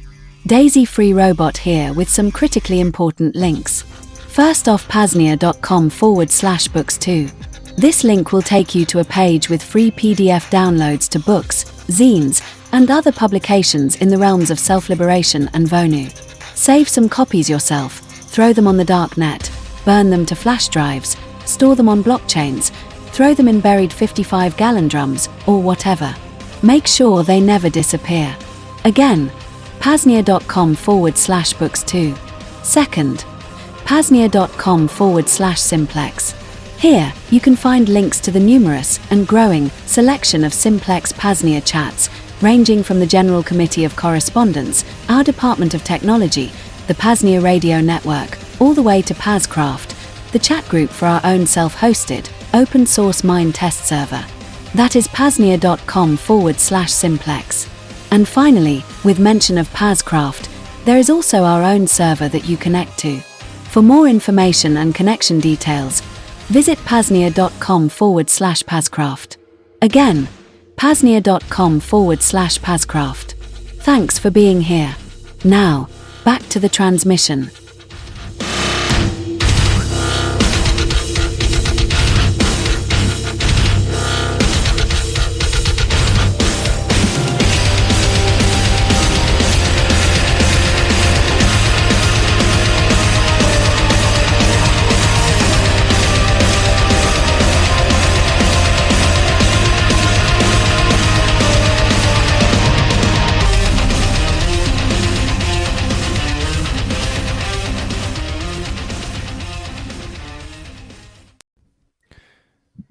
Okay, so I think, guys, we might go ahead and I got a short introduction here, and then we can go ahead and get started. I'm hoping Josiah rolls in. Maybe I just am not scrolling all the way down. He said he was in, but I have to get reused to doing big meetings in Jitsi. All right, well, anyway, I'll just go ahead and start the introduction, and hopefully Josiah is in here. And guys, welcome to the third ever PAZNIA Second Realm Assembly, the first meeting of our Department of Technology, live here on Jitsi, and was supposed to be streamed to the PAZNIA Committee of Correspondence Telegram group, but I'll work on that next time. Anyway, you can obviously find us here next time. PAZNIA.com/assembly3 is the permanent link, so you can always visit that for any assembly. If you're new to the Free Republic, PAZNIA is the first free country in existence right now. A decentralized country spanning worldwide jurisdictions. Our goal is to create a parallel network founded upon the principles of truth, peace, and voluntarism. These here are our Second Realm Assemblies, where we crowdsource the topic of liberation. The current projected schedule is as such. We will have 2 of them a month, one being a General Assembly, the other being a meeting for our Department of Technology. And I think we might be getting a little feedback on your end. Welcome, brother. Let me see here. Where's I? Yeah, so these are our Second Realm Assemblies where we crowdsource the topic of liberation. The current projected schedule is as such. We'll have 2 of them a month, one being a General Assembly, the other being a meeting for our Department of Technology, hence tonight. To ensure you never miss a post or a meeting, subscribe to the Vonu podcast on your favorite podcatcher and follow on Odyssey. Those 2 places, everything gets posted there. I realized that the last post didn't get posted on the podcast feed, so I'm mentioning Odyssey too, vonupodcast.com/Odyssey1. You can also begin or continue building your reputation in the Second Realm by joining our PAZNIA Committee of Correspondence. That's t.me/PAZNIA chat. Anyway, let's go on with it. Don't trust, verify is a common and wise saying within the Bitcoin and open source realms, and basically advisable in all circumstances. With the PAZNIA network, we're seeking to build a trusted, decentralized community of self-liberators all over the world. Beyond advantages in physical space and time, this network and community can also help in shoring up the couple of pressing operational security items when it comes to the Tor network and the use of things like VPNs or Bitcoin full nodes. That is, to my knowledge, largely unknown third parties and the possibility of hijacked Tor exit nodes. So in this third PAZNIA SecRealm Assembly, the agenda is as follows. The great PAZNIA Bitcoin mines. Tucson Bitcoin is here to discuss the prospects, logistics, security considerations, advantages, and more of a PAZNIA Bitcoin mining network. We'll talk about trusted Bitcoin nodes. Instead of connecting to an unknown full node or custodial nodes, ping a trusted PAZNIA node instead. And I think this is probably an easy one that could get set up potentially. But I think that is really important. Next is Start9 with Dave, which Dave is here. I know that. So we'll see how the Start9 system can help us build out the PAZNIA network in the here and now. And I guess finally, the other big topic for today is the SecRealm Tor and VPN network. I remember talking to Matthew here on our podcast, on the Vonu podcast. I don't know, it's a couple months back, and the topic of VPNs and Tor came up, and he just was like, "Why don't we do our own?" And I was like, "That's the attitude I like. Let's do it." So we'll learn a bit more about how that could potentially happen today. And really, I think just because I think there's a lot of confusion between the VPNs and Tor, and when to use each, and all of that. So I think since we got some really smart folks here, we can probably get some of those answers or get some of those questions answered. And I guess your questions and whatever else. This is an assembly, so if you've got any other topics, anything you want to talk about, the floor is open. So in addition to Tucson Bitcoin, Dave and Matthew Raymer, speakers will likely include Jamie Baconic, Dave from Start9, Josiah from the PAZNIA Bitcoin General Fund, Thomas Friedman, who's here from Pirate Box, and I'm jokingly calling HBO star Jason Henza is also here, repping the Start9 shirt too, which is good to see. And he's taking the initiative on our own mesh network setup, which didn't have any involvement from me. He just started a group, and it's taking off, and I love to see it. So I will say, of course, I'm happy to have all of you here, but I'm even more ecstatic about getting Matthew and Jamin on the same call. Jamin's expertise in regarding hardware and software, and Matthew's respective expertise in custom software solutions and networking. We're definitely in for a treat. So we'll stick to the docket and order of discussion so we can get some stuff covered. But of course, we want people to chime in. So please feel free to do so whenever the mood strikes. So, and most sincerest thanks for being here and for being some of the most committed self-liberators out here. But before I open up the floor, one final thing. One of our PAZNIA diplomatic relations is with the Free Territory of Sekistan. The Paz of our friend Sek Magora from the Agora podcast, who is here. But I did get word that it was actually his birthday tomorrow. So I want to take a moment and wish you, Sek, a joyous and liberated birthday. So you were talking about some of the stuff you put out before, and you do a lot of important stuff. So I appreciate you, and glad you're here, and happy birthday. Early birthday, I guess. Oh, thanks, man. I appreciate that. Another trip around the sun. How did you find that out? Oh, I guess it's sneaky, a little birdie. But anyway, I need to work on the security culture. Apparently, I have terrible security culture. I don't know. But yeah, no, thanks. Yeah, tomorrow's my birthday. I think I'm turning 39, if I remember correctly. So, yeah, an old bastard. Gotcha. Right on. Well, anyway, I guess I hope it's a stellar one, and I guess let's see if I can scroll up and down on this thing now. I'm not sure if it'll let me. I don't know if. Oh, there we go. There's a couple other rows. So okay, I do see Alex here. That's great. I do not see. I'm not sure who LCK is. I guess Josiah would be the one we'd start with here if Josiah is here, in whatever fashion. But I'm not sure. Okay. So anyway, hopefully he'll hop in. So it's Lauren, I suppose. So welcome, Lauren, to the General Assembly, or the SecRealm Assembly. So yeah, I guess we'll wait. Hopefully Josiah will hop in, and for I guess just to start then, I guess we'll start with Start9 maybe. So Dave, you here with us, brother? Yeah, is my audio coming through clean enough? Yes, perfect. Well, welcome. Thanks for being here, man. So I know you've been, I guess you've been working with Start9 for some time now, and I honestly don't know a whole lot about it. I've seen it around, and from what I've seen, I'm really excited about it. So I guess could you give us a rundown of about Start9, and I guess maybe a little background introduction to yourself too. Yeah, definitely. First of all, it's an honor and a pleasure to be here. So thanks for having me. I've been listening to your stuff for many, many, many years, and had the pleasure of visiting PAZNIA a couple times as well. Mhm. So thanks for having me. Start9. I'm not going to spend any time on myself just for the Sure. sake of keeping the conversation rolling and on a point of technology. I think Start9 is very interested in the goal of rebuilding the internet from the ground up. And that sounds like a lofty goal, and a lot of people have kind of had that aim before. But we take the perspective of starting with what is immediately practical and then kind of working up from that foundation. And so we found the immediately practical and necessary first step is that people own their own servers, which allows them to then own their own data. And so we set up about creating Embassy OS, which is a Linux-based operating system geared towards making it easy to install and host your own server-side software.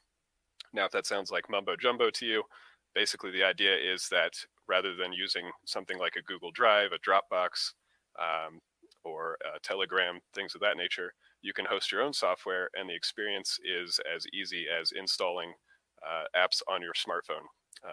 The difference being this is done through your browser to a device that you own about the size of a router. And just like a router, you can set it down in your home and kind of forget about it. Might need to be turned off and on again every now and then, but that's about it. Gotcha. Awesome. So I guess I know what Jamin was and he's been working with a project called Freedom Box for a while, and that's what he's he's really into. Do you know anything about Freedom Box? And maybe and the other systems that are out there. Could you maybe tell us a little how Start9 is different? Yeah. So Freedom Box is a very similar idea. I don't know when I first came across them, but this is a kind of a space where we kind of expect this to be an entire industry in the near future, and so the more projects, the better, in our opinion. But very similar idea. I mean, the approaches are slightly different. I don't know exactly what their technology stack is. It's been a long time since I've played with it, but totally similar visions. I think they are focused on the server. We do intend to, especially here in 2023, move into the realm of networking and kind of expand, because after we move from like the sovereignty over data, we want to have sovereignty over our networks such that we can start sidestepping ISPs and holding these choke points such as fiber connections across the internet and things like that, or across the ocean and things like that, holding those centralized points accountable to the people more broadly. And we do that by controlling our networks regionally. So we have maybe a little bit bigger scope in mind. We also intend to move into the realm of sort of IoT devices later this year, hopefully, which would be this idea that you can have cameras, security systems, drones, smart assistants, things of that nature that don't phone home to these big tech companies. There's no reason for that data to ever leave your home network unless you choose to share it. And if you do choose to share it, there should be a convenient way to anonymize that data and to be paid for that data. So for example, fitness tracking data, for example, you might want to hand over some data that's been anonymized such that it might be useful to medical researchers, but that it doesn't actually hand over any of your personally identifying information. And there's no reason that you shouldn't be paid for that data because it belongs to you. Sure. Yeah, I like it. I guess Matthew, you're well versed in the space. Do you have any thoughts on Start9? I guess in terms of how it could be used for PAZNIA, and I guess Dave, after that, if you could speak to kind of the user friendliness of it too, because that's really important. But Matthew, if you have anything. Well, one thing I'll just say at the outset, so everyone knows where I'm coming from. I'm kind of a eclectic developer, and I'm involved in lots of different projects at the moment. One is a service that I'm offering to the content creation space, which is called Content Safe. And we're really big advocates, even though our service works primarily on alternative video platforms, which are on the normal internet. we're really big advocates of people, content creators owning their own content and being the primary distribution point for content. And to that end, I'm working with Thomas Friedman here. We're doing some work together. I'm helping him consult on building something that's specifically geared for that, toward content creation. And at the same time, I know Dave was talking about self-sovereign identity, essentially. And a little bit later, Trent, one of my other friends here, is going to be presenting a few minutes of a system I'm helping him with that directly addresses communities and trust and being able to share only information you want shared. So I've heard of Start9, and I think you guys are really great. I agree with you 100% that we can't really be like saying, well, we're going to be the only person who does this, because that's not really how this is going to work out. That we have to be able to proliferate different projects. And actually, one of the things that Trent and I in our project are trying to emphasize is creating widgets that interoperate and not trying to build this massive thing that does everything. And maybe Dave, what do you think about that idea of just focusing in on a particular widget or service or that could be used by many other projects? Yeah, definitely. So our, creating a Linux distribution, which is what we did, is not, that's obviously nothing new. There are probably thousands of Linux distributions out there at this point. And there's no reason that, so speaking to open protocols like you are, there are, currently we have a method of wrapping up an image of existing open source software, say for example, a Bitcoin node, such that it will speak to Embassy OS. And basically what that means is that it takes all of the systems administration that many of the folks on this call are probably used to, getting in the command line, writing config files, and it makes that into an easily approachable user interface, a graphical user interface, such that, quote unquote, anyone can do it. Right now, there is going to be a learning curve regardless. So this isn't something like, like when the first smartphones came out, kids were using them and teaching their parents how they worked, and now everybody's using them. And we sort of expect it to be a similar thing. Now, there's no reason that Embassy OS can't be one of several other systems which kind of use this packaging system that we've created in order to share server-side packages that are simple to use, or potentially networking protocols. Obviously, everything we use on the back end is all open source, so those are all open protocols as well. We definitely think it's important to have interoperability with open systems and to remain open ourselves. So all our code is obviously source available, so on and so forth. Just out of curiosity, what kind of containerization are you using? So currently we use Docker because it is the sort of the best community, the best supported. However, we built the system with modularity in mind. And so Docker is not a prerequisite, excuse me, that would set us apart a little bit from the quote unquote Bitcoin node projects that are out there, such as Umbrel, Raspberry Blitz, MyNode, that are kind of dependent on Docker and Docker Hub. This was built from the ground up to be an operating system rather than to be a Bitcoin node. So we are not, while Bitcoin is an available service, we are not opinionated about the software that you run. If you prefer to run Nextcloud or a different cryptocurrency, those are your decisions as a user and are not in our hands. Have you considered something to work with Swarm? To be able to, Docker Swarm, something to be able to task many boxes together, perhaps. Yeah, so you can actually think of Embassy OS as a container management system with an approachable graphical user interface. So, like I said, it's modular, so we don't depend on Docker. So in future, there might be something like, Podman or down lower, we might have something replacing Run C or something like that. But the idea is that it is an operating system that is foundationally built to make it easy to run a server, so basically allow anyone to be a systems administrator without having to dig around in the command line and all the hazards that come with that, as well as the unapproachable learning curve that comes with that. Can I ask interject a question here about your API for the Start 9 part? Now you mentioned modularization, that you created a way that you can interface with these command line server tasks in the background and present them in a user interface. And I've seen that. It's very, very, very clean and polished. I like it a lot. Do you have a specification that distills that work so that we could build something that fits into that same modular design? Could you give me an example of what you'd like to build in, or something that you might like to build in? Because there's two different directions I could go with that.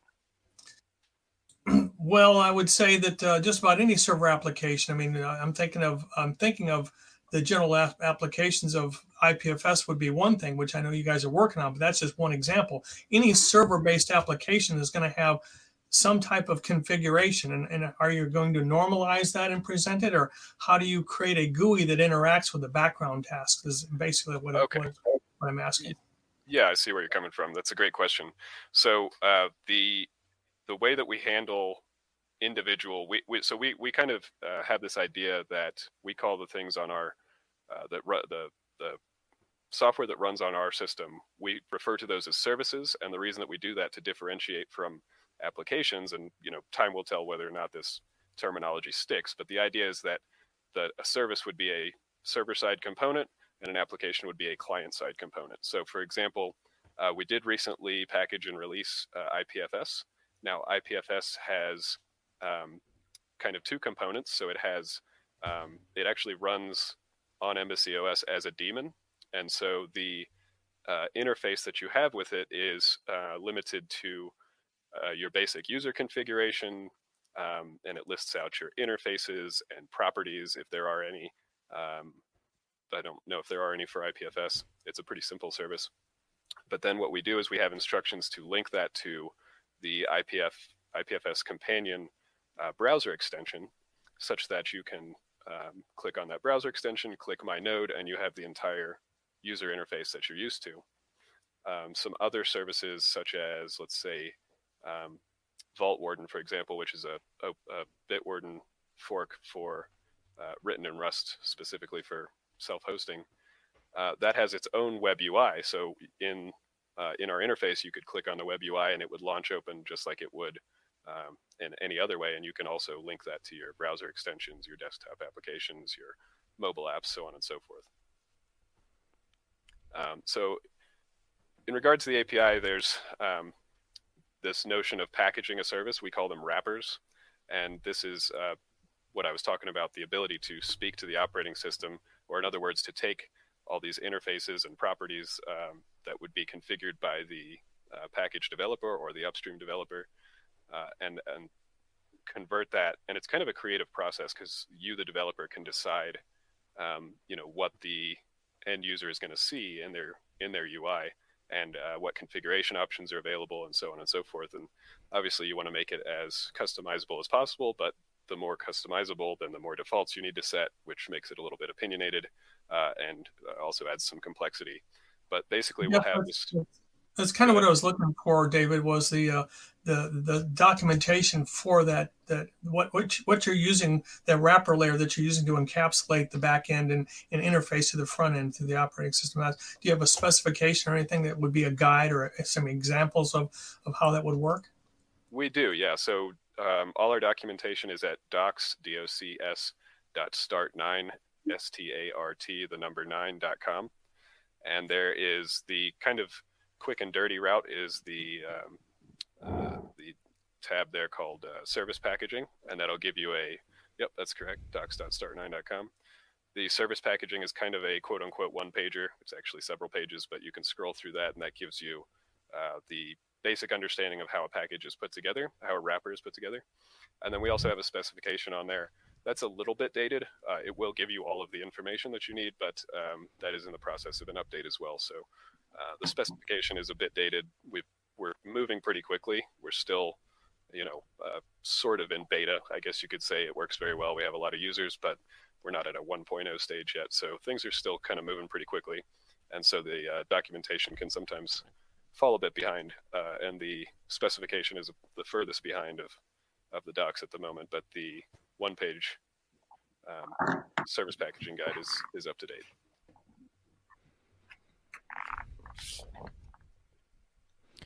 Awesome. Well, looks like Josiah just was able to hop in. Welcome, Josiah. So I guess I want to ask, since so you mentioned, so Dave, you mentioned with Start 9 that you want to, like, I guess, rebuild the internet from the ground up, essentially, and that's obviously we got to have our own infrastructure. Now, as far as like the networking and how that would look, physically, how, with like mesh network repeaters or however the hell that would look, I have no idea. But we've got Henza here, who's been focusing on that. Matthew, who you mentioned, I guess. I don't know. I remember it's seeming a lot like pretty easy. We're like, oh, we'll just do it ourselves. So I guess could we talk about like how to actually, I guess, how to actually build the internet from the ground up? And I guess maybe a more simple task to start with, our own VPN Tor network might be a good, I don't know, micro example of that. But I don't know. I guess I'll maybe turn it over to you to start, Matthew. Don't misinterpret me. I can be kind of flippant, but it's not exactly what I call an easy task to replace the internet. But I think that whatever we create is going to look really different than what we presently have. And that's why I'm kind of curious to hear what some of the other people have to say. I could talk a bit about Tor, but that's kind of limited to person and small group communication.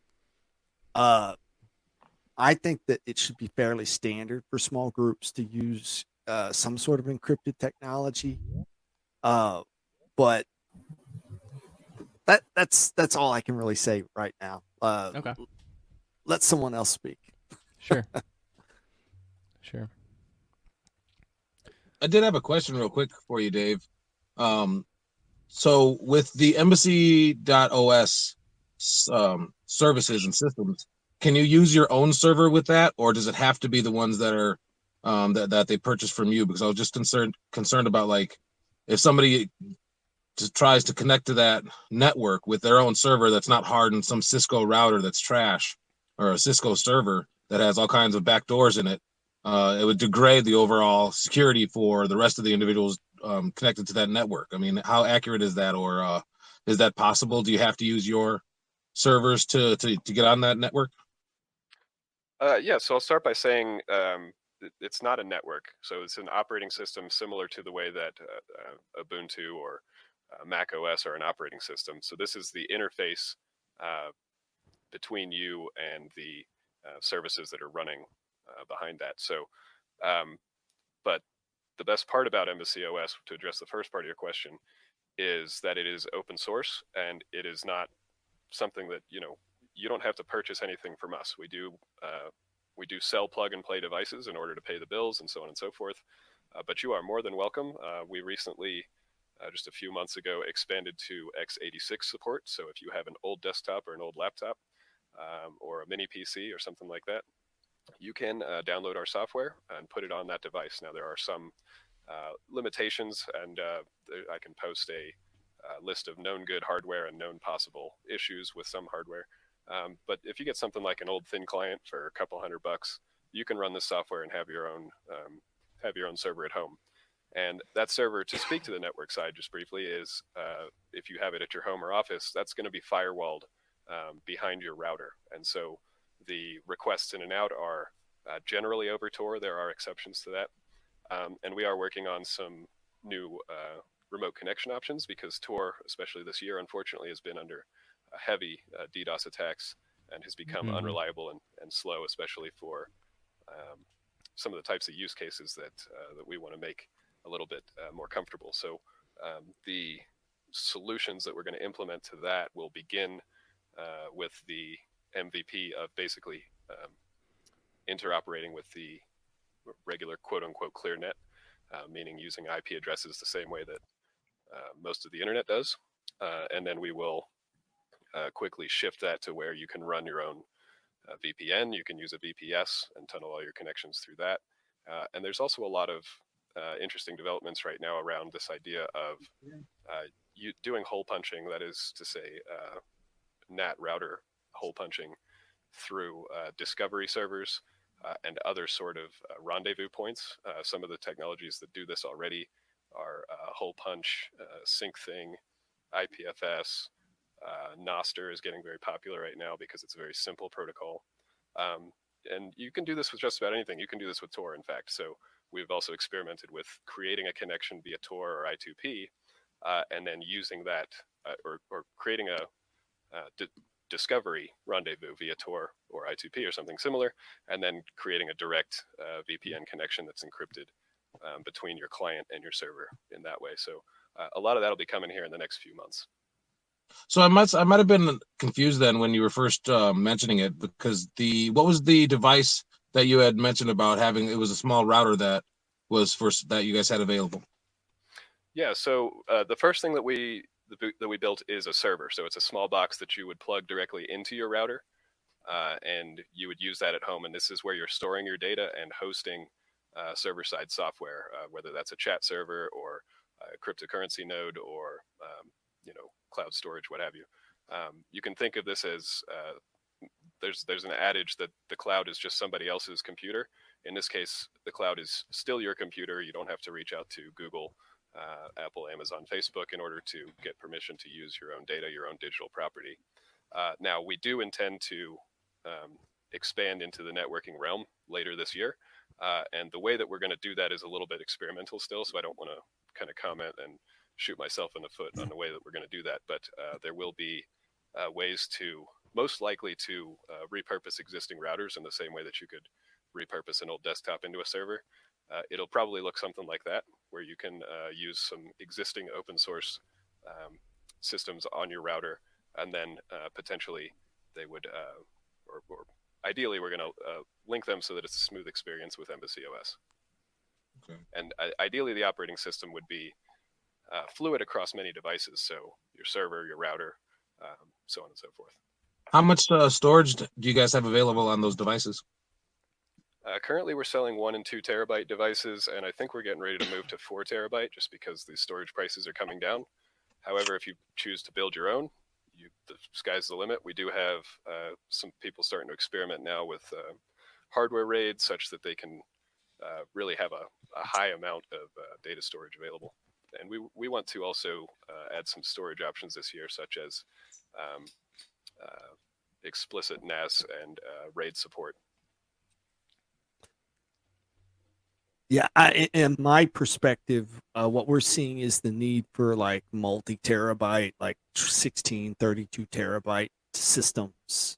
And that would be very appealing, not only to us in-house, but also to our clients.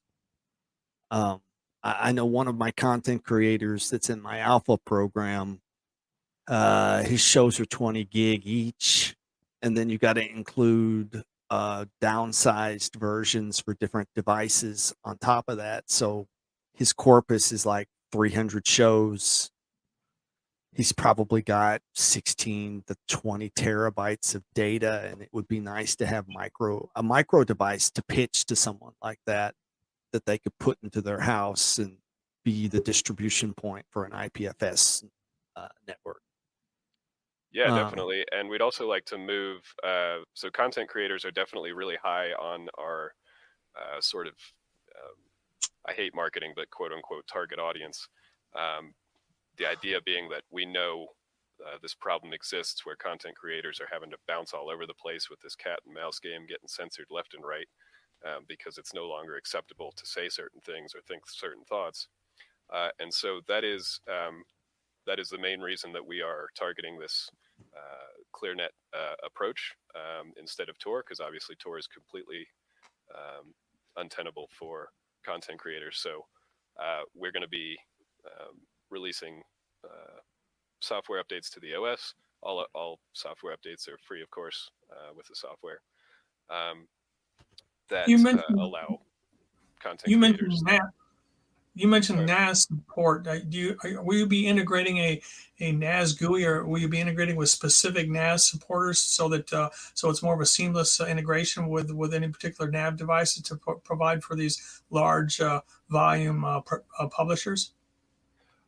We don't have a specific plan on that right now. We're definitely still kind of in the research phase, but we always go first to existing solutions, existing open solutions. So, for example, maybe something like TrueNAS is something that we would want to have an easy integration with. Now, as far as what that's going to look like, I'm not exactly sure whether we're going to, we could potentially, we are kind of, as I mentioned earlier, we're making we're paying the bills with hardware sales. So we may choose to partner with a NAS company and white label a NAS device for sale. And then anything that company sells would obviously be the easiest to integrate. But we want to keep that support open. So anything that's running on open protocols would probably be the target there. And what you mentioned earlier about hole punching, it just come up in a meeting in the last 2 weeks with one content creator that was trying to establish his own IPFS network. With one of his viewers was willing to host an IPFS node in Europe, and they could never get the IPFS node to connect anywhere because of the way the ISP was set up. Mm-hmm. So doing some sort of hole punching, that I'd really like to know more. I did a little bit of homework, but that's not really my strength. I'm a back-end developer and not a network guy. So I would like to know more about that. If you guys develop anything, feel free to drop me some information. Mm-hmm. I would be curious to know whether or not in that particular example, whether the guy was using the standard 4001 port to connect, whether he changed the port number in the configuration, because that would be one way to get around that problem. If the ISP is specifically targeting IPFS, or whether or not they have a range of ports in the high end that's open, which is pretty common for most IPs. Don't bother with locking it down really tightly, so because it has too much of an impact on many services to do that. So I suspect if you picked a higher port number, they might have been able to get through, but they might not have had that idea. They may not have, and in fact, I'll bring that up.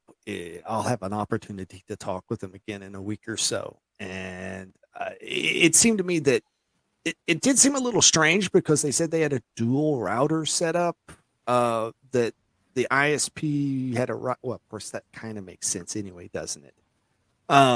Anyway, guys, go ahead. Yeah, That's this is actually something we've been doing a ton of research on recently, because this is, what we're leading up to. We are, so first of all, to briefly describe the problem of NAT traversal for those who are not aware, every network, such as a home network, an office network, where you have a router, that is a private network. So theoretically, you can have that network and all those devices can communicate, and you don't actually have to plug into the wider internet. Okay, so that is a kind of, a piece on its own. Okay, so when you plug into the broader internet, the devices that are on that private network, they all have their own IPs on it, their own IP range, and that range is not the same range as the connection that the router has. And so we have this problem where you need to reach a device within the network that has a different IP range than the router knows about, or that the broader internet knows about, I should say. And so the biggest problem with NAT hole punching is reaching specific devices without having to do port forwarding and things like that on the router. And from our perspective, this is a kind of a user, an ease of use type of thing, because it's not particularly difficult, but we do want to avoid router configuration. Now, and the reason that I wanted to bring this up is because we're getting to the point where we do have several users, in fact, already that report their ISPs being unfriendly to Tor traffic, for example. And so one of the main reasons to use Tor is that it can do that NAT hole punching. Is a VPN of sorts by definition. But we want to have this, the eventual goal here, hopefully later this year, is that we want to have all these different possibilities where you can make connections to the outside world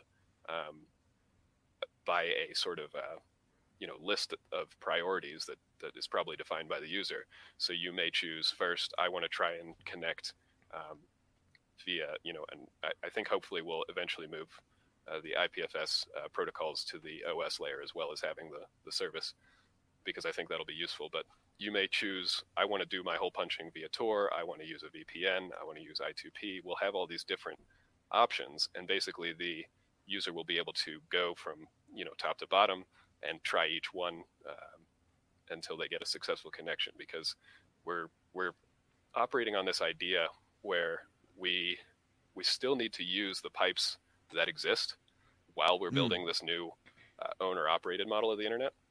And so the bigger we get and the more that we do this, as we the people, not we the company, the more adversarial the ISPs are going to become.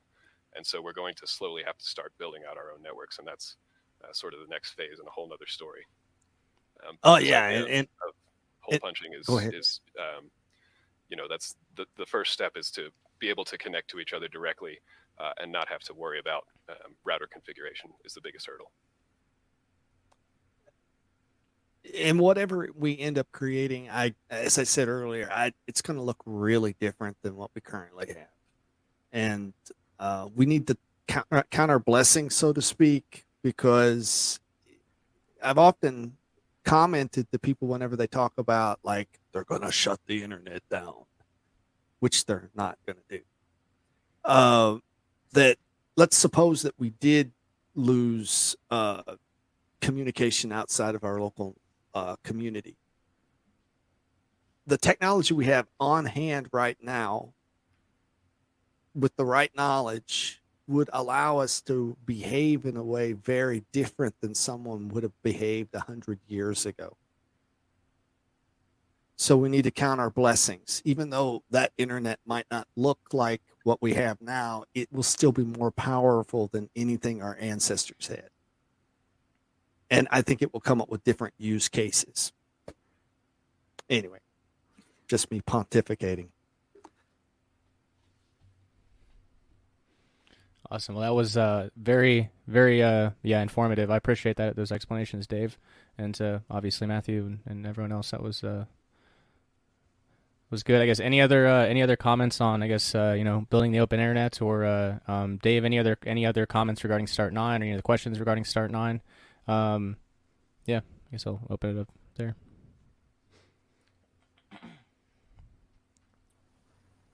I'll ask Dave if there's a way right now, like if Matthew and I were to buy or install your OS to connect directly to each other, because if we do, then it's something I would love to play with, because that direct connection, I think, is one way we're going to start communities. Yeah, so direct remote connections, if you wanted to, for example, chat with each other, those are currently all done over Tor. So we have both a matrix server and we have a kind of proof of concept service that we rolled called Cups, which is just an extremely simple, literally your username is just your Tor public key. Just to kind of, this was one of the first apps that we put on, or services, sorry, that we put on the OS. But yeah, it is possible. Again, as I said, Tor is not the most reliable. This isn't going to be a Telegram-like experience yet. We think that Matrix has a lot of maturation to do. Nostr may also provide some better capability for messaging, although it currently has no forward secrecy, and to be honest, the experience is pretty awful all around on the clients. We've been playing with it, and it's just not there yet. It's kind of pre-alpha, but yeah, it is possible. And as I said, of course, we're happy to accept your donation, but you don't need to give us a penny if you want to get started by installing just to a virtual machine, for example. We have instructions for that. We have a pretty vibrant community. We've got a forum, lots of different chat channels where people are happy to answer your questions, and a good knowledge database that you can look through and decide if it's the right tool for you. This is good because, you mentioned Tor keys, and, when we start with that, I have my own private keys as my security with somebody else.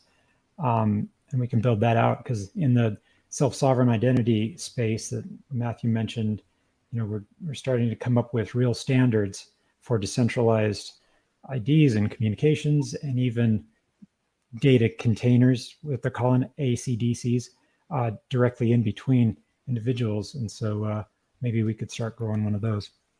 Thank you. Yeah, definitely. I think reputation is a big deal online. If we can have assurances, like, for example, with something like Briar, where you have to exchange keys in person. I think it's a great idea to have these kind of key exchange parties and things like that, where you know who it is that you're talking to on the other side, especially when there's no third-party server that you got to trust, like you do with Telegram and Signal, things of that nature. So yeah, the public-private key infrastructure is a big part of the future of the internet. Do you have a link that I can post, or that you can post on the chat over here for a forum link or something where people could get started, like the virtual machine? You mentioned that you've got virtual machine containers you can build Start9 with. Could you post that link over there so I can play around with it a little bit? Yeah, of course. So start9.com will be the place to sort of, from where else all other branches can be found. I will post specifically I posted here community.start9.com, which is our forum. That's kind of new, but it's turning into our hub since it's openly accessible and anyone can post there. And I will post specifically a guide to run with Virtual Manager. You can also use VirtualBox, but you need to just bridge the network. So I'll post some guides here. Hey Shane. Yes. You think I could give Trent 5 or 6 minutes to present his system? No? Please do. Yeah, it's a great time to. Yeah, Trent, go for it, brother. All right. Go for it. Thank you. Introductions have been pretty quick, so I'll try and speed this, but I will share this screen to introduce it. The idea that we've been working on with Matthew is to make commitments something that's engaging and user-friendly. So also, use this to evolve communities and governance. So for me, I start out with what is the world that I want to see. I invite everybody to do this. In fact, I heard a word for this called backcasting the other day. So, envision what do we want in the future world. And these are the things I want, and of course, we'll manifest it as we make this part of our conversations. What drives me is this: by small and simple things, our great things come to pass, because I believe in the decentralization. And I think that we can get to larger and larger systems governments, starting small, starting with communities. So the idea is a Kickstarter for time right now, something that's easy enough for youth, kids to use, where they can share project descriptions, maybe with general locations. Make it super easy for them. There's not even a login onboarding with the current app, and enable discovery of some of that data with some selective disclosure when you want to go further based on self-sovereign identity. So, the goal, hey, let's encourage people coming up with ideas, including kids. I mean, if we get kids starting with the ideas of agorism and joining together, then, what does that build for their future?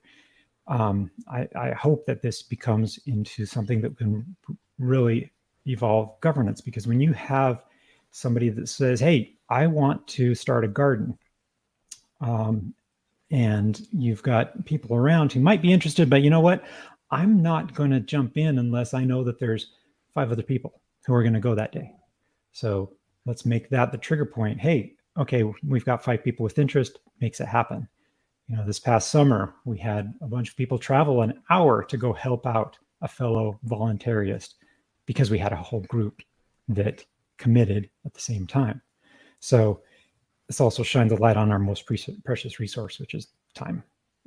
I don't feel like it's money. I feel like money is going to go away eventually. So talking to the technology, since this is a tech group, I love this. Local first, own your own data. Also start creating our own chains.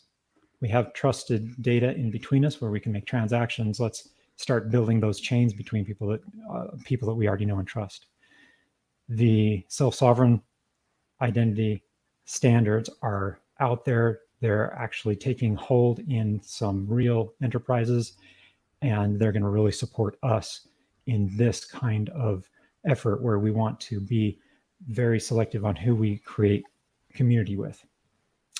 The other part of that that's important is the underlying schema. The data format has to be open so that anybody can build on this network. And, you know, in this iteration, okay, I hold my own keys and also my own contracts. I can publish a hash of the contracts. We can know what contracts are popular, like on the common paper contracts that are standard, but I own the data and I can selectively disclose it. So, you know, development-wise, we're iterating. I've got a advanced user interface at endorsersearch.com.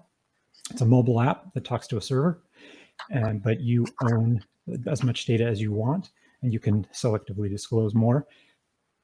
It's the hard to use version. I use it every week with my group here in Bountiful, Utah. We have a meeting, we check in and confirm each other's attendance, and that becomes a reputation over time. And these are locked with public-private keys. So if you were to try out this app and install it, you just have to get Matthew or I to approve you on there, and then you can make your own commitments or even join our project that's on there. Or you can hop on a test server and play around with that. So I would call for you to do that, or, you know, contact Matthew or I for the user-friendly version, which is this Kickstarter for time that we hope to make ridiculously simple and easy to use. And then we start plugging projects together and you can visualize your own, but that's just a teaser for the future. So thank you. Any questions, comments are welcome. Trent, do you guys have any method of preventing abuse of the reputation system?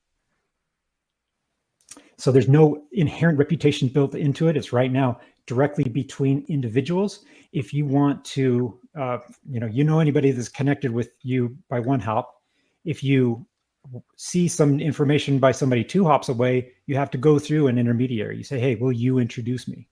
And then you start building that, but there's no built-in ratings or, you know, reputation that way. So this is really focused on people you know. And if you're going into a realm of someone that's a second or third hop from you, it relies on the people you know being trustworthy to not refer you to someone that's untrustworthy. Yeah, when you're going to get those introductions, you know, you're going to say, well, all right, I will introduce you to this person, but, you know, there's beware of such and such, or yes, this is my best friend. I would trust him with my life. Let's get into this together. There's always ranges. So Matthew, it sounds like a physical space and time version of Scuttlebutt, potentially is what's coming to mind for me. Well, and we've even talked about as we get ready for this, integrating Scuttlebutt into the system, because Scuttlebutt to me seems to be the direction we ought to be going. Yeah, that's always an inclination. I mean, I'm not as technical as you guys, but that's kind of the inclination I had too. And we're working on Darklands and stuff like that. Scuttlebutt really just resonated with me back then, and it's always been kind of, you know, just in the background. Yeah. So, yeah. Well, even Thomas and I, we regularly communicate on Scuttlebutt now. Yeah. And we're actually in-house of my company. We're planning to ditch. We've been using Keybase for about 3 years. Now, I adopted it right about the time Zoom bought it. So it was kind of like, well, okay, I don't really like this that Zoom bought it, but I'm going to keep using it for now until I feel that we can adopt Scuttlebutt. And I think I'm at the point now I want to adopt Scuttlebutt for in-house communication. That's good to hear. Yeah, that's good to hear. I tested around with it. I think Thomas and I were talking about it maybe a month ago or something, and I actually, you know, I got it installed. I think on the Ghost tablet maybe it was, and I was, you know, tooling around with it, and it was pretty smooth. I guess just had to make more connections for it to be a better experience, obviously, but it seemed to be it seemed to be at a good user experience level, a lot further along than Nostr, I will say. Definitely a lot further. There are several different Scuttlebutt clients, and the one that I posted on our PAZNIA group there was the newest one that seemed to be the most developed and the most refined. However, it's not compatible in some respects with the older versions. They still use a different database underlying. It's the same protocol. The wire protocol is the same, but there's a different database behind. In the previous versions, they kind of shared the common database, so that has advantages and disadvantages. But Matt and I have been playing around with Scuttlebutt for a while now, and the Maniverse client that we've been using, it's clunky. It's got some definite user interface things that need to be refined. So but that's you know, to their credit, they are iterating their designs almost on a weekly time scale. So that's good. I mean, a lot of times you get something that goes out there and it's vaporware. You have one version and no one ever does anything with it. And guys, I don't know who I had this conversation with in the last 3 or 4 months, but I think it was someone outside of the anarchist, Vonuist, voluntarist space, and we were talking about privacy apps, and privacy projects. And I remember I did an audit like 10 years ago. I went through GitHub, made a bunch of index cards just for me to look at a bunch of different projects, and I ended up with a stack of projects this thick, and most of them are vaporware. And that could be because the developer wasn't really serious. It was just, an experiment. But some of these actually had a lot of documentation, and then they develop for a couple of years and they die. And I think that we could be at the point where that could be turning around because people are actually interested in it now. So there's some good motivation. Go ahead. It kind of speaks to an ongoing problem in the open source and maybe even the broader anarchist communities of, this idea that someone kind of starts working on a project and they might put their heart and soul into it and kind of expect some support from the community to, help bolster them up, whether that's through developing code if you're a developer, or if it's donations for their time, to help them, be able to work on something like that full time, things like that. So that's kind of an ongoing thing. It's very unfortunate that a lot of these projects are just, they're not up to par with what the general populace is expecting when they use something like an iPhone, and we want to get there. That's what we want to do. So we kind of have this hybrid model where we want to keep everything open and in control of the users, but at the same time, we want to build a company such that we can guarantee that we're there. Right. And one of the biggest parts really of Start9 is the customer support. We want to, looking around, especially during COVID, customer support just doesn't exist anymore. I mean, how many people on this call, possibly 100%, have seen, or heard on the phone, due to overwhelming calls, coming in. It's like, no, you're just saying that because you're lazy and you don't actually want to put the effort into supporting your product or your service. So, right. So both support, whether it's, technical support, troubleshooting, things like that, and educational materials, whether that's our documentation, video walkthroughs. We're going to start doing webinars here this week, things of that nature. We really want to help educate not just on what we do specifically, not just to sell products, but also on all of these underlying concepts, because there's so many, whether it's Linux and systems administration and hosting your own software, hosting your own data, cryptocurrencies. It just touches so many different realms, and we want to, elevate the people along with what we're doing, such that they can really take a hold and own this thing. Because we as a company cannot do what we're talking about. Like I said, it's a lofty goal, and it's not something that we, the company, expect to do. It's something that we expect we, the people, to step up and do and own for themselves. Well, what's the use in it if the people don't engage in it? Because that's where the real value is at, is the growth of the community. One thing Trent might not have mentioned, you may have said it, Trent, but I'll just say it again. If you did say it, is that everything that we're producing is open source. Good deal. Good deal. Sounds to me like Freedom and these projects need a better marketing team then. Oh, absolutely. That definitely. Yeah, Freedom has a marketing problem these days, it seems like. Well, who do you guys have for your marketing? Yeah, I mean, well, actually, some of the best marketing that we get, honestly, is the fuck ups of big tech. I mean, that when you see something like LastPass just, having some complete lack of, security and basic practices, or, Apple saying that, we're going to start hashing all of your data. And if we see something that we think is inappropriate, then, we're going to wipe it from our servers, things like that. Right. And the whole AI thing right now with ChatGPT, one thing Trent and I've talked about is there's hundreds of ML projects out there that are open source that people could provide their own private AIs. And I think that that's another frontier we need to be looking at. And with all of the people who got probably useless degrees in machine learning, there's a lot of people who have the skills, but they don't have anything to do. You're not right. You're not wrong there, Matthew. But I think those are all use cases. Those all are examples of use cases and reasons why people need these products. I wouldn't call those marketing though. Like marketing is making people aware of the solutions. What do you guys have a marketing team that you guys have that are developing funnels or landing pages? That is actually copywriters. We do have someone that is supposed to be helping us with that, right, Trent? You talked with Daryl. I did talk with him. He's been very busy lately, but yes. Yeah. I will admit for our tool, it's early because we have to make something usable, and it takes so much time to really make it usable, even for like just this group. So yeah, that will take time, but you're absolutely right.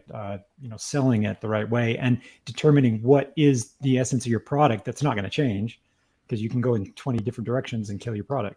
But you're right, that's a huge issue we got to tackle.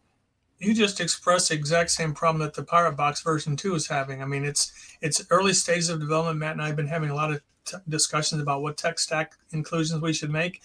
And I'm actually hired Daryl to do some of the marketing. He's done some work for me in that regard. But it's early. It's hard to put together a marketing plan to reach an audience that you haven't even got the technology behind that solidified yet.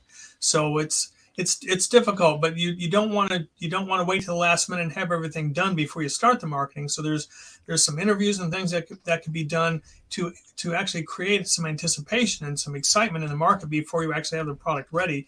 But you do have to have a handle around what that's going to be. That's not too far off from what it's going to be, even though you may not know the details. Hey Thomas, on that note, point.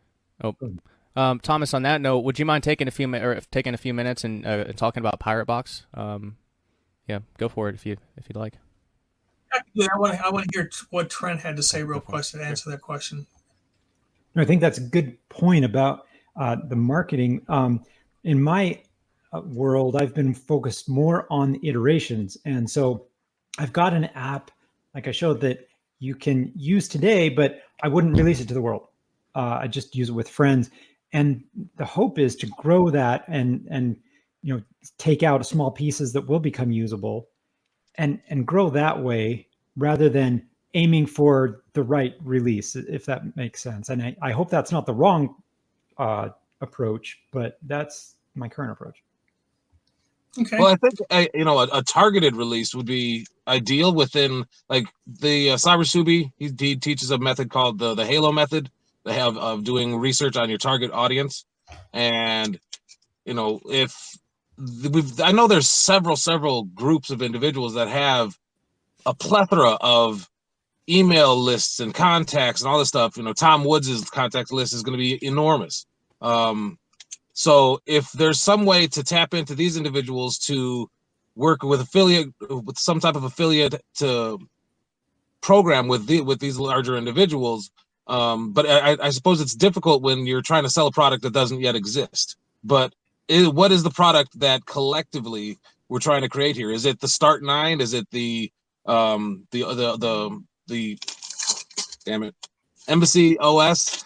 Or is it the concept of freedom itself? I mean, I think the concept of freedom itself, I think Larkin's movie that's coming out here soon is going to be a huge boon for in regards to that. So maybe if there's some way to work with Larkin, like doing advertising or what's called sponsorship, sponsoring the release parties, stuff like that, because I'm pretty sure that's going to get released to mainstream content places, not just the alternate.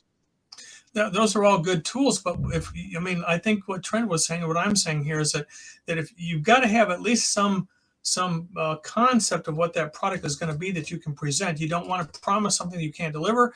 You don't want to make it too esoteric and too non-defined to where they don't know what you're offering. So you've got to have some tangible thing that you can put in front of them that they feel that are meeting their needs, and the needs are broad.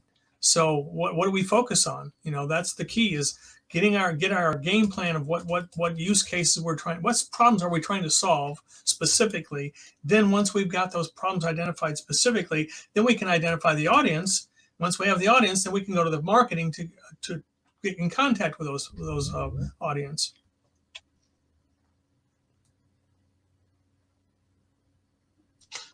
Have any of you guys gotten in contact with Corbett for his Solutions Watch?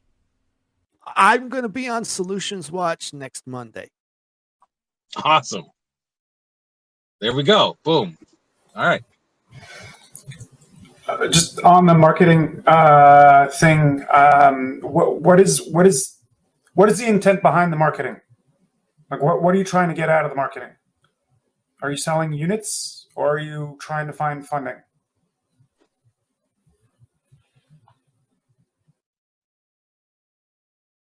I would say that a big part of that marketing is to be able to empower people to communicate and to thwart the tyranny that's coming down the pike. So that we're going to try and use technology to achieve that. So we want to reach people that that understand the problem of what's interfering with their freedom and try and bridge that gap by using technology. That's how I would phrase it.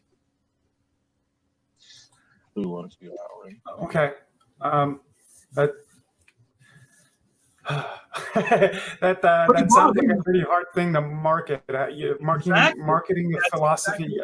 I think marketing is targeting more somebody who has a philosophy. I know, like, yes, that comes to my philosophy. Well, I guess what I'm going at is, like, is the current problem as far as marketing, or what is the objective of the marketing?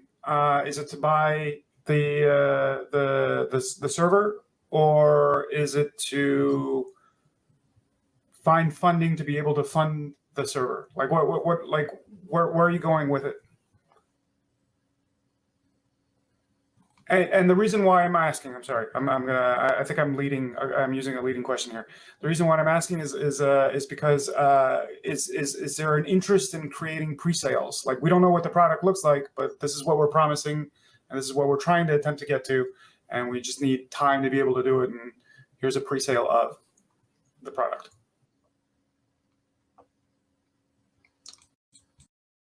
You get into some problems with pre-sales legally. That's one issue that comes up right off the bat, because when you promise something that you're going to deliver, you've got to structure that in the right way, that you're not going to get in trouble with the Securities Exchange Commission and other things. So and then you got to set expectations properly. And so how do you do that with a future thing in mind? And that's where I think I'm focused, is how to set the proper expectations of what's going to be the deliverable.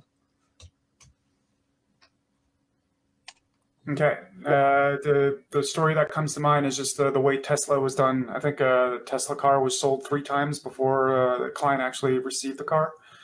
So, like, I think it was Elon who went back to the investors and was like, okay, no, I need another $100,000 for that car if you want it. That's what it's going to cost you. That's the story I heard. That's the rumor, or the urban legend behind it. I don't know actually exactly. Maybe that's why he has 1,000 lawsuits against Tesla right now. And how many unhappy customers because of that process that you're describing? Okay, guys, as far as target audiences, one thing that again, it's a blessing. Content Safe, which is more a commercial service, has allowed me to get connected across a wide range of communities. And we're focused primarily on content creators. And what I can see from talking to these people, I got light star people who say that they're the children of aliens. And I got people all the way over here that are like Trump supporters. And I even have some that are more left-leaning, sort of leftist sort of people. And it's like all of these people recognize the need for the services we're talking about today. All of them. Because they're all feeling the YouTube breathing down their backs, or they just don't feel safe. That's one of the reasons that I think our partnership makes sense, Matt, because with a wide swath, I mean, it allows us to develop a product and meet those needs. We have an audience that's broad enough, but it's publisher focused. So it's a niche in that regard, but it's a broad niche in terms of the constituency of it. But it allows us to take the time to develop and refine what they need, and then from there we can branch out as we identify other audiences. But it's a good starting place to address the marketing. Right. So I think there's an audience out there. That's my point. And quantifying it, I know the marketing folk are going to want to be able to quantify it better. And I guess that's our next problem, is quantifying it. It's not really so much focused on individuals. Like the Start 9 box is more focused on individuals.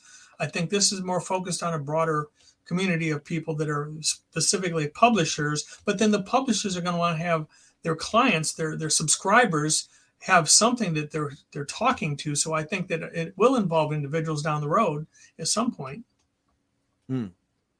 Yeah, well, I mean, if I mention Pirate Box to a Trump supporter, and I don't call it Pirate Box because that's not the right language to use with someone from that community, but you say, I'm trying to provide you with a means of owning your own content and being able to distribute your material without people from preventing you from publishing.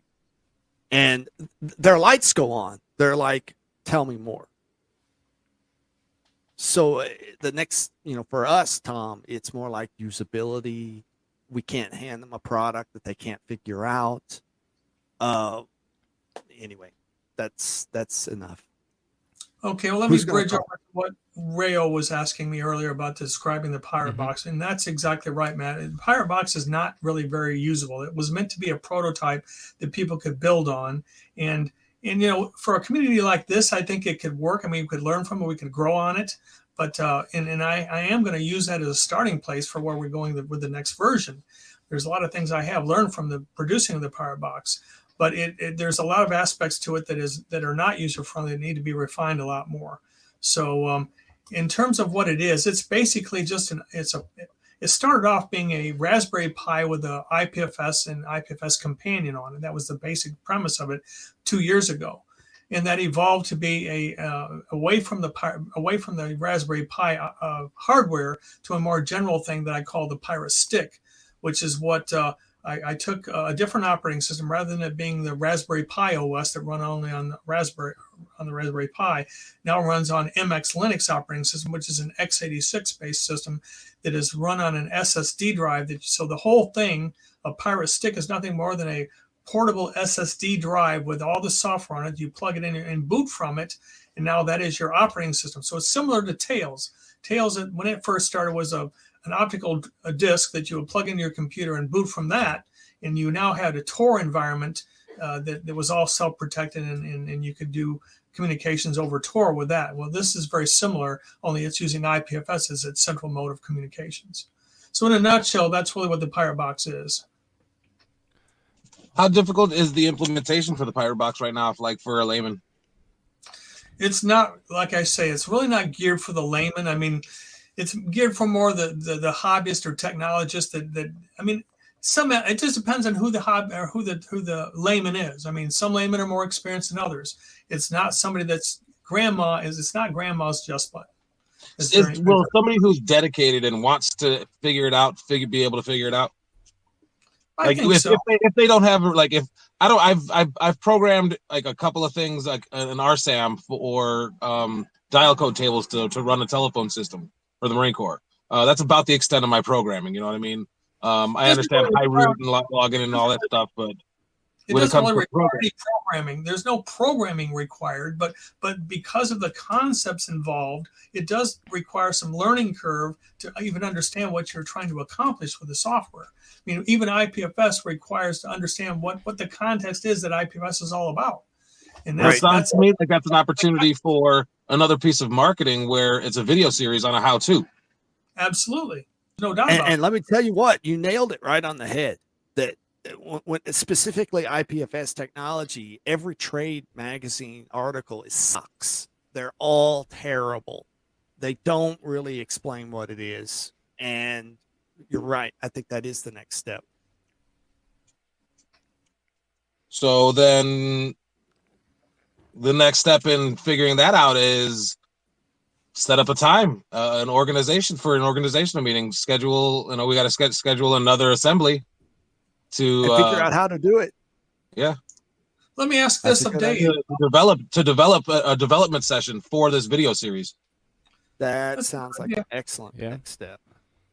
Let me ask a question of Dave of Start 9. You've incorporated the IPFS companion, which is what I really relied on heavily with the Pirate Box, is its kind of core user interface. Now I've added things to it that are even friendlier than the IPFS companion. But in terms of the Start 9 Labs marketing, how are you? You incorporated IPFS into your Start 9 product to reach some. I assume you did that to please some customers' demand for it. You didn't just do it and say, well, let's hope somebody wants it. I presume you have customers that wanted it, but what is the user experience like using the IPFS companion? I mean, because I find the IPFS companion, it's better than just command line for sure, but it's still pretty clunky. It requires a lot of understanding of the IPFS infrastructure. It's not really ultimately very drag and drop, Dropbox type of friendly that you would think a file system might be. Yeah, 100%. And, we have the same issue of so we get all kinds of different users that come in. Some people, they just want a password manager and that's all they want. And they're perfectly happy to be able to get off of whatever hosted password manager they want. That's the only service they want to run. And, when you set this device up, or if you purchase it from us, it comes with nothing but the operating system, unlike, Windows or some of these Android phones these days. It doesn't come with 1,600 things that you don't want, that you have to go through some advanced guide to figure out how to uninstall, which seems to be getting no worse and worse. bloatware, eh? Yeah, the bloatware. It's a problem. So it comes with nothing on the service side, and then you go to the marketplace as you would be used to using an app store on a phone, and you select what you'd want. So let's say that a user was interested already in IPFS. They know something about it. They know that they want to pin some content or help to do some archival work or something like that. Well, then they would go install that service, and the first step is always to configure that service, and this is all done with UI elements. Typically, or many services won't really have much of a config, and whatever that config is will always have sensible defaults that were chosen by the package developer, and you can always just leave the defaults as they are, click save, and start the service. And then the next thing that we encourage people to do, and again, it's an encouragement that many people ignore, and some of these are techies, and in fact, sometimes the techies are the worst offenders, is to read the instructions that are included with every single service. And those instructions often include video links, documentation, additional guides, integration guides for things like browser extensions and client applications. So we encourage folks to do that, and we try and keep that kind of minimal, very basic setup. IPFS is this, it does this, and here are the basic steps for setup. And if you follow that happy path, you will be able to do whatever basic, operations that service is designed to do. So for example, in the case of IPFS, we might say, go to your browser of choice, download the IPFS companion application or extension, and enter your addresses from here into here, and then click connect, so on and so forth. Again, the approach we take is to do an MVP, a minimum viable product. So, for example, IPFS is just very basic. It's essentially the reference implementation linked with the companion, such that you can fire up the web UI and have a nice graphical interface, and then upload your files or pin other people's content. Things like that. And then we will kind of continue to add, other, for example, we have an API for what we call actions for any particular service. And that might be something like a reset password action that you can run from your embassy. or things of that nature. So we can add more advanced, basically scripts and API, or excuse me, CLI actions that otherwise the user would have to learn a great deal how to do. We can turn that into a button click, but there is no getting past, as far as I can tell, the learning curve of like, why do I want this thing? What am I going to use it for? I have motivation to actually use these services, and sometimes that's because they're having their content censored, or because they are no longer trusting some third party and they want to start taking responsibility for something themselves. But there has to be some motivation there, and that is definitely an unsolved problem. And like I said, education is one of our biggest exports, as it were. Have you taken any metrics on how many customers have downloaded the IPFS module that you've created? I don't know what that metric would be. That is one of the only things that we can tell about our system, is how many times a service has been downloaded. And that's actually a metric which will become less and less accurate as the marketplace that we run. We don't intend to be the only one. We have an open system such that anyone can host their own services. And so if Start9 is banned by the FBI, or our offices catch fire or something like that, then other marketplaces can still serve all this software. Right. So similar to what we're used to in the Linux world with different repositories. But yeah, I don't know. I would say that IPFS is not a very popular service in comparison to something like Nextcloud, Vault Warden, Bitcoin, Lightning, things like that. But the fact that we have it there and we can continually improve it, and I do get a little bit of feedback from some people that are using it, so we'll continue to improve it. But yeah, I don't have a solid metric on that for you. Okay, thank you. Yeah, awesome. Thanks for Dave. Does Start9 have a budget for creating a video series, or would you guys have to raise capital for that? So our approach to so we basically spent the last 3 years sort of heads down engineering, making sure that we have something foundational. And then, when I came on a couple of years ago, one of the first things that I started doing was producing some basic instructional videos. And to be honest, they're pretty bad, but they were better than the nothing that we had at the time. And now we are moving towards where we actually have a marketing site for about 2.5 years. We just had a documentation website. We didn't do any kind of marketing whatsoever. We do go out to conferences and things like that. We now produce some, semi-marketing material. We have a guy that's a little better at video production than myself. And we do some contract work, for example, or have some contractors for stuff like the website. And we did some promotion of our latest hardware product using a really snazzy looking video. So we are kind of dipping our toes for the first time into that marketing world, because we now feel like we're ready, that we have this, this foundation upon which we can build it. We don't have to, we've never done any kind of, crowdfund or something for something that didn't exist. So we did do some pre-orders. We wouldn't call them pre-sales. We did some pre-orders for the latest device once we knew and had paid for the equipment to show up. So we still had some trouble, meeting the deadline, but we did get it just in time, and we want to make sure and we are able to keep our promises. So that's very important to us. I may be throwing him under the bus with this comment, but Stefano is going to be developing or has the plans to develop a course on video editing for the autonomy community. And something like this would be a great project for that to focus on. I don't know. What do you think about that, Steph? Something like the how-to series being the focus of that course, like the actual content that the students could download and play with, or something along those lines. I'm sorry, I'm not seeing the same vision you're describing. What would be the content? This how-to video series on installing like the Pirate Box or Start9. Yeah, I guess. I suppose it's a little less sexy as far as we're probably gonna have to talk about this. Like, I'm not seeing it the way you're seeing it, maybe, because I was more seeing like students cutting together like cowboy shooting scenes and stuff like that. But I mean, yeah, because it's just no, it's another like it's a type of maybe video. You I'm know what not I seeing mean? what you're Like saying. as far as like different styles of videos, you know, there's there's some videos that are out there that are beauty videos. Some are this is like a how-to on tech, or some videos are for entertainment purposes. Some are knowledge based. Yeah. I don't know. That was just a thought that came. That it just seemed like a married, like a marriage made in like a little kismet, whatever.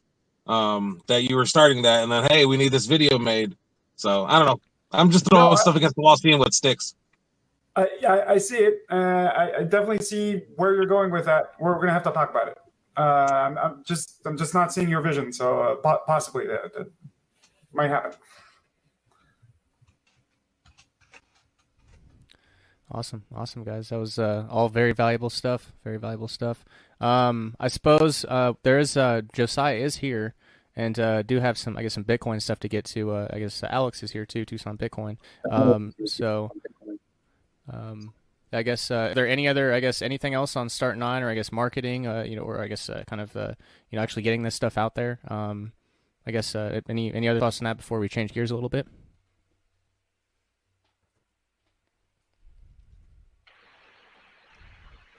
Okay. I guess I'll just wrap up and say that I just posted my one of my scuttlebutt IDs there on the chat on the forum here, and I set up a room in Iceland, a scuttlebutt room that we can rendezvous in to find other people. So that's something I'll just throw out there for anybody to join. If you want to get together and talk amongst the people in this group, you have to establish a name for that. I mean, right now everybody's just known by a cryptic, hash. But you can associate a name with it, and once you get your Maniverse installed, then you can refer to each person by the name. Yeah, and I would certainly it's certainly recommend anyone everyone having check out difficulty Scuttlebutt. finding Maniverse. Oh, go ahead, Matthew. Yeah, anyone having difficulty finding Maniverse, they have a weird domain name. It's Maniver at ver.se rather than the whole name of the app. I put it in chat. Sorry, Rayo. Oh no, that's all good. It's all good. I was just gonna jump on that and say that I definitely recommend people check out Scuttlebutt in general, but Manyverse is, I guess, a pretty decent application at this point. So Thomas put his Scuttlebutt ID in there. I'll dig out the Ghost tablet and pull mine out too at some point and post it in the Signal or Telegram chats. I guess let's get connected on there and start testing that out, because it's a really good protocol.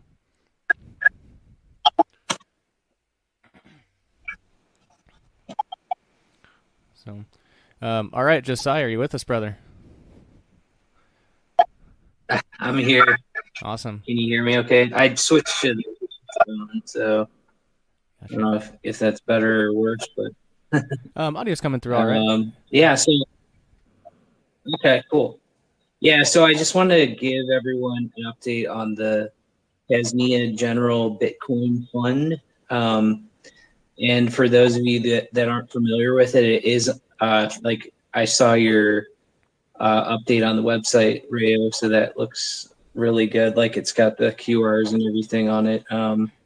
But basically what I started it for was as more of like a mutual aid fund for those within the PAZNIA community. And then also just for other general causes as well. So I think it's been going pretty well. I think a couple of the things most recently, actually, like I know it looks like Sec Magora was on here for a little bit, but I think he off. But we actually were able to provide him with about $100 for like to go towards his fixing his work truck. That was one thing that that was definitely something that we could help with. And then as far as some of the other causes, like Roots PAZNIA is like another I guess node, if you will, of PAZNIA, located in New York. So we were able to actually help this guy out too. Basically start his homestead, and another, basically another node of PAZNIA, with some financial help from the Bitcoin General Fund. So, like, I guess the other thing is, like, how does it work? Basically, we accept donations from just from that, using a QR code, or I know the PAZNIA General Fund's now located in Samurai, or we've been able to migrate the wallets to Samurai. So we have a PayNim over there. That's also, if you want to check it out on the PAZNIA website as well too. And it is on the screen for the screen for the viewers too. The PAZNIA, just the General Fund QR code and the PayNim QR code. So people just go ahead and scan, make your donation to the PAZNIA Bitcoin General Fund. Yeah. So yeah, I think just that the idea kind of took off. Just kind of like shortly after PAZNIA was founded. I think after we had that first, I guess the founders meeting, and it was basically we needed sort of like a general mutual aid fund, to where if somebody did need help, just kind of little hand up or something like that, not necessarily like for not necessarily to create sort of a welfare system or whatever, but just if somebody was in a dire need of financially, in the community, that we could at least help that person out. And so it's been going well. Another thing that's kind of popped up as an idea really has been the like the bounty system. We basically created a page on the Float platform, which is like a social media type of a thing. Maybe a little less well known than like Mastodon or Twitter or something like that. But like Float, we were able to just kind of make a page and then use it to post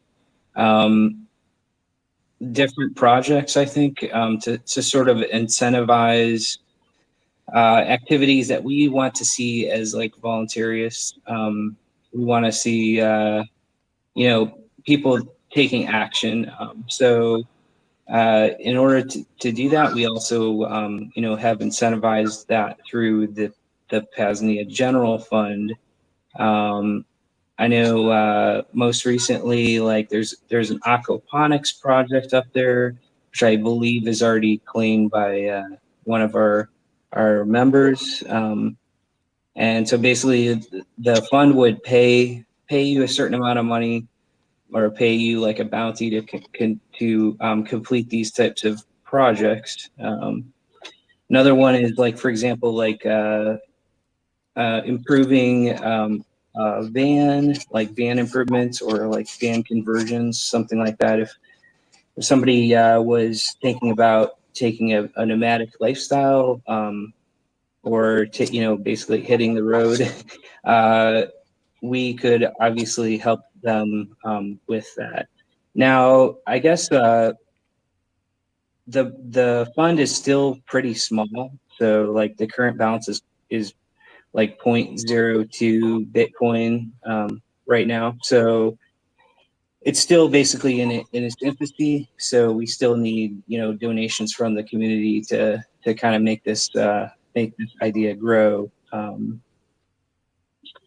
I think that's pretty much it. Another thing is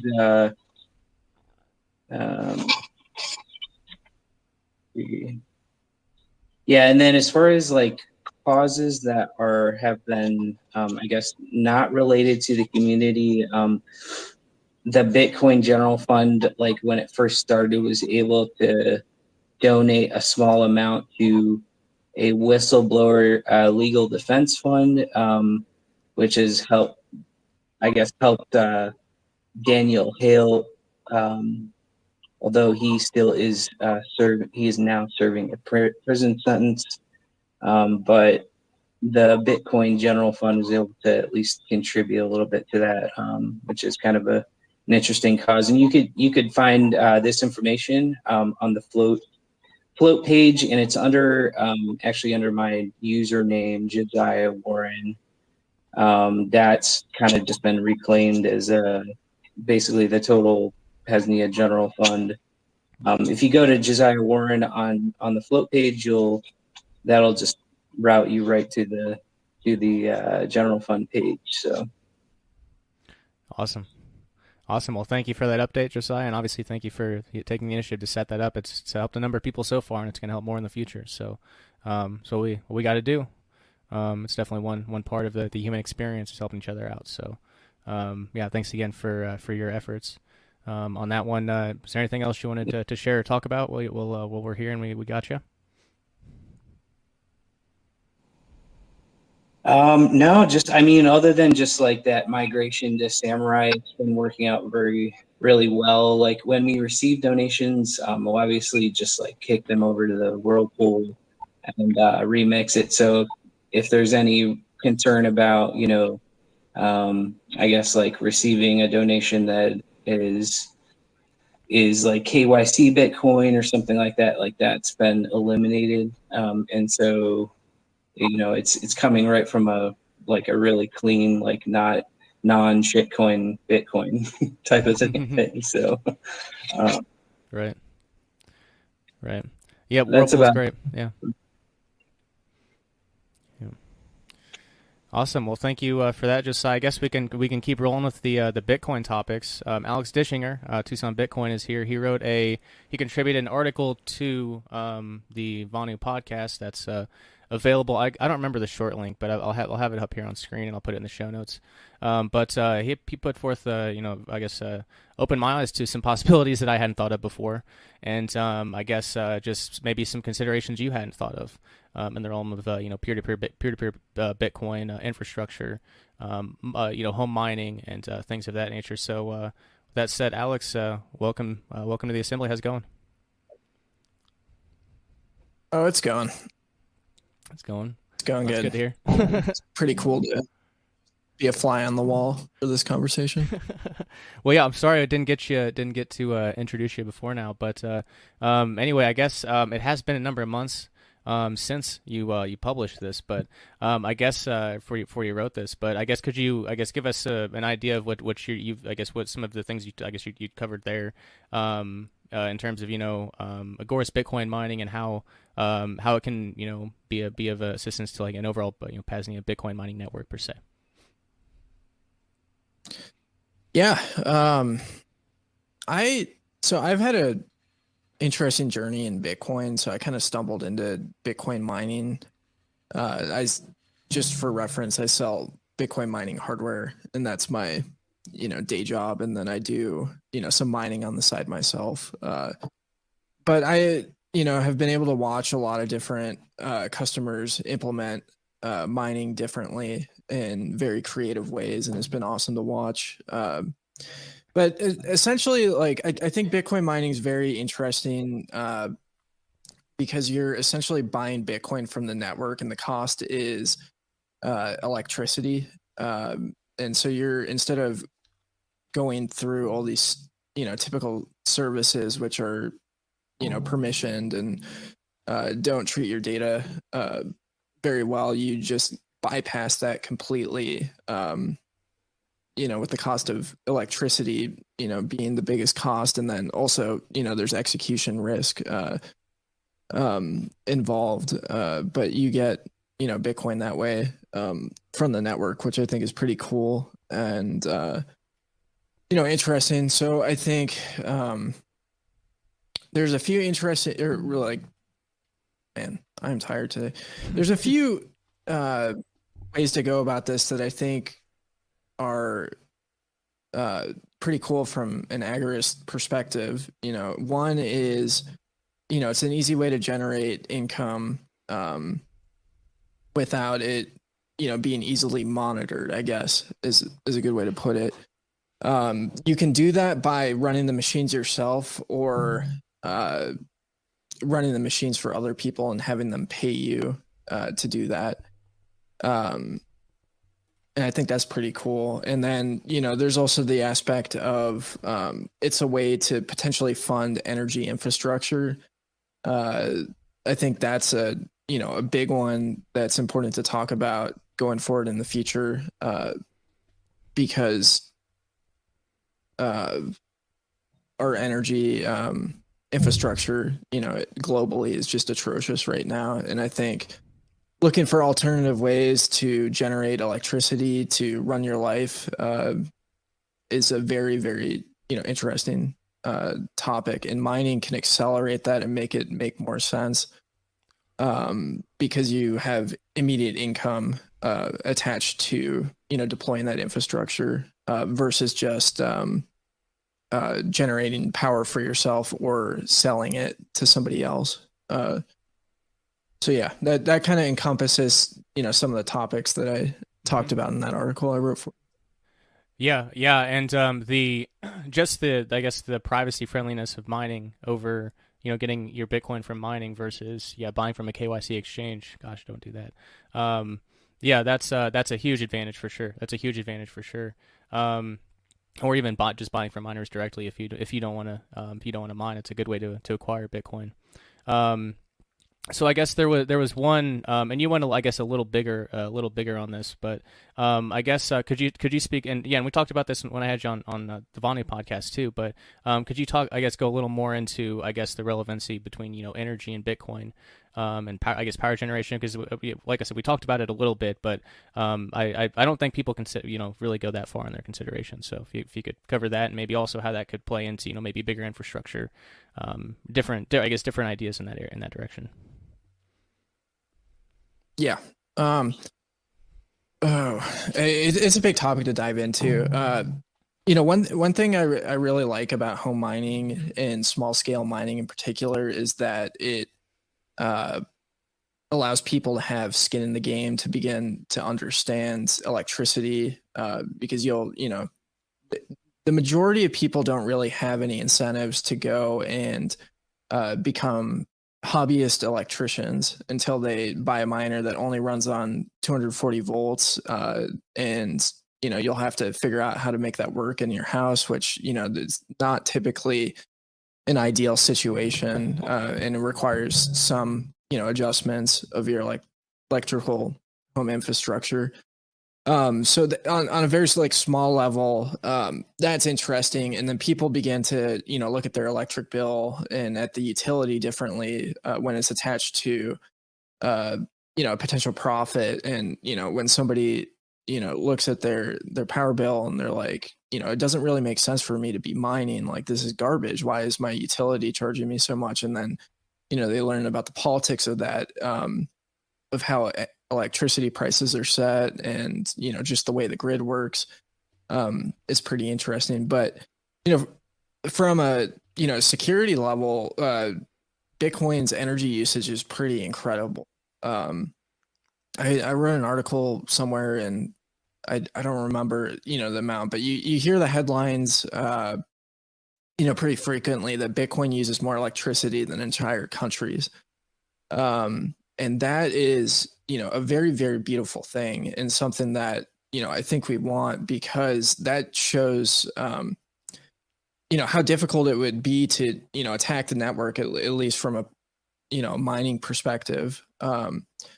It forces the network to be decentralized, because you can't just, set up, say, example for the US government, if they wanted to attack the network, using mining to, reorder transactions or whatever, the amount of electricity that they would have to produce, is astronomical. They couldn't just set that up in one, city or one spot. It would have to be distributed across the entire US. And then there's massive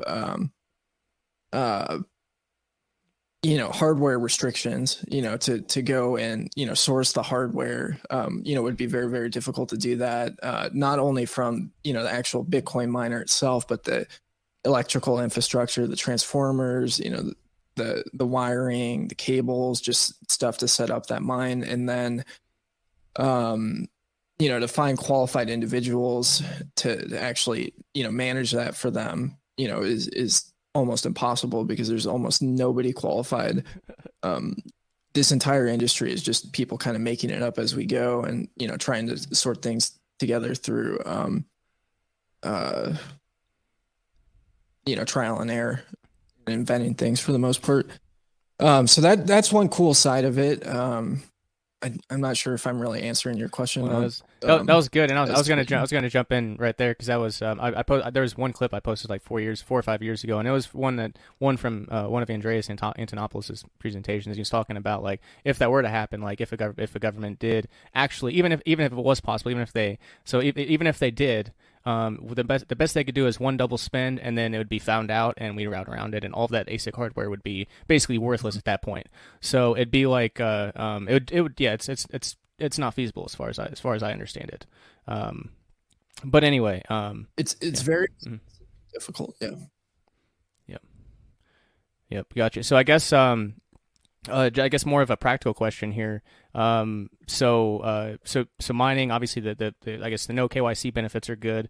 But I guess there are people now that are using their Bitcoin miners, to heat their house. Some people are heating hot tubs with them. People are doing, so like, like getting paid Bitcoin to sit in your hot tub. That's kind of crazy. And then getting into bigger ideas too. Like if there's a distributed network of PAZNIA Bitcoin miners, have our own, I guess, our own mining network. So, I guess, if you want to talk a little bit about the unique uses of Bitcoin and at a personal level, and then, I guess maybe how the I guess an actual Bitcoin mine could look and come, I guess, just your thoughts on that overall. Sure. So I think, there's definitely some pretty interesting applications when it comes to the PAZNIA network. I think one of the big ones is like I mine at home. I don't have, a ton of miners because my electric bill, is very poor. I pay about 13 cents a kilowatt hour. And so, on average, like a good rate is probably for mining is probably about, 6 cents. That's ideally what you want to be paying or below, well below that. The lower, the better. I'm also capped at a certain amount of electricity that I can consume at my home without, doing a bunch of expensive upgrades. And, I personally don't own my home, so it doesn't really make sense for me to do that, even though the landlord is, okay with it. So, hosting becomes an interesting discussion for me, and hosting, has a really bad name right now because, mining is very difficult to actually implement successfully. And a very good portion of the people that go out and try to do it, fail in the process, for a variety of reasons. The biggest one is just the economics are brutal. But say there's an individual in the PAZNIA network that has, favorable electricity costs at their home, and they can, run 10 kilowatts of miners, per example. So that's about 3 miners. I could potentially, send them a miner and pay them to run it, at their home essentially. So that's kind of an interesting way to think about it. There's also generally businesses have lower electric rates. So if you're a commercially zoned or you're industrially zoned, you're going to have a lower electricity rate than residential. And I think small businesses or just businesses in general that already have infrastructure, it's an awesome way to, generate more revenue and provide a decent service. So, say for example, I have a customer who has a friend that runs a candy factory in the South, and they get charged about 4 cents a kilowatt hour. So he hosts his machines with that guy, and the way that they have the arrangement is like every 10 machines that this guy buys, he buys the candy shop one machine, and that's kind of the way that he handles, or it might be the X amount of time. So that's the way that he handles hosting fees, essentially. And so he manages it for that company. They get Bitcoin revenue. It's a pretty, sweet arrangement. And to this company, this big factory, the power bills of this guy running his miners are kind of negligible. So they don't really care. And it's a, added business expense for on the books, income. So it's, kind of a favorable hack. So, those are some like interesting implication or potential, ways to apply this to the PAZNIA network that I think would be pretty cool. Yeah. And I guess how realistic would it be to run some of these miners off of solar? Because I've got 400 watts of solar panels and a charge controller here in Chicago that I'm not using. And if we can get them down to PAZNIA Veritas, I think they would be much more appropriately used generating crypto. Like, is that a possibility? Will 400 watts work? Not really. So I think solar is like, it's not good for mining because mining is so energy dense and it's a constant draw. So, I mean, you can use it to subsidize, but I don't think it, it's very economical to go out and buy, solar infrastructure, to try and subsidize your miners. It's so like, this is an interesting, use case, because you could ship it down to Rayo and it could be used to subsidize a little bit, but your average miner today is drawing a constant 3.2 or 3.6 kilowatts, and it's only going up in energy density, which kind of renders solar, just unfeasible. Like miners are very successful, or miners that are successful go and exploit inefficiencies in the grid, and so like there are miners that benefit from subsidized solar prices or wind prices. A big one is hydro power that's just, kind of out there being, squandered, some government funded setup built a massive hydro dam in the middle of nowhere that with power that isn't being used that miners can go in and get. And I think, that's interesting, and it has been a topic I've looked at a little bit is like, what are ways that individuals can generate power on their own? Solar seems to be, pretty disappointing where it's at right now versus, gasification or, you building a little water turbine on a river. Various things like that. Like, I think solar is useful for like there's something like, a lot of people, ask me about, and I think the first challenge is like, how do you operate, your daily life on solar, without any sort of, interruptions compared to grid power? Like that's the first challenge that, we have to get to before, which very minimal or very few people are able to do without, exorbitant investments that just don't make economical sense. So, yeah. Is there any amount of solar that would be feasible? Like if somebody had a huge, like 2,000, 3,000 watt, like, I don't know how much that you said you needed what, 6 kilowatts an hour?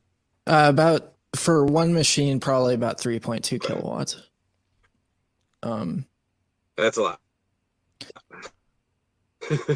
It's a tremendous amount. It's very, very energy dense.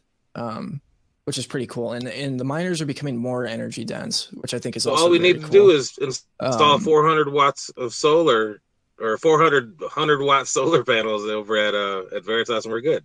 So one idea, That's terrible. One Holy idea crap. to come at this from is this idea of, do you have a use for waste heat? So if you have, for example, a chicken coop that needs heat in the winter, you could get an old miner for like $120. You can ratchet it down to 300 watts, and you can heat that thing all day. The biggest problem with solar tends to come at night, obviously. Yeah, that's interesting. But as far as like commercial mining and trying to make serious profits with mining, solar is definitely not the way. But if you're thinking about it, from a perspective of, I already have some power because I invested in these panels or whatever, and you have some use for heat. Maybe you want to heat water, for example. Or that's another great example that guys are hacking together their water. Or maybe water a Sprinter heaters van. Yeah, that's maybe mobile is a little bit more difficult, but yeah, these are all things to kind of think about if this is something that you want to hack around on at home and use it as a project to where you want to maybe not worry so much about profit, but to have that waste heat and get some KYC free Bitcoin. That's maybe a better way to think about it on that scale. Yeah, I heat my home in the winter with Bitcoin miners, and it's fantastic. Another example of that using the waste heat is, I know I have a customer that owns a bowling alley, and he eats the bowling alley with Bitcoin miners, and so yeah, it's totally doable. I definitely I think the applications in the future of using it to heat miners to heat water are going to be very interesting. Based on what I've seen right now, it's a massive headache, for a variety of reasons, just because the manufacturers don't like to, work with our creativity. They build the machines a certain way. I can go deep into that topic. But it's going to be a thing in the future. I think is very, very promising. But if you set out with the goal of doing that right now, you're probably going to deal with a lot of pain and spend a lot of money tinkering. So awesome. Yeah, that's all really valuable stuff. It's all really valuable stuff. Let me see. I guess the only thing that came to mind when you were talking was, and I guess one of the thing that came to mind with the PAZNIA Bitcoin mining network is, trusted Bitcoin nodes versus, just connecting to a random node. And I guess if we had a distributed Bitcoin mining network, that would also probably give us, a selection of trusted nodes to choose from. As we were talking about with mining, some nomads can't, run host or run their own Bitcoin node or whatever. So I think that's another potential benefit and positive to maybe strive for. Oh, and then I guess the other note that I have here that I guess I forgot about from a few months back was, and I don't know how this will work out yet, but as another incentive for joining the PAZNIA network, maybe as like a tier 3 stakeholder perk, there's maybe you get some KYC free Satoshis each month or something like that, from the mining network. So yeah, I don't know. Yeah, again, I'm not sure how logistically this will all work out, but go ahead. Well, how does anyone have an opinion on Bitcoin Lightning and how that could allow for microtransactions maybe in mining? Yeah, I mean there's some attempts to integrate Lightning into mining, and it's just not been super adopted. And I think part of the reason is because the majority of the market is large scale miners or medium scale miners that are dealing in amounts that it doesn't make sense to use Lightning. But I mean, you very well could withdraw the funds from a mining pool, move it over onto Lightning and then do payouts to people that way. And that might be, a pretty good way to go about it. So I think Lightning has a lot of promise with micropayments, and it has a lot of really cool applications right now. that you can begin to be using. I use it pretty frequently, just passing funds, to content creators or, to friends, back and forth. And then from like a standpoint of like just, small transactions. So like, say somebody brings something to a Bitcoin meetup that I want to buy, I generally have $100 worth of Bitcoin on my Lightning wallet, to do a transaction right there. Because just it's easier than you will, but in this specific instance, there's not a lot of infrastructure pertaining to mining that overlaps with Lightning. Not yet. Not yet. Cool. I know we've been with our project with Trent. We've talked about integrating Lightning payments. Hold on. Sorry, video playing in my ear. Yeah, we've talked about integrating Lightning payments into Kickstart for time later. Yeah, I mean, I think like for the PAZNIA like general fund, that'd be a really interesting thing to explore, because individuals would be able to, donate very small amounts, and maybe not feel the pressure of like, oh, I have to do a larger transaction. There's other things like, I'm not sure if you looked into Rayo, but you can like set up your podcast so that listeners can send you small amounts of Bitcoin while they're listening. So say I like set up like I'm going to send you 10 Satoshis per minute that I listen. There's a lot of really cool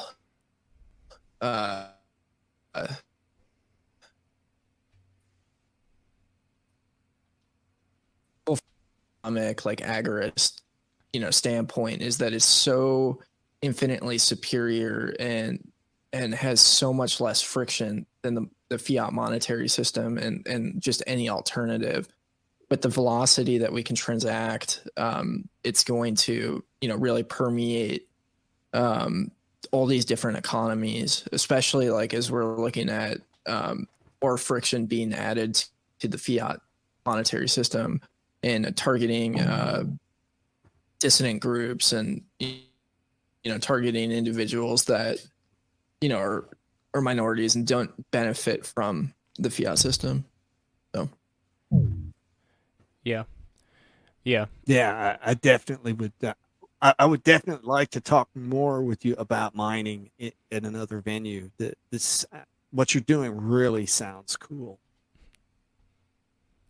Yeah, and I'm glad you brought up the I guess the podcasting aspect of that too. Yeah, the paying certain amount of Satoshis per minute or whatever. And I do plan on getting on Lightning as another one of those. I gotta get a full node set up, and maybe that'll correspond with mining at the distillery with super cheap energy. But I don't know. That's a project for maybe a year down the road or whatever. I'm not ready to tackle that yet. But yeah, I would love to. But I guess getting a Lightning node to connect to do that wouldn't be too difficult either. And I guess I do use Voltage for BTC Pay server right now, so I guess I could expand out further too. So. Yeah, there are options. Well, see, that's where Start 9 they're going to provide you with a Lightning node, right? Essentially, yeah. Dave, provide Lightning nodes yet? Yeah, we do have the whole stack, and what's nice is, we have a dependency management system so that the user doesn't really have to fully understand the stack that they're working with. But so, for example, if you wanted to run as a business, you said, or if you wanted to run a Kickstarter or something like that, and you said, I want to run BTC Pay server, you go to the marketplace, you'd install that, and it would tell you, you need Bitcoin in order to run this. So here's the link to install that. And then if you choose to optionally, if you want to take Lightning payments or use it as a Lightning wallet, you will optionally want to install an implementation of that. And we have LND and CLN available right now, which you can run simultaneously as well, which is nice for playing around, experimentation, and learning how the network works, as well as deciding, maybe which of those implementations might work best for you. Cool. Educate me a little bit about the Lightning Network with regard to traceability and tracking if we set up if we set up a separate link for a Lightning network, is that something that's easily traceable, or only if you're operating the node that the transactions are going through? So the most private situation that you can create with Lightning is if you have two users that run a node and they open a private channel. That channel is not really, it's not advertised to the network. And so, and then you can have between you the equivalent of a bar tab where you're passing funds back and forth. And so that would be kind of the most private way to use a Lightning channel, and over Tor, of course. If you are using if you are, say, like if PAZNIA had its own Lightning node, it would make more sense for that to be public. And, while, tracing the routes of payments is a little bit difficult because that is originated and created by the sender, that is still going to be somewhat more public. It's definitely more private than a on-chain transaction. There are a lot of privacy benefits to Lightning, but it's not the number one use case. Still kind of pseudo secure. And I just read a paper the other day from some academics, of course, take that for whatever you will, that they claim that Lightning, as it scales, it gets less secure as it scales. And like I say, take that for whatever you will. That may just be propaganda. I mean, I think there's a lot of development, like exciting development coming onto Lightning to make it more private, and it definitely has its setbacks and challenges, and I think on-chain, significantly easier to be private on right now. But I do know that there's some significant money going into Lightning. I have an acquaintance that has done some consulting with me that that's what he does every day, is he works for a company that does Lightning. So, and they said that even with the downturn in Bitcoin, they were going to continue to fund for another year or two. Yeah. So, going back to the example that you just described, Dave, the peer-to-peer example, is that truly peer-to-peer where no transactions have to be, no information about the Lightning? When you have two individuals set up with a Lightning node and they're interchanging value between the two of them, it doesn't have to be settled or go back to the main chain at all. It's completely peer-to-peer. So is that right? To clarify, an on-chain transaction is required to open a Lightning channel, and so to that extent, the answer is no. Gotcha. As far as now you can use on-chain privacy tools like coin mixers and things of that nature. One of which we just added was Jam, which is a front end for Join Market. Those are tools that you can use to obscure your on-chain transaction, which you can then use to create your channel with your peer. But the nodes, Lightning nodes, are peers, and they, while they understand the Lightning network graph, they are not sort of required to announce everything that they do. Gotcha. Now, one last question I have with regard to the whole Lightning and the fact that Start9 Labs has got a position in that as a company. As we see the pressures of coming down to go cashless and the CBDC that's looming, that's going to be happening at some point, we know that's going to re-roll out. What do you project in the future with regard to Start9 Labs' position when the government finally comes out and eventually says, everything's counterfeit except for CBDCs? I mean, because we know that that's probably going to happen. So when that occurs, what's Start9's position going to be? Yeah, that's a good question. I'm not sure that we have a precise contingency for that, which I believe we should. It's a good conversation. I'm going to bring that up immediately. But as far as our position as a, quote unquote Bitcoin company, there's a couple of reasons that Bitcoin is a big part of what we do. The first reason is that people that use Bitcoin immediately understood what we were doing because they want to run the node themselves such that they don't have to trust a third-party node. So that was one reason, is that we have so many Bitcoin tools is that that was the crowd that immediately understood what we were doing. Now, again, Bitcoin is not required in any sense. If you choose to run your own Embassy OS server, you do not have to install Bitcoin or Lightning. And there are other projects working on adding their node cryptocurrency nodes as well. Now, whether or not those will be in our official marketplace or you get it from their repository, we don't know yet. We're actually considering lowering the amount of services we support just because we're getting a little bit overwhelmed. We're approaching, I think, 40 some services, and it's a little bit untenable for us to provide support for all of them. So we're probably going to pare that down to about 20 things, like very well maintained, and then Sure, the popular ones, trust in the ones that are in demand. Yeah, absolutely. And then trust in the community to step up, or the upstream developers to step up and help maintain those packages. But yeah, as far as what would happen from a company's perspective for Start9, if let's say we have a situation where there's kind of a popular theory forming about this idea that Bitcoin is in some way either regulated to death or split in two, essentially, where you have sort of KYC Bitcoin and non-KYC Bitcoin, and they kind of have different values even, arguably two different currencies.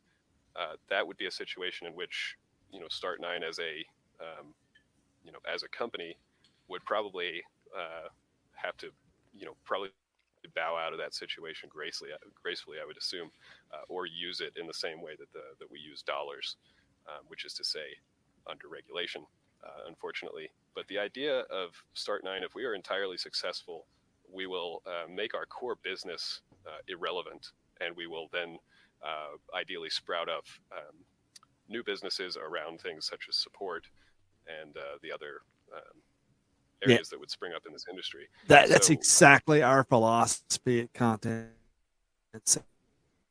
too, by the way, that we don't see it as necessary. We can make money other ways.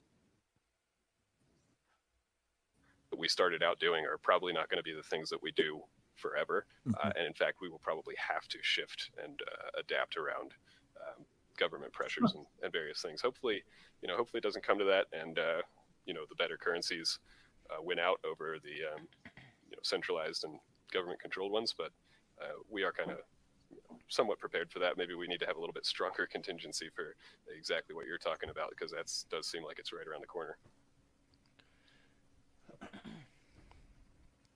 Just educating people about the nature of CDBCs is an important facet. I think all of us, individually as well as company-wide, should be striving to do with the people we talk to about cryptocurrency, because, you know, we know how evil it's going to be. We know how tyrannical it's going to be. So getting people that are mainstream or don't even know very much about cryptocurrencies, getting them to see the difference, that there is a big difference between things that we use and these CDBCs. That's really key. Most people are clueless. They think of them as the same thing, or the government's going to try and push them as the same thing in some respects.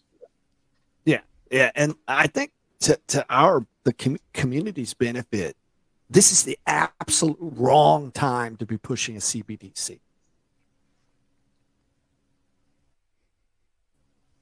There's no doubt that you're going to get the most pushback, more so than the Federal Reserve being instituted. And I think the one thing that is kind of a hopeful sign is that this is going to be U.S.-based regulatory issue. And with the splitting of the monetary system globally, that means that there's going to be spaces in other jurisdictions where these things will just be ignored. Interesting. It's a good thought. It's not the solution, though. The solution should be yes, but at least, of course, it's better than not. Yeah, I think it's a revolution that is happening and will happen on an individual basis, and why things like this are so productive. Like the PAZNIA Bitcoin Fund, in my opinion, is probably substantially more impactful than, you know, Michael Saylor buying tons of Bitcoin and, you know, promoting it and like trying to be a spokesperson.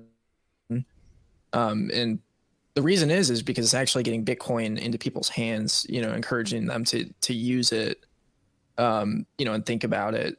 And I think stuff like what's being discussed here is underappreciated as far as its general impact. I don't think there's really like we have the market behind our backs on this. You know, individuals are going to realize that they're being taken advantage of and screwed, or at least some will.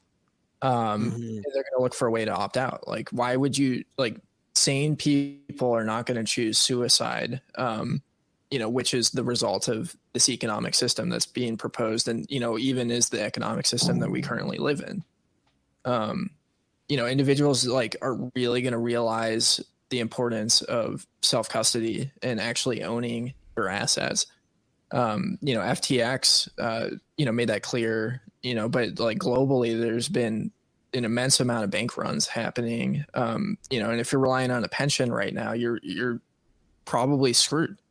If you go and you look at pensions across the board, like these traditional financial tools are just not effective in our Ponzi schemes. And like, okay, you know, Bitcoin is down, but you can control your assets and you can, you know, move them freely and you can, you know, leave the jurisdiction that you're in with your assets. And that in itself is so, you know, incredibly powerful.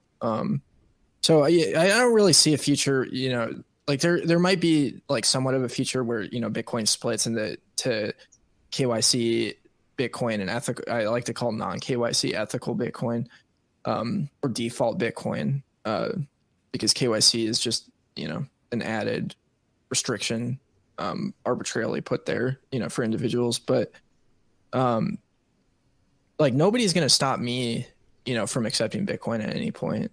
Like, I think like overall, you know, companies all have guns to their head. They have to essentially have bank accounts, you know, to pay the thieves or coercers.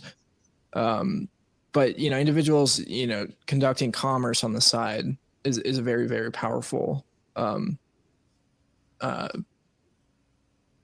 it's a very powerful thing that I'm very, very excited about. Yeah, Bitcoin creates a lot of. Alex, a personal question: would you consider yourself a Bitcoin maximalist, or are you invested in other cryptos as well? I think I'm more of a freedom maximalist, is what I would call myself, which I think leads me to being aligned with Bitcoin maximalism. Like I don't really get upset. So like, you know, say for example, I don't buy drugs, but like say for some reason that somebody goes on a darknet website, and they only accept Monero. I'm not going to go after them, you know, for using Monero. But if somebody says, you know, Monero is the way that we revolutionize, you know, the financial system and take down the Fed, I will be disagreeable, you know, with that statement.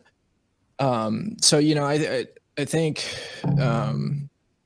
there's a lot of stuff that, you know, is misguided, but yeah, I'm only interested in, you know, in Bitcoin personally. You know, if people have legitimate use cases, like, you know, stable coins is a big part of, you know, the way our company does commerce, and it's really the things that stable coins are built on, like Ethereum and Tron, I don't see them viable long term, and I don't see the dollar viable long term. So I think Bitcoin's the solution. Like I wish the Chinese vendors would accept Bitcoin, and that would make our lives easier, but they don't, you know, for the time being. So but that's kind of my perspective on it. Like I'm not, like, I used to be a lot more dogmatic about things than I am now. Like I don't, like, sometimes it makes sense to you know, mine altcoins. I don't think it's generally a good way to go about things, because I think it's incredibly risky and the economics aren't as stable, but I don't go after people for doing it. I generally try to advise against it, but for a very long time, mining altcoins was a very lucrative way, with graphics cards to mine at home versus ASICs. And that has kind of been kiboshed for the time being because of Ethereum, which is kind of the argument against doing it, is because these people arbitrarily change their protocols. So, yeah. Are any of you, I know you're familiar with it, Matt, because I've spoken to you about it before, but are you familiar with a crypto project called Qortal? Qortal? They're another cryptocurrency project that out of the thousands, of course, but they have very high goals in terms of trying to, we mentioned earlier that Start9 Labs had the idea of replacing the whole infrastructure of the internet. Well, that's what the goal is of Qortal, and they've got a really good handle on a lot of the things that most other crypto projects fall into as traps. They don't ever want to be listed on an exchange, for example, and they really, the guys that are heading it up are very good in terms of their freedom orientation, and their development staff is growing all the time. So, I mean, I can't really describe it in detail, but it's something that if you're curious about other cryptocurrencies, that would be one that I would recommend. Yeah, I would definitely suggest you look at them because I like them because they're so audacious. Their philosophy is just entirely different than the establishment, and they insist on certain things that people will say are just crazy, but it's working. So I like that. There's a lot of contenders out there. There's a lot of them that we don't even know about. I mean, so who knows what might happen in the future? And at any rate, yeah, it's getting late, so I'm going to be tapping off here too. But it's fantastic time here, Ray. I appreciate you putting this together, and Bueller, good to see you again, and nice to meet everybody that was here. So thanks again for everybody. Hey, yeah, I got to go too. Thank you, Thomas. Yeah, Thanks. Good to see you, Thomas. Thanks for coming. Well, have a good night, guys. Yep. Thanks a lot, guys. Much appreciated. So, all right. I guess that concludes the third PAZNIA Second Realm Assembly. Don't really have much else to add. That was definitely a long discussion, but hope you guys enjoyed it, found it of value, and we'll keep a lookout for future assemblies. I guess the next one might be maybe a development meeting for Pirate Box tutorial videos or something along those lines to get these solutions out to more folks. So anyway, stay in contact at PAZNIA.com and VonuPodcast.com. Until next time, always remember, Vonu is yours for the making, and the Second Realm is yours for the building. Cheers from the Free Republic.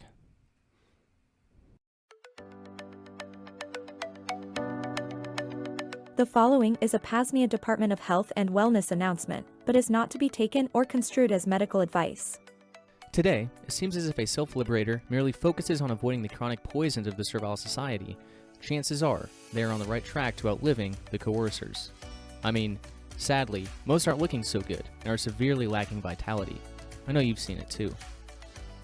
But despite my tireless efforts in trying to educate myself, I'm still finding things whose significance I overlooked. Areas like heavy metals and excess linoleic acid, polyunsaturated fatty acids immediately come to mind. Of course, I'm not saying I didn't realize heavy metals were bad, I just thought I was doing really well in avoiding them. That is, until I got a hair mineral analysis test back, which indicated high barium and arsenic, likely from Gulf seafood, and then high mercury levels too, potentially residual from Babylon Pharmaceutical stabbings. And even a trace amount of uranium. Wild. Where in the shit would I come in contact with uranium? You know that saying, don't ask the question if you won't like the answer? This might be one of those times. You're probably like me too. You despise the murderous death cult that is Babylon Pharmaceuticals, and how absolutely they hate privacy. Quack doctors don't know what tests are good either. In terms of blood tests, blood levels aren't indicative of tissue levels. Meaning just because you have such and such amount of it in the bloodstream, doesn't mean it's getting into the tissues. A complete blood count and lipid panel can give you a slight insight into your metabolism, but way down the imbalance and disease process. Worse, these tests are basically captures into the system, scaring people onto high blood pressure meds, statins, etc. Some liver tests can be valuable, though most everyone is chronically diseased and chronically poisoned, and so yeah, of course, liver inflammation enzymes are probably going to be elevated. I could have told you that. So then, what test can actually provide value? At current, speaking in terms of convenience, cost, privacy, and insight, it has to be the hair mineral analysis test via Walk-In Labs. Here's what you do. Go to PAZNIA.com/hair. This short link will take you to the aforementioned tests with our affiliate link. Place an order for the test. The only valid information needed is a mailing address in which to receive a small envelope and an email address to receive the test results. When you receive their mail, read and follow the instructions. Then put the sample back in the envelope and drop it in the mail. Note: hair taken from the head will provide a short-term insight. Pubic hair is better for long-term, chronic insights. If you're interested in this test, the latter will probably be more worthwhile. Exact timing varies depending on location, but they will email or text you when your results are ready. See results. Now, if you've got any high heavy metals in particular, you've got a great target in terms of detox. You can choose specific homeopathics, herbs, or other chelators. For example, maybe supplementing silica to deal with aluminum, and maybe some zeolite or chlorella and cilantro for a general heavy metal detox. Further, you have 22 other nutrition points, essential elements to work with, helping you pinpoint specific deficiencies, improper ratios, for example, copper to zinc or calcium to magnesium, etc. When you understand interactions and antagonists, much can be gleaned from this information. And you didn't have to interface with a doctor or really reveal any personally identifiable information to do so. It's likely you saved quite a bit of money too. Again, please visit PAZNIA.com/hair and consider placing your order for a hair mineral analysis test today. And while I'm thankfully not a doctor, I'm always here to provide any assistance I can. Just email coordinator@PAZNIA.com and I'll get back to you ASAP. One more time, PAZNIA.com/hair, PAZNIA.com/hair, or to check out the catalog of tests they offer and support our efforts here at the Free Republic, just visit PAZNIA.com/walk-in labs.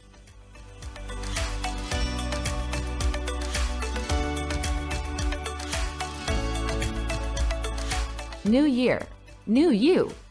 The following was the P.A.Z.NIA Department of Health and Wellness announcement, but is not to be taken or construed as medical advice.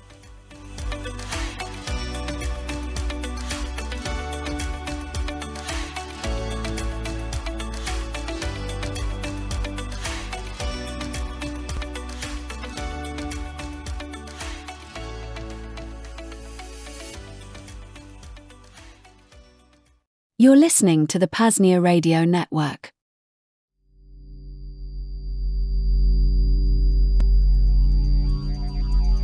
Good day, fellow self-liberators. Daisy Free Robot here with some critically important links. First off, PAZNIA.com/books2. This link will take you to a page with free PDF downloads to books, zines, and other publications in the realms of self-liberation and Vonu. Save some copies yourself. Throw them on the dark net, burn them to flash drives, store them on blockchains, throw them in buried 55-gallon drums, or whatever. Make sure they never disappear. Again, PAZNIA.com/books2. Second, PAZNIA.com/simplex. Here, you can find links to the numerous and growing selection of simplex PAZNIA chats, ranging from the General Committee of Correspondence, our Department of Technology, the PAZNIA Radio Network, all the way to PAZcraft, the chat group for our own self-hosted, open-source mine test server. That is PAZNIA.com/simplex. And finally, with mention of PAZcraft, there is also our own server that you connect to. For more information and connection details, visit PAZNIA.com/PAZcraft. Again, PAZNIA.com/PAZcraft. Thanks for being here. Now, back to the transmission.